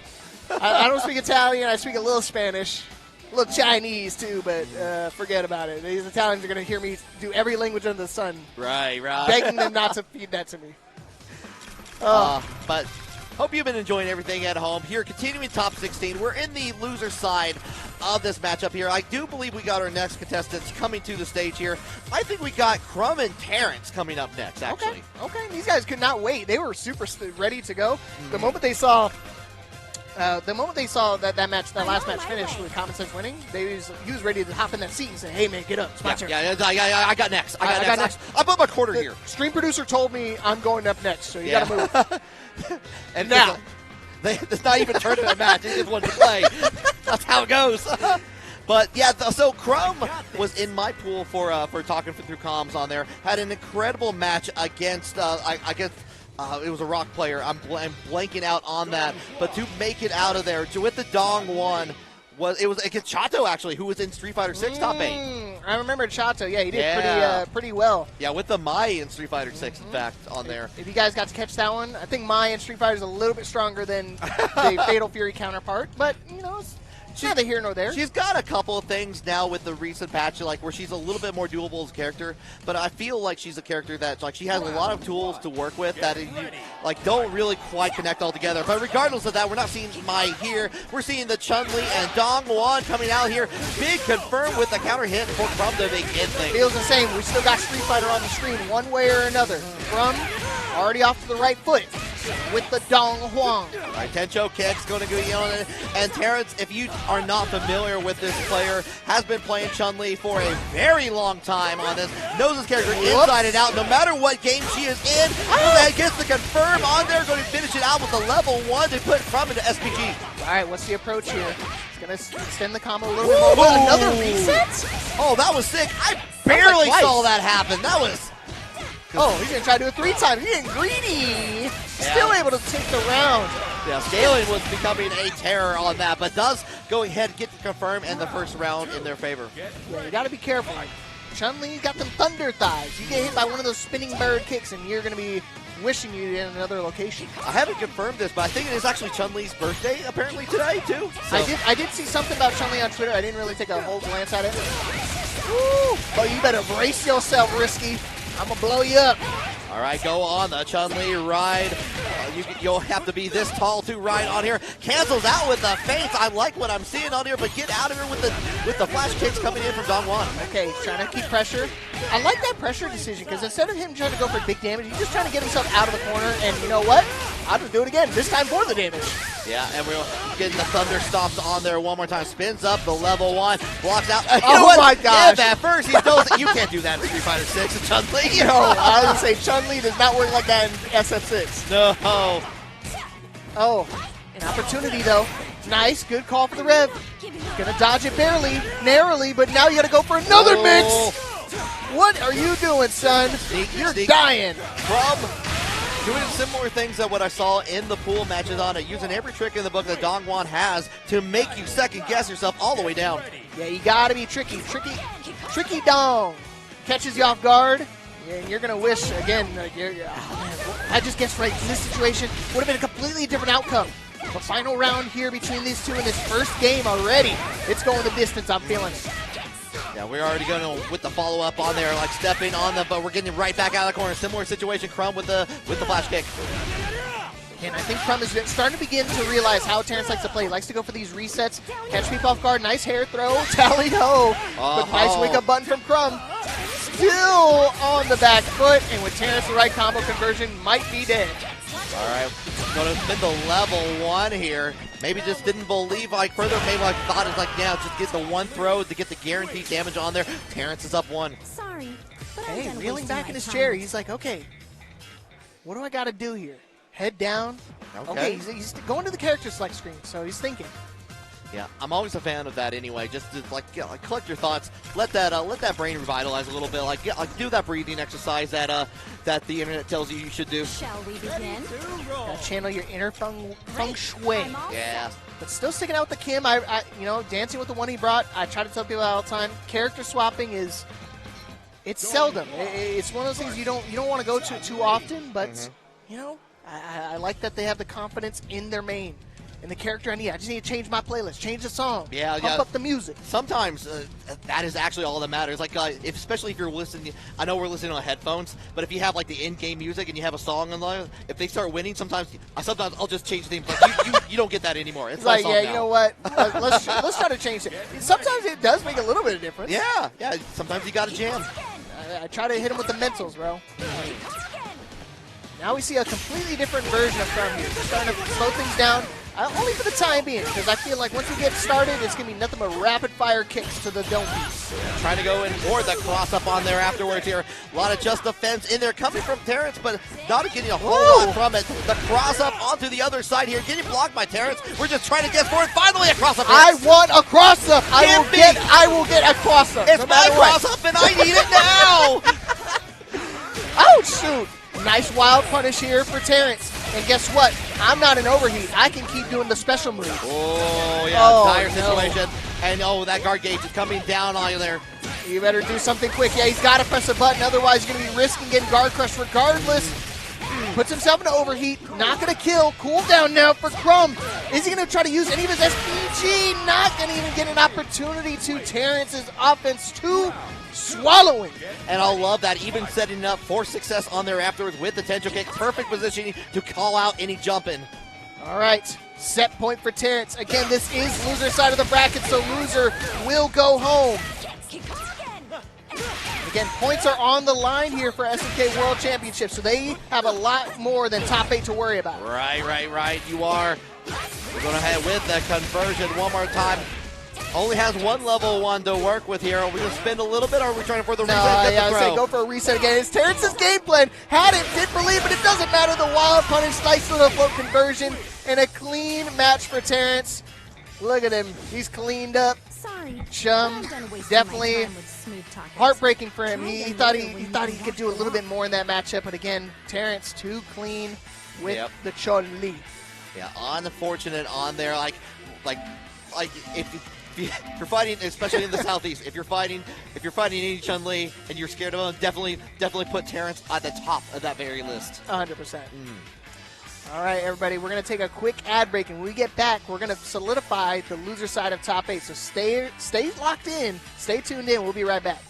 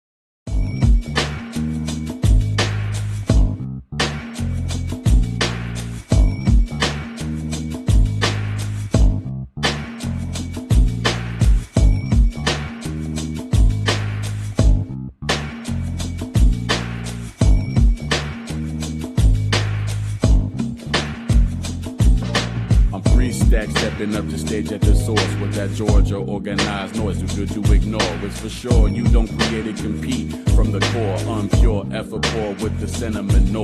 Toward the force took off from the floor back into 4, into 5. We took the groove on the rise, they wanted more.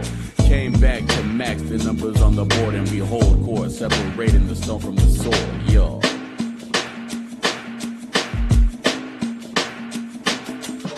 not a single stone unturned, midnight oil burn. Better learn, you best invest, so the lesser you earn. Meticulous at unholy levels, splitting fish heads, dwelling in details, well aware that the devil been there. This ain't no rent fair. Spare me with your fantasy and make believe. Mistake it, take it's fake, cause these are real rewards that plain to see. Daily elbow grease, reap what they'll fail to remotely reach. I say my piece, they gon' play around, we gon' play for keeps.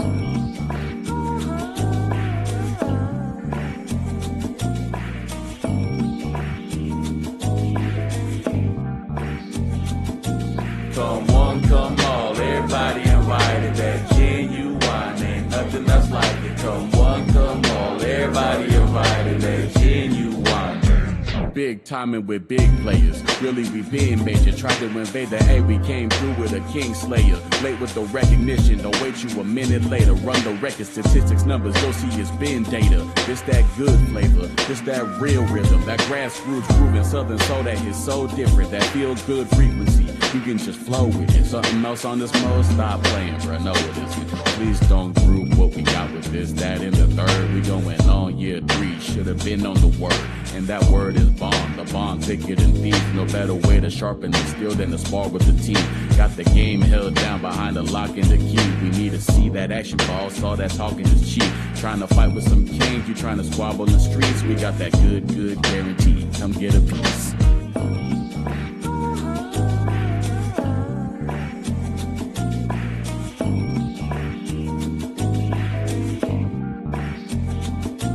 Come one, come all, everybody invited. That genuine, ain't nothing else like it. Come one, come all, everybody invited. That genuine, ain't nothing else like it.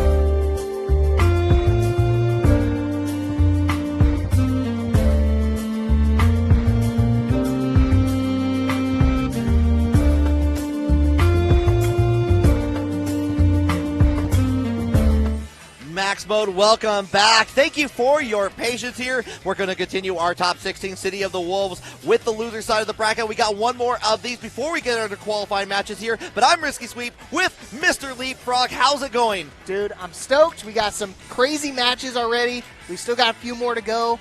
And unfortunately, you know, one of these guys is not going to even finish like ninth, not even close enough to the top 8 to get these points. But I know for them, points matter, Yep. the win matters, and just this top 8. They want the medals, man, the medals. Oh, yeah, we know. And those max mode medals are so cool. They're like the cut medals in the shape of the logo on that. So your shirt, man, I like it. Yeah, it's I clean. Love to see it there. Reminds me of the old Kumite and Tennessee medals at that. Like, shout out to Vandy, shout out to Bealey on that too. But this is not. It's actually not going to be a qualifying match for this one. This is Too Easy versus T-Zone coming up, and I believe we're going to have Marco versus Andy. I think. That's what we see on the screen. He's a man of legend status. He knows every character. He knows every main. You pick a character, he knows what you're going to play. Yeah. 100% on this, but but Too Easy was like at the beginning of City of the Wolves was playing Ronaldo CR7 on there, and has decided to switch over to the Margo army and was doing some really good work in pools with that. Yeah, the Kyokugen Fist. I think it's one of those characters, very polar-ish, like polar opposite of the Ronaldo. So right. I scratch my head at the change, but it's one of those things that obviously a very successful change. Already here in top 16, looking for a little bit more success to make it into our top 8 potentially. But again, he's got to do 2 more matches before he can even come close to thinking of that. Yeah, I believe the winner of this will go against Gummy, but in the meantime, we got to think about the present. Out here, we're going to go right into the corner. Not in a SPG yet. Here, we're going to try to fight through that. It gets called out. Well, he's in SPG now, and he looks like he might be in the end of the round as well, depending on the combo. Going to spend all of his resources. Doesn't even need to use a level 1 either, which is pretty nice. T-Zone. Looking pretty clean. Yeah, didn't even have to sweat there. Was only at 70% of that rev, so feeling pretty good about the resource use and the match on there. But Too Easy staying on the same side, just lets it rip on there, but not a big punish from T-Zone. Yeah, going for a button press. You know, going for the short one. Gotta be careful on the approach. Kyokugen Fist really does hurt. Okay. Get a teleport, too, to swap sides, get him back into the corner. Nice combo optimization right there from T-Zone. And yeah, like the follow-up on that actually goes so far, so that was perfect timing just to get into the corner. Okay, life's about even here. Maybe a pixel difference. But again, trying to fight their way out of the corner. Good call right there, but the nice little tempo into the red blow. Finishes out there, barely on the flash on there. Going to keep you guessing on there. Nice confirm. That's going to be the round. Oh, Shokoken! Let me get a ho! All right, final round here, game number 1. Could go any which way. He's just going to start off with a raw EX. You do it twice. If it works once, it might as well work twice on there afterwards here on the short DP. Oh, the trade. Okay. And so I wanted to see, I was going to say, I think Too Easy is starting to recognize that T-Zone is willing to press after each and every time there, so you can kind of trap him up. The setup is so good. Unfortunately, did the back throw on there, just trying to get it, but you know what? Let it rip Beyblade style on that. Too Easy turning things around, Kyokugen karate style. He's got to be really careful when he wants to try to swing into that. It almost looks like a DP attempt, but again, it's just like one of those fake-offs. He can shorten it up to kind of, he can cancel it to make it a little safer. And at that point, it's going to be an immediate button from the Rodriguez player. But we got some patience in there. Well rewarded for T-Zone. Going to go ahead with the follow-up on here, but the guard cancel. Get out of here. I want back into the neutral space. Do you want to? Are you sure I'm going to wake up DP? Are you sure you want any of this? Okay. Despite, Too Easy narrowly having the life lead, I mean, look at the resources difference. I mean, a bar meter for T-Zone, 50, almost 40% here on rev gauge for Too Easy. Yeah, T-Zone wanted the wild punish on there afterwards, like it was on the duck, but now we're in SPG territory. Oh! Big counter hit time. And he's going to spend the resources. Not going to be enough to kill, though. Headbutt, not enough still. In the overhead, he's been going for that so many times, finally finding success this time around. Set point for Too Easy. Oh, but going to get hit with the Koken, already up in the air. Heartbreaking. Found the connection off the whip fireball. He's still pressing into it. I can't believe this man T-Zone is still confident enough to do it. The confidence may be there, but right now, the life bar is not. T-Zone dwindling on there. Gets to confirm on that, like we received a low comp earlier in the stream. All right, last chance for the Bogart. You guys want him to win. You better give him some energy right now because he is out of time. Trades galore. JD's it up. Nice back throw. But how does he open him up? This is how. I was just about to mention how he doesn't use the command throws too much. Finally, when he needs it the most. And he's got to find another interaction, though. And because that was the Red-Blow version of it, was able to combo on it, but get out of here with the DP. Defense, the buttons, he's still pressing. Red-Blow trade! Whoa, all the way. The spacing from the Red Block on there. Push T-Zong far enough away. When the Red-Blow comes in there, you can respawn in kind with T-Zong and was able to steal that. Still alive. And that's what you need. You need the momentum shift. Snowball effect needs to stop right now. You need to find a way to open up the Marco player, and this is a great opportunity if you're a T-Zong fan. Let's go! Look at that damage, baby. Whoopsies. You know what? Hey, peep this damage. Yeah, peep this. Check this out. I got one of those CMVs, those combo music videos for you. Okay, hold on. Rising Skull means nothing to me here. Beat up in the air. Nice little JD from T-Zong on here. I can't. I'm sick. Trying to build up that meter here. One more reset on there, but we get the block onto the other side. Yeah, red guard just to make sure he doesn't get crossed up. He's weary, though. T-Zong does have some resources. Essentially, he's going to build up to a level 2 in the middle. The combo, the teleport finds its mark. Not enough with the low. It crosses up in the teleport again. One more hit. And we're going to a final game.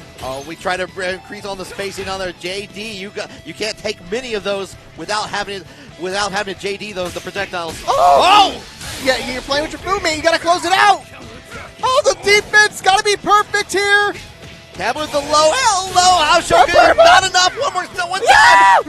The toe tech. 1 HP. 12 seconds. Oh my gosh! He tried to press again. I told you it's too risky to press into that. The Kyokugen fights to live another day. And Too Easy just felt it in the heart of hearts in there, like just firing away. I got 2 in the chamber. DP into DP right there. My heart is racing, man. He brought it back to 1 HP situation. Again, it's so risky to swing into that.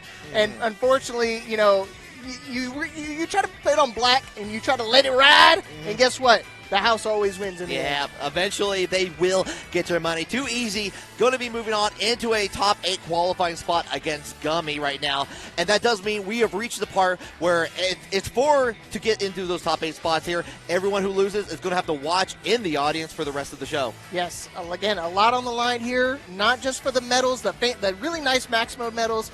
Not about the trophy right now. It's about them points, the SNK qualifier. Points are on the line. Again, this is a Masters 3 event, so 1,000 points up for grabs for first place. Yeah, I think it's ends up being about roughly, for the distribution, there's 2,500 points available on there for top 8 on there. So you want to get in there. You want to, get on the leaderboard bright and early, so you have that opportunity to maybe make your plans for the future, see where you need to go, make your World Warrior trajectory. Yes, I will say, if you get a bead of the bearings early, you kind of can game plan. Do I need to travel the rest of the year? Do I need to start planning ahead of time? Because, again, there's tons of Masters events where you can build up a ton of points early on and kind of solidify that spot when you say, you know what, you're going to make Goichi go travel again to California so he has to go try to win. And it's you know what? I want Goichi to spend that money. I want to make sure. I want to put the pipe in those gears and make it stop the plans altogether. Of course, monkey in the wrench, because it's not as easy for him because he's got to travel across the ocean to get here.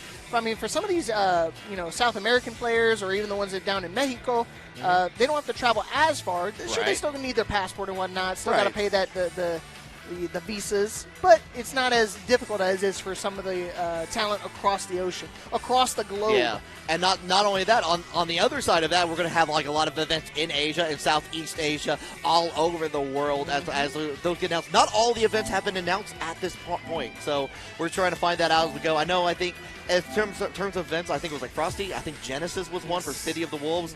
I'm not sure if there's any others after that, but we're going to find out together. You can find out on the SWC 2026 6 website, too. Yeah, so make sure you guys stay tuned for that. I mean, I hope I get to be a part of that. I hope you get to be a part. I hope we both get to be a part of it, because that's going to be sick. You know, fingers crossed. I was talking about people like we've been dodging each other for so long. We've been traveling all over the country doing events both for Fatal Fury, for all sorts of other titles.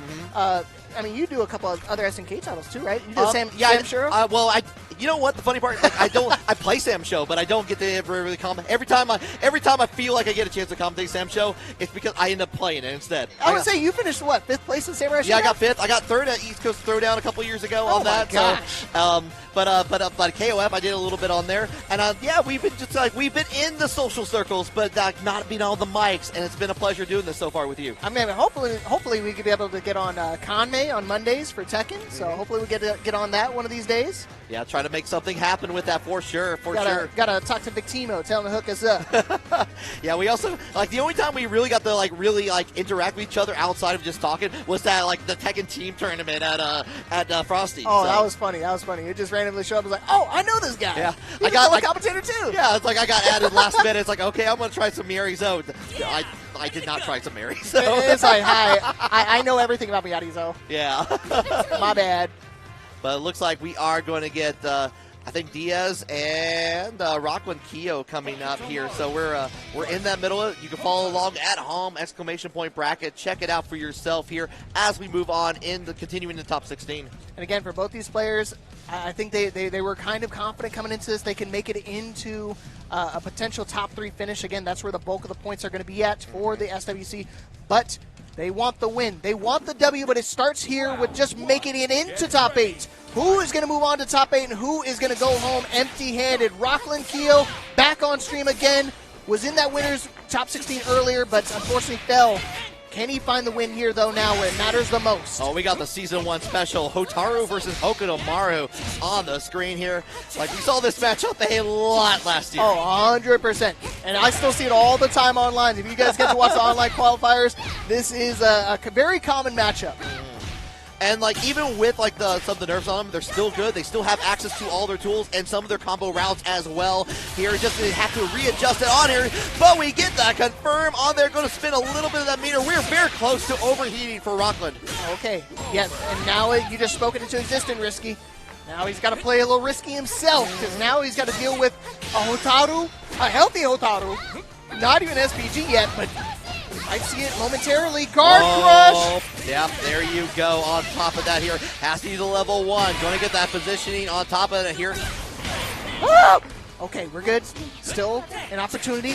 Nice wild punish right there from Diaz. Saw the shuriken coming from a mile away. Was already in the air. There's something devastating about the counter hit where that little slowdown and the zoom in that just feels so devastating. And then the announcer letting you know is a wild punch. Got to get a mod, change that up, man. It stuns me. Stuns like real life, too. Oh, yeah. Yeah, got to get those endorphins running when you get the hit, though. Just like that, though, it's going to be Rockland Keo going to get the confirm on there. Going to get the elbow to finish it off with the level 1. Oh, Handa! Gotta be careful. Hokutomaru, as well as Hotaru, built slippery characters to deal with. Interesting that we did the turn change in mid-air with Hotaru just to get onto the other side. Maybe we rethought the trajectory. We're trying to bait an option for Rockland Keo. Either way, though, we got the confirm into SPG all the way for Rockland Keo, trying to take the lead now. Okay. Woo.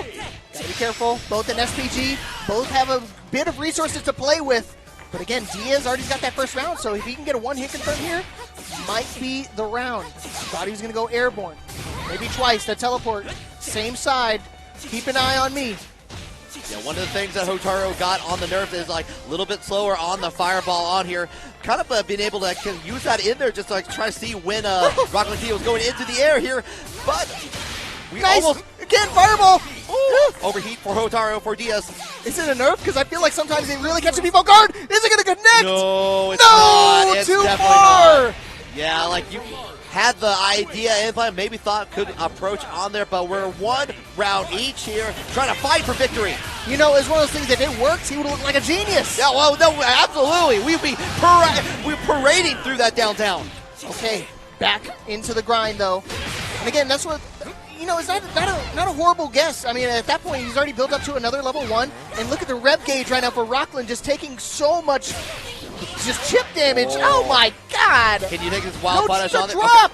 Unfortunate on that. Going to stay on the same side with the cross up on there, level 1. Oh, and you can already see it. Diaz already put his hand on his head. That was a crucial drop for him. Mistakes. You got to have that goldfish memory. Can't think about it now. Just got to focus in and get the reversals that you need. The low connection. One more mix is all you need. Air throw. Get thrown. Oh! Get thrown. Get thrown, nerd. Here we go. Level 3. This time it's going to connect on here. Did that start with the command throw? That's going to be scaling, right? Yeah, scaling galore. Low budget chiropractor in the mix. Trying to close it down. And again, the slow fireball definitely helps out because it kind of gauge the tempo a little bit. Chip damage is a factor as well as the guard crush. Taking game number 1. And if you saw Diaz's face when he got that one drop, dude, it was heartbreaking for him. But luckily he was able to retain his composure and close out the game. Yeah, well, good stuff to make that happen, to take the lead for Diaz on there. Just the checkmate scenario all through is really kind of beelining on it. But we're back at that character select screen.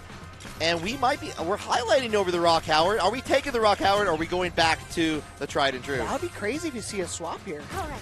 Okay. Here we go. We're about to find out right now if he's going to make that change or if he's going to stay on the Hokutomaru. Another little button check, maybe just trying to make sure he's got everything locked and loaded. Change the color. Let me show you true. All right, sticking it out with the Hokutomaru. Just like that here. Again, we want to get it. This is for top 8, of course. You want to get those points. You want to make it happen.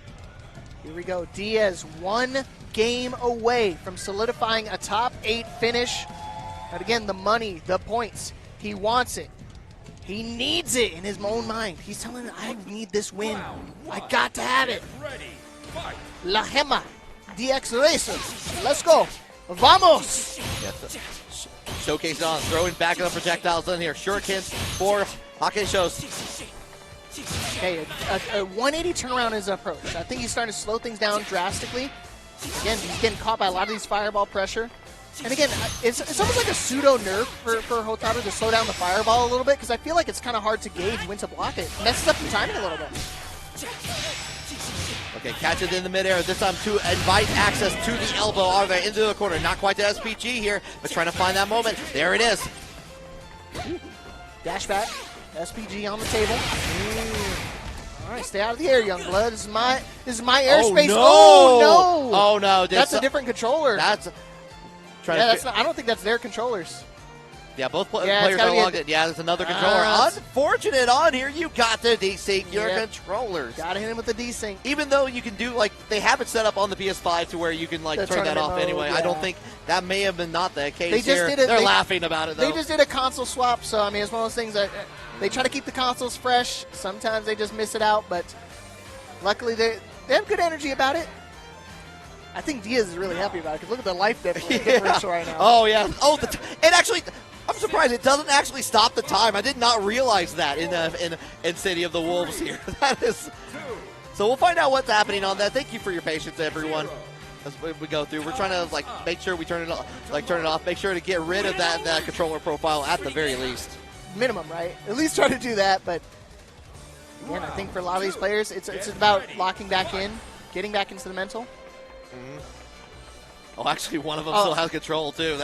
Yeah. Or is it keeping the input? The last input. Yeah. I forgot the City Wolves had that weird that weird quirk, I would say. Yeah. And it's one of those things I think the TOs are just trying to figure out. Is is it one of you guys? No. I promise. No. You see it. Both our controllers still connected. I think it was Kumite in Tennessee one time where someone just it was during finals on one of the games and someone activated that and closed the game mid bracket or something. It was something wild like that. It's definitely happened before. So it's not unusual when it comes to the offline events. Thankfully for a lot of the online events, you're in control of what's happening in front of you and stuff like that. But for the offlines, anything happens. The unpredictable is always unpredictable. Yeah, that you got to check everything on that. I got. As a TO also, it became second nature for me to go and check all the devices. And it became almost a calming experience because I would just go in there and there would be, on the PS4 version especially, there would be 15 of those dang DualShock 4s. 20 controllers. Yeah. I definitely had that before. That's why I always check it beforehand, even when I do like my small Tekken locals. Like, it's a very casual place that I go to, or even like the Fatal Fury places. And they're like, why do you check it every time? Like, I promise you, if you're locked in, you're about to get a kill situation, and a controller randomly connects that is outside of your control, it might tilt you a little bit. And it's one of those things, I don't get tilted often, but I feel like if I was about to kill somebody and they make the comeback off that, I definitely might be biting pillows. Yeah, no, 100. Yeah, understandable on that. Of course, we get to see those timeout animations on the draw on there. But it's going to be like, Diaz is up 1 with the Otaru. We're about to get back into the game. I think they're deciding how the round is going to go at that point. I think, was it who had the lead on it? I think Rockland had the lead. Yeah, Rockland had a lead, a significant lead, in fact. I mean, SPG, he just got into SPG for Diaz. So I think they're just trying to maybe find a way to make it fair. Yeah. And, of course, during all of this, we have Tekken 8 Top 8 happening on the side there. It looks like I see King Ray Jr. and Poke Chop potentially on there. Poke Chop making the run through the loser side of the bracket, already sitting in the losers finals. In historic fashion, if you guys don't know him, he's a very charismatic individual. He pulled the belt out on stream and started whipping the belt. He didn't bring the shield this time, the no-round shield? No. I think he's locked in. He does a different spiel every single time. Yeah. Okay, so here's what's going to happen on that. We are resetting the game. We're going right back into it. So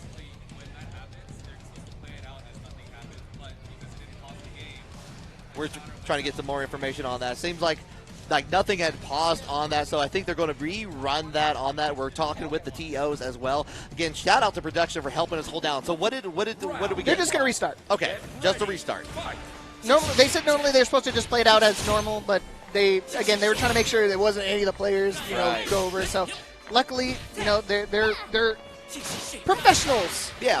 They just go, let's restart. No big deal. Yeah. Life happens, games happen on that, and the game will continue on there. Just with that jumping, the jumping C in there from it, going to get a big counter, a big follow up in there with the DP break from Diaz. Back to it, back in the neutral. Back in the nooch, but all of a sudden Rockland got some good pressure here, keeping Diaz in the corner. Despite the life deficit, still willing to kind of keep him there with the shurikens. Reversal coming into play. They're playing with that mid-range quite a bit, but it's going to be the far C connecting for Diaz. Ooh, careful. Now shoes on the other foot. Now Diaz got a pretty significant life lead. SPG in for Rockland. Oh, and I like that wait, a little bit of patience in there. Doesn't get the follow-up, unfortunately. And going to have to force the break on there just to avoid the block. Woo. Oh, my goodness. An opportunity for Rockland to make the comeback. Time maybe being a factor. I don't think it's going to matter too much, especially with how little the life is. But, again, they could just flip a switch and just play ultra defensive mode. A lot of shurikens on place here, trying to get it back. The response in there using the 2-1-4 reversal on the projectile to go ahead and get that get the final hits on there. Yes. So, we are resetting the entire set. That's what I was trying to double check, make sure it wasn't resetting the entire set, or if it was just that game. Yeah, we'll find out together on that here. Thank you for your patience, everyone. In the meantime, though, Diaz is going to go in with the Rev command grab on here. Big damage, half your life bar is gone, Rockland. Woo! Okay, Rockland again on the back foot. Oh, is looking for a button to press back, but Rev Guard look at his Rev gauge, already at 80% and counting. And he doesn't slow down. He's going to wind up going into overheat again. Seeing that a lot from Hokuto Mario players on that. Gets denied for the Hakusho from Diaz. SPG is in. Oh, an opportunity. Level 1, spinning it. Nice hit confirm. Not enough, though. You still have to deal with it, especially with the goes in, cancels out with the confirm. Nice. Okay, Rockland. Can he do it? Again, he was on the back foot. Oh, no. The drop. Oh no. Heartbreaking. The teleport. No. Fireball. Oh. And yeah, I figured it was just going to be up 1-0. And it looks like they're going to dap it up. That's going to be the set. Okay. Diaz moving on into the top 8. Quit acting like a tough guy. Come on, the fight's over. Just let me take a look. Maybe I can make it better, okay? All right, so taking the set. Okay. 2-0, moving on in to top 8. Yeah, unfortunate the way things turn out on that, but Diaz looking really good to get to make that happen in the top 8 on there. The A lot of a scramble near the end, especially. I mean, scramble during the set too, with the controller issues and stuff like that. It just really kind of threw a monkey into the wrench. They were under the impression that at least production was they're going to restart the entire set. Oh, I see. Okay. For me and like being a tournament player and stuff like that, when those things happen, we typically just go, okay, just restart the game and go back into it as per usual. So. Yeah. That's kind of what I expected on there, but like between like that and the overlay, we just wanted to make sure for you all out there as well. So of course, fortunately, that is how it goes. No real change on there. Diaz going to be moving on over Rockland Keo into top 8 on here. We still got at least 3 more of those matches just for you at home, though. Oh, man. Oh, dude, I forgot he's got such a big fight stick. He has to get a specific chair. That's huge. That's a monster truck of a fight stick. I wonder if it's heavy. Oh, so sometimes they're either like really light material. I think that one's a chonker. I think it's heavy. So? I think so. Do you think he flies with that thing, though? Oh, you think he throws out a carry-on, or he puts that in his backpack? That's just the backpack, actually. You just strap it to your back or something. You got to, because otherwise you're paying an extra $100 to pack that bag. I hope we get to see the fight stick for you guys. I mean, I'm telling you, that thing is huge. Pause if necessary. Yeah, I think this is this Reno in Common Sense? Is that what we're seeing here? Or? Yes, I believe so. So Reno trying to maintain his winning composure. Mm-hmm. Again, if you guys missed it, he finished 2nd place in King of Fighters. Yeah. And he's trying to keep that streak alive. Again, he's in loser, so loser goes home here. Points are on the line for these guys, but I think for Reno, it's a lot more than points for him. It's about the pride. Yeah, no, absolutely. Wants to get a better position than they got at Frosty on there. Wants to make that happen, especially on there. And like we were talking about earlier, that's a boon for the rest of the year at this point. You're already set for a little bit of ways you can make those plans. Again, and this is a big event. For people who are not aware, it's a Masters 3 event, so a significant amount of points for these players. But they want the gusto. They want the big win. Yeah. Definitely wants to get the trophy, get the pride, get to be able to tell them like, ha, I got that. I still got that. I want a lot more than this medal. I want the whole trophy itself. But again, I think Common Sense has been playing very, very solid all throughout the tournament. This weekend.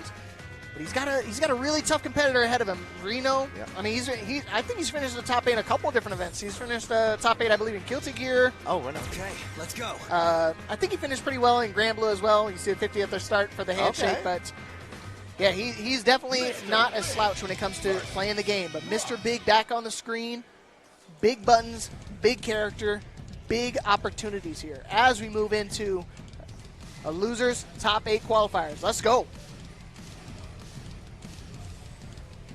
All right.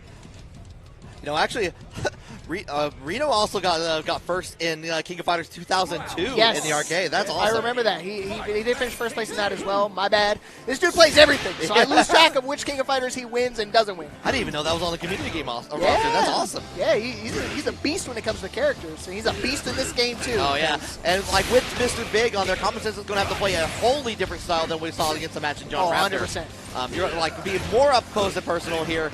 You're going to be able to fire away, but Mr. Big has options away from it. Denying the projectile with the rep blow, trying to throw it away on here and trying to keep Mr. Big from approaching. Again, it's one of the newer characters behind, just behind Geese, so you're not ready for it. It really catch you off guard. This old man's got some moves. Oh yeah, like going to teach you a lesson. Overheat is in place for Common Sense here, but not stopping on it, ready to block that. You know what? You were saying he's got to play a different style, but he's been playing very similar, very reminiscent of how he's been playing the entire time. Yeah, that has definitely been the case on this at this point here. Trying to go with the Refukin on there afterwards. I got a ground projectile on my own. Ground recovery on that, was able to go ahead and get a little punish. Man, and he's got cooldown as well. This is going to be a real tough ask. He just spend all of his resources, get back into an overheat situation, put him into a guess for game situation. Good call from Common Sense. Picking up where he left off. I like to see it. Oh, and waits it out here. Spent a lot of rev to make that happen and got the level 1. That was a smart decision from Reno. Okay. Gotta pay attention to it. Again, Rock can be a real slippery character. He's got, access to that little stance that he can really dash through you. If you're not ready for it, he can catch you off guard, especially with the command throw at his win. Oh, but just a bend on there at the very last moment. I got strings. He's doing strings! Can't believe he's finishing those. Again, significant life lead for Reno. The Shippukens coming out to play here. Common Sense has the full 2 bars ready to go in here. Not quite an SPG just yet. Reno still activating on here. Big damage on here. You can spend it all right now. You really want to spend it? No, he wants to save some of his resources. He's got a pretty big life lead. Rev's about even, just when I say that, but it doesn't matter when it all goes back down to 0. Final round here, game number 1. Número uno. How's your Spanish, Risky? I took French in high school, so not very good. But, no bueno. No bueno on that. But regardless here, I only speak the language of fighting games, as Common Sense is going to go and deny Reno the SPG opportunity on this, and half that life bar is gone. Oh my goodness. I know that language. I speak in numbers. 90 is the name of the game. Guard Crush. And City of the Wolves, with the Guard Crush meter, it's so easy to make that happen on overhit. You gotta really watch out for that meter. It's nice to get that reset, but it's one of those things you do not want to get blown out, especially if your opponent is recognizing that and just kind of looping you into that constant string of defense. Wild punish on the Moon Slicer. No way. Oh, from the jump in, was ready for the follow-up on there afterwards. Common Sense has a little bit of more to go in there. Losing it back. Nice. We get the counter hit, the crumple state on this big opportunity. No! He got an overheat. I don't think he realized his meter was so high. Oh my God, he's got to be able to close this out, and he is going to be able to do it for Rhino, taking game number 1. Reno. My bad, I got excited. Reno's acting like a Rhino, charging through on this. That's what it feels like, man. He's got some tough leather skin. Mm-hmm. Yeah, definitely. You do not want to mess right now on that. Common Sense did get a couple of light hits on there, but Mr. Big was already in the air and was able to go ahead and reconfirm on there afterwards, just like we're seeing right now with those conflicts from Mr. Big. Again, very misleading, deceiving. Big character, very quick buttons. He can close that distance, especially with his Rev able to go through projectiles. It can really catch you off guard. And if you're not ready for it, you better kiss your health bar goodbye. Building up a little bit on the gauge. Trump trying to see what he's doing. What you're doing is actually going to die and go into the next round. That's what you're doing, Common Sense. All right. Perfect game here for Reno. Set point to move on into top 8. He needs it bad. But Common Sense, again, I feel like he's not too far off. Not too far off here. But not if Reno has anything to say about it here. Finishing off with the Rev Blow. Just going in for the throw. No way. A God match to end off the set. We might get it. We might get it. Set that tone. Tell him I'm the greatest. I'm the king. I'm the chief. I'm the big one here. Give him the shocker. Here we go. One more interaction. Common Sense has got to play perfect from here on out. He's got no more second chances. This is loser side, so loser will be sent home. And the string, just trying to keep him in pressure. Going back to the Rapukin pressure. Ooh. Catch it again in the midair. Ooh. Okay. Nice rev flow again, reversal. He's got to be careful. He's got to do a few more of those, but look at his rev gauge. It's so high up for the both of them. And he caught him. Reno's been looking out for that command grab so often on it. I'm glad to finally see it get hit on that. The chat out there, the crowd going wild for Reno as it enters top 8. Yeah, coming out of Guadalajara, Mexico. So good stuff to the Mexican man himself. Another top 8 finish for him, just adding to that medal collection. He's going to fly back. He's going to have to explain himself why he's got 12 medals. Got that metal detector beeping off like crazy on that. It's like, what do you got in there? I got wins. That's what I got. I got dubs. I'm him. Como se dice? W's. Yes. There's 2 of them used. That's why it's a W on there. These are my enemies. My foes. We got 2 more matches, by the way, on this. Oh, yes. Let's go, baby. We got ourselves Gummy versus Too Easy coming up. Not just yet, actually. We're going to go to the other one. We got the Geo versus Terrence first. Ooh, okay. Again, we've been seeing all these guys tonight. They're hungry. They've got one more match to make it into top 8. Granted, it is the loser side of the bracket, but again, I think they just want to make it there regardless. Yep, indeed here. The trying to like more and more people coming over, looking at the excitement here happening on the City of the Wolves side here. And don't forget that when we get to top 8, that's going to be happening on Max Mode FGC 1, or just take out the numeral altogether. Max Mode _FGC is where you'll find it after these 2 matches. But, don't go anywhere right now. Just get prepared for that change. Yeah, you're going to be commentating top 8 with Cookie, right? No, that's going to be Fox and Cookie. So that's Fox and Cookie. That'll be a fantastic set to watch on that. This is my last one for the evening, actually. Same here. Yeah, I'm sad. It's got to end at some point. But it's we got a little bit more to go. We can end this with a bang. I got to give Diaz a thumbs up. He made it to top 8. He knows me. I know him. Like I say, he's a regular round in the breakout series. So I love to see the online competitors finally show up here in person. Yeah. It surprised me all the time. Like they're like taller than me. I'm already short, but when they're like towering over me, I'm like, God, dang, man. How's the weather up there? I'm one of those people that like I have to like meet a couple times, like put the face to the name before like finally clicks. And like with so many online competitors too, where I've only seen them like either in like the Just Frame or a breakout bracket or Paragon or TNS when they do City of the Wolves and like everything in between. It's like I finally put that. It's like oh wait, hold on, I got to play the Guess Who game in there. It's really cool to see though. That's how I met Alex, because I was just talking to Kujo K, another fellow commentator. I was just talking to her, and all of a sudden Alex walked up, and he's like, hey, man, nice to finally meet you. I was like, thanks, man. I have no idea who you are. And he was like, no, I'm Alex Smith. I was like, oh, snap, for real? That's sick.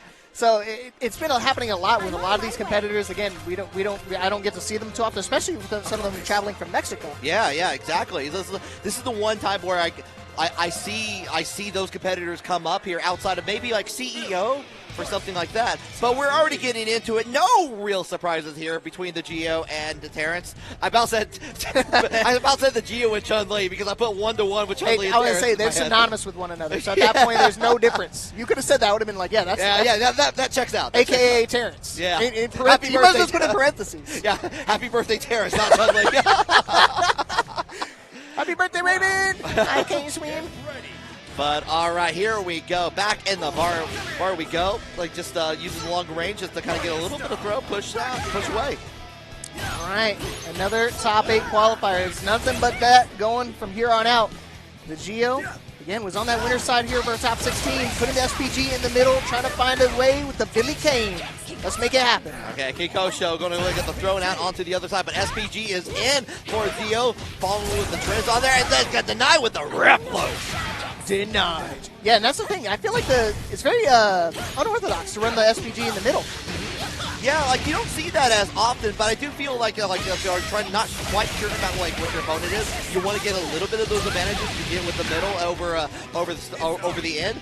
I feel that's a good first match on there. Unfortunately, you're out of it now. Terrence on the SPG, but we go again, get the throw, put the Terrence into the corner. See, that's the only thing I'm worried about the SPG at the very tail end of the health bar is that you get into overheat, you don't even get an opportunity to use it. And the guard crush coming in the full effect on there. K.O. equals victory for the Geo. All right. Geo starting off hot. Where are you a fan? Are you like at the beginning, the middle, or the end? I'm actually like recently I've been doing it at the very beginning because I like having the use of SPG on there. But some of the benefits on that where you get the little bit of extra damage towards the end, I'm starting to think about that more and more on here. But we're gonna go in. We get the reset. Yeah, I like to see it. Good old Chun-Li style. He does that a lot. He's been doing it the entire time, and he's not slowing down anytime soon. I got one for each of you. Let me do a reset again. No, not going to happen this time. Geo is ready for it. And again, 0%. Oh, that's what I say. They're going to spend quite a bit of his resources to kind of close that distance, push him to the other corner. Okay. Get the push out, vacuum all over. Like Terrence back over. Oh, yeah, get over here. Got to hit him with it once or twice. Terrence almost in overheat just because of that on there.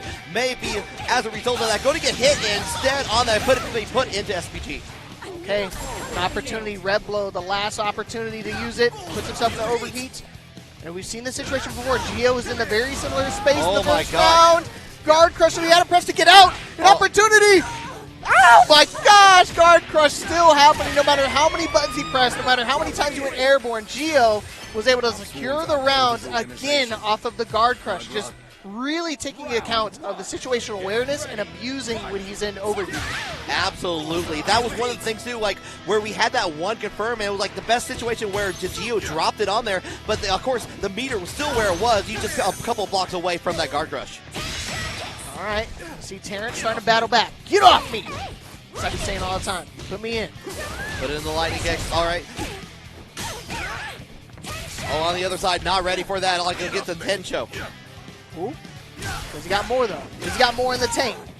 Yeah, he's got plenty of resources here. Just to hear out of SPG. This would have been big for him if he was an SPG, because that would have not put up his red gauge up so high, but doesn't matter. We're going to pick up where we left off. Okay, actually using the old tried and true jump off the back of the corner. There just to try to get away, but not for very long on here. Just goes in for the target combo. Ah, man, puts himself in overheat again, just trying to hold block on those. Got to get those JDs in the time. Notice, gets the counter up the air, off the 8D, but nothing off of it. Here indeed. Going to go in another guard crush to finish it off.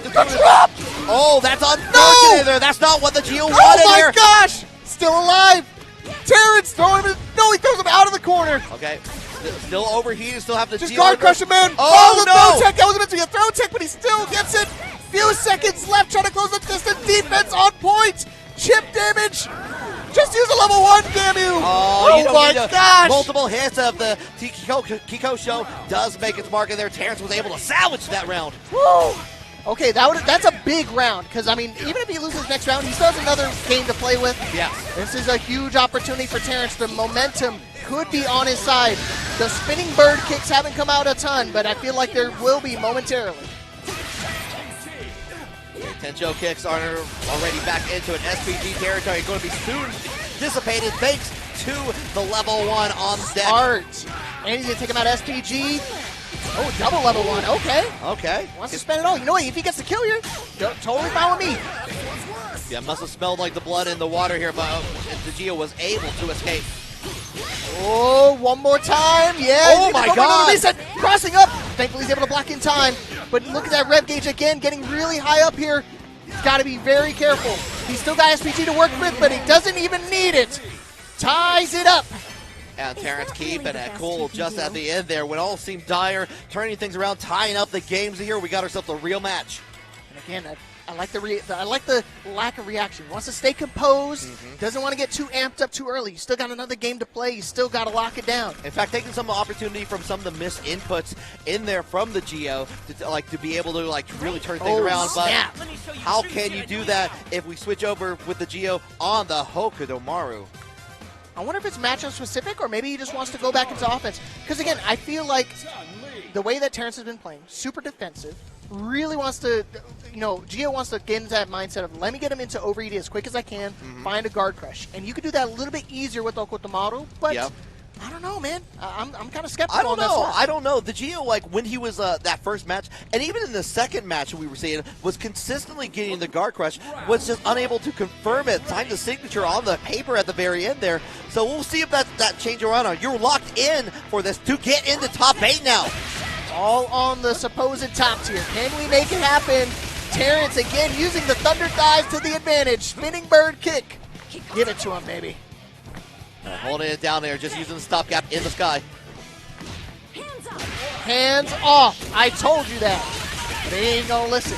Geo, the man, the myth, pushing to the corner. I told you, you're going to the corner. Yeah, get back there. Timeout. Yeah, trying to bait out a throw attempt. I like the dashing into nothing. Defense galore. Patience is a virtue.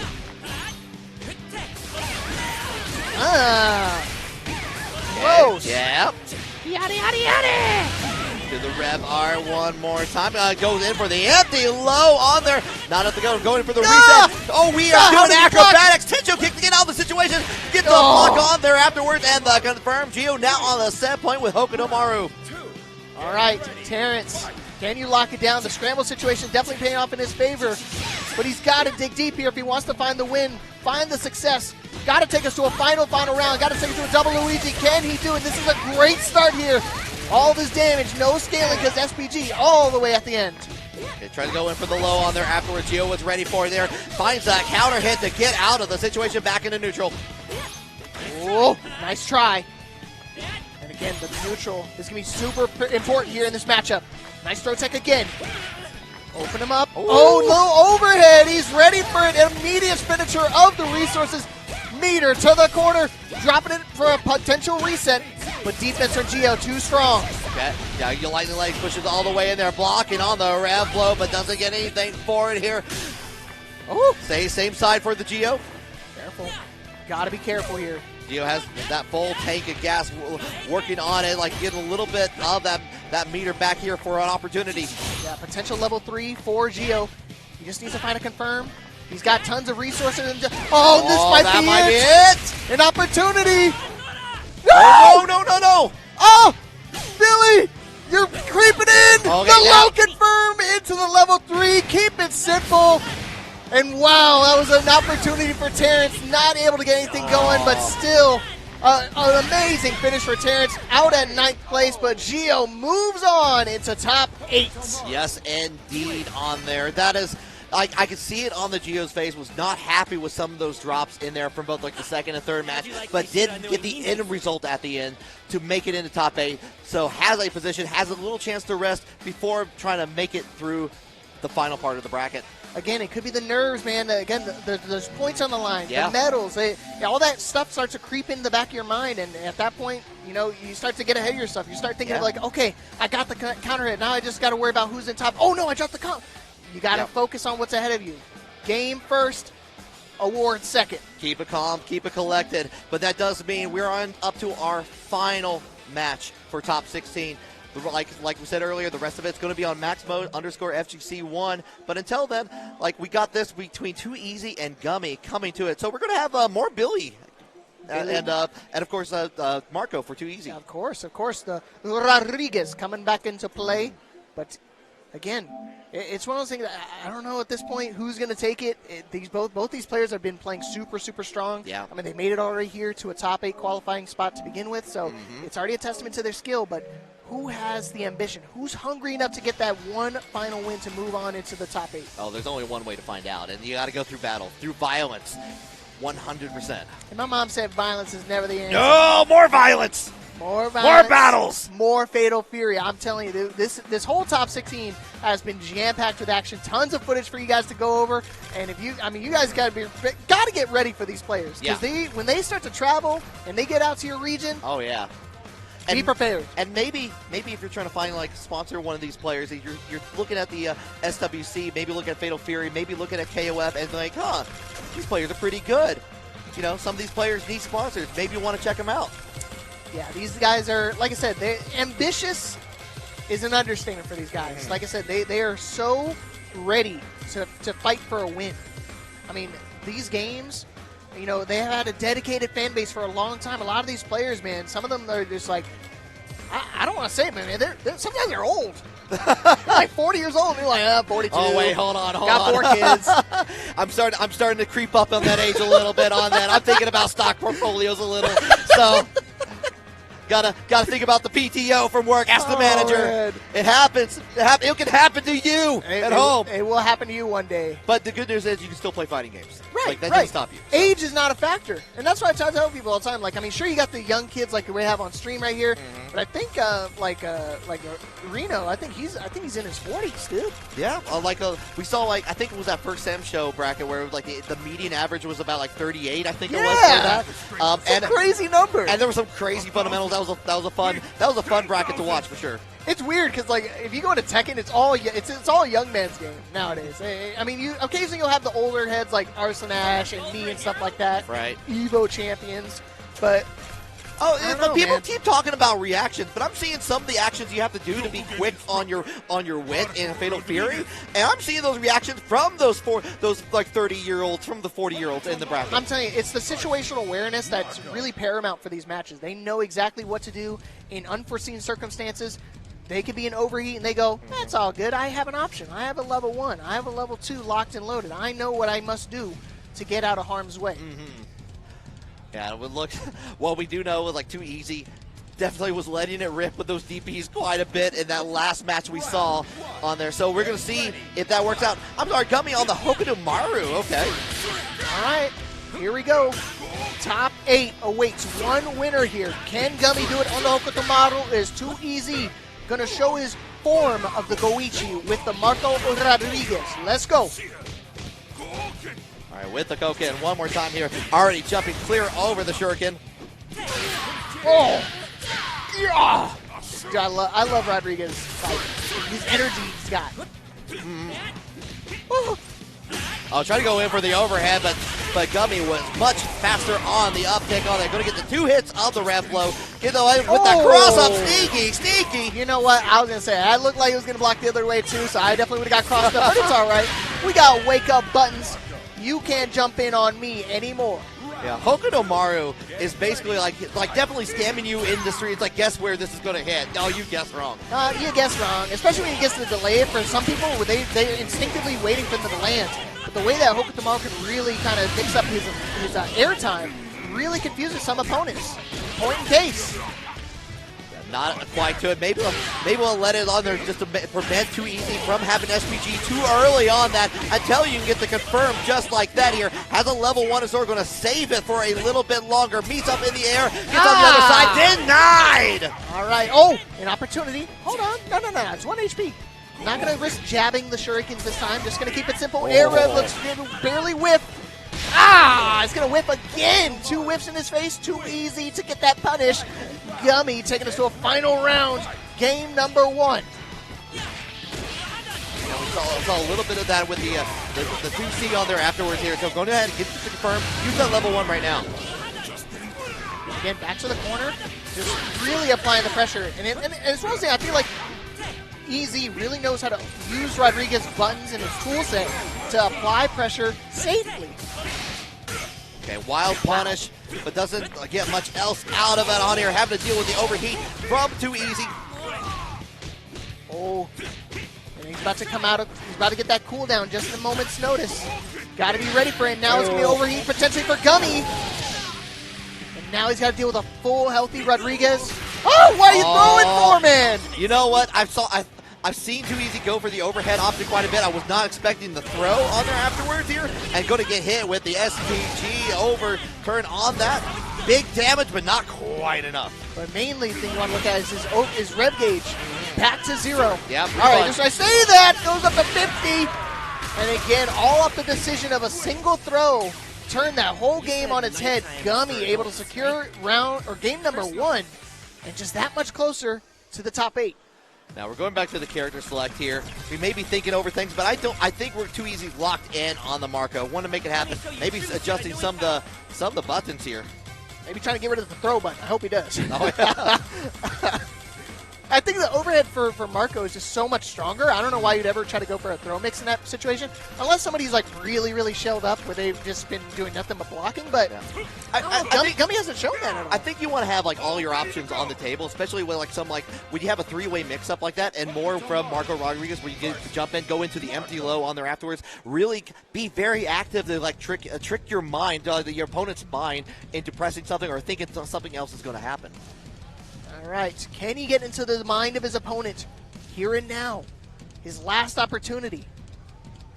A lot on the line. They see themselves. They know what's on the line.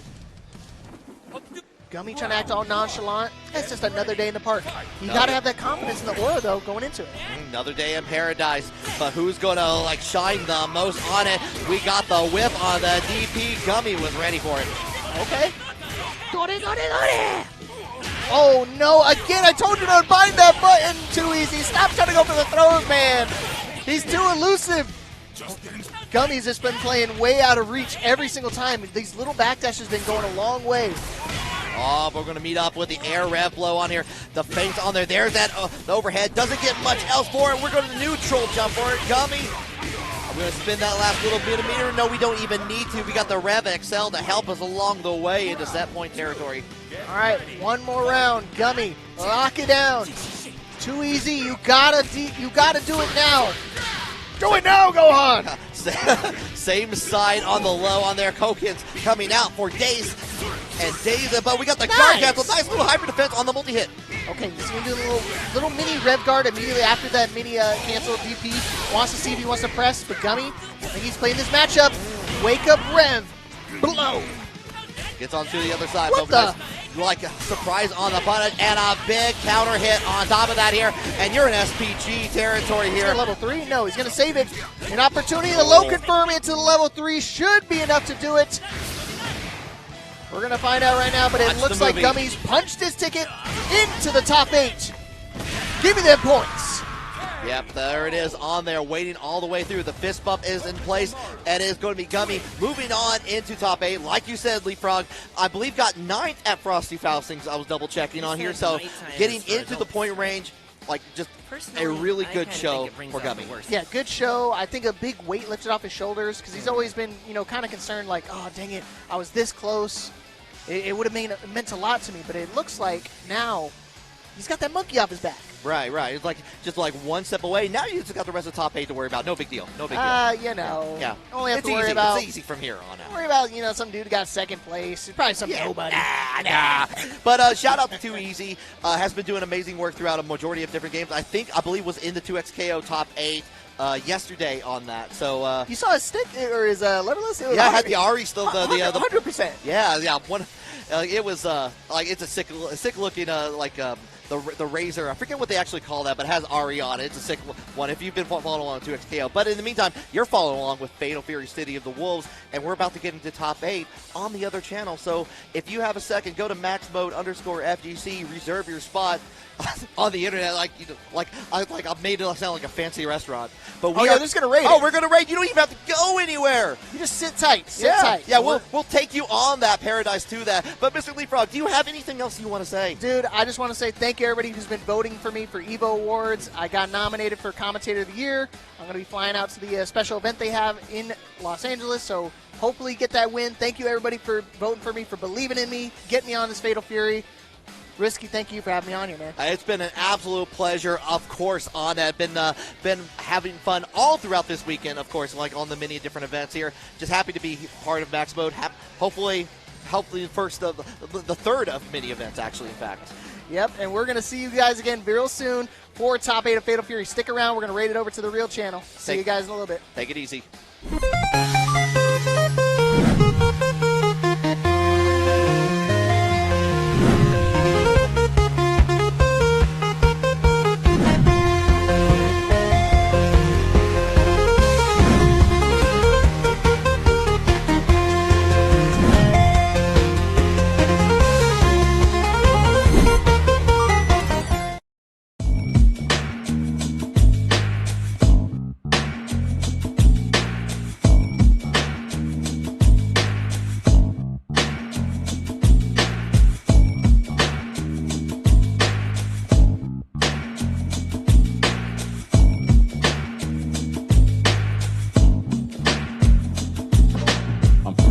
Stepping up the stage at the source with that Georgia organized noise too good to ignore. It's for sure you don't create and compete from the core. Unpure, F-a-core with the cinnamon nor.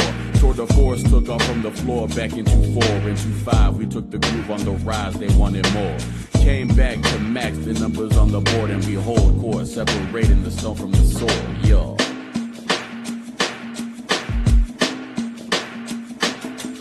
Not a single stone unturned, midnight oil burn. Better learn, you best invest so the lesser you earn. Meticulous at unholy levels, splitting fish heads, dwelling in details, well aware that the devil been there. This ain't no rent fair, spare me with your fantasy and make believe. Mistake it, take it, fake, cause these is real rewards that plain to see. Daily elbow grease, reap what they'll fail to remotely reach. I say my piece, they gon' play around, we gon' play for keeps.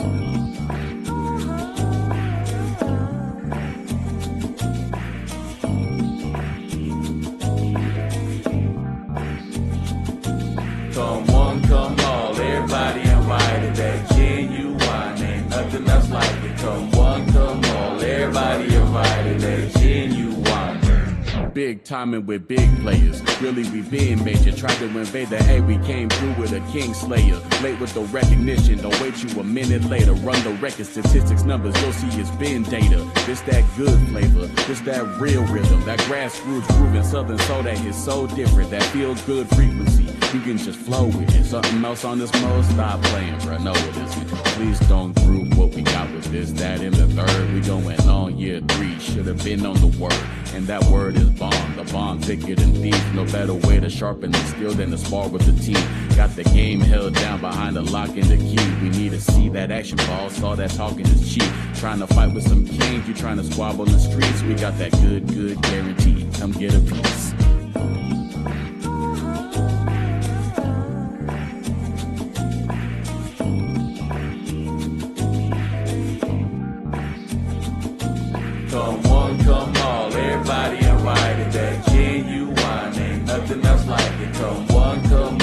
everybody on fire today.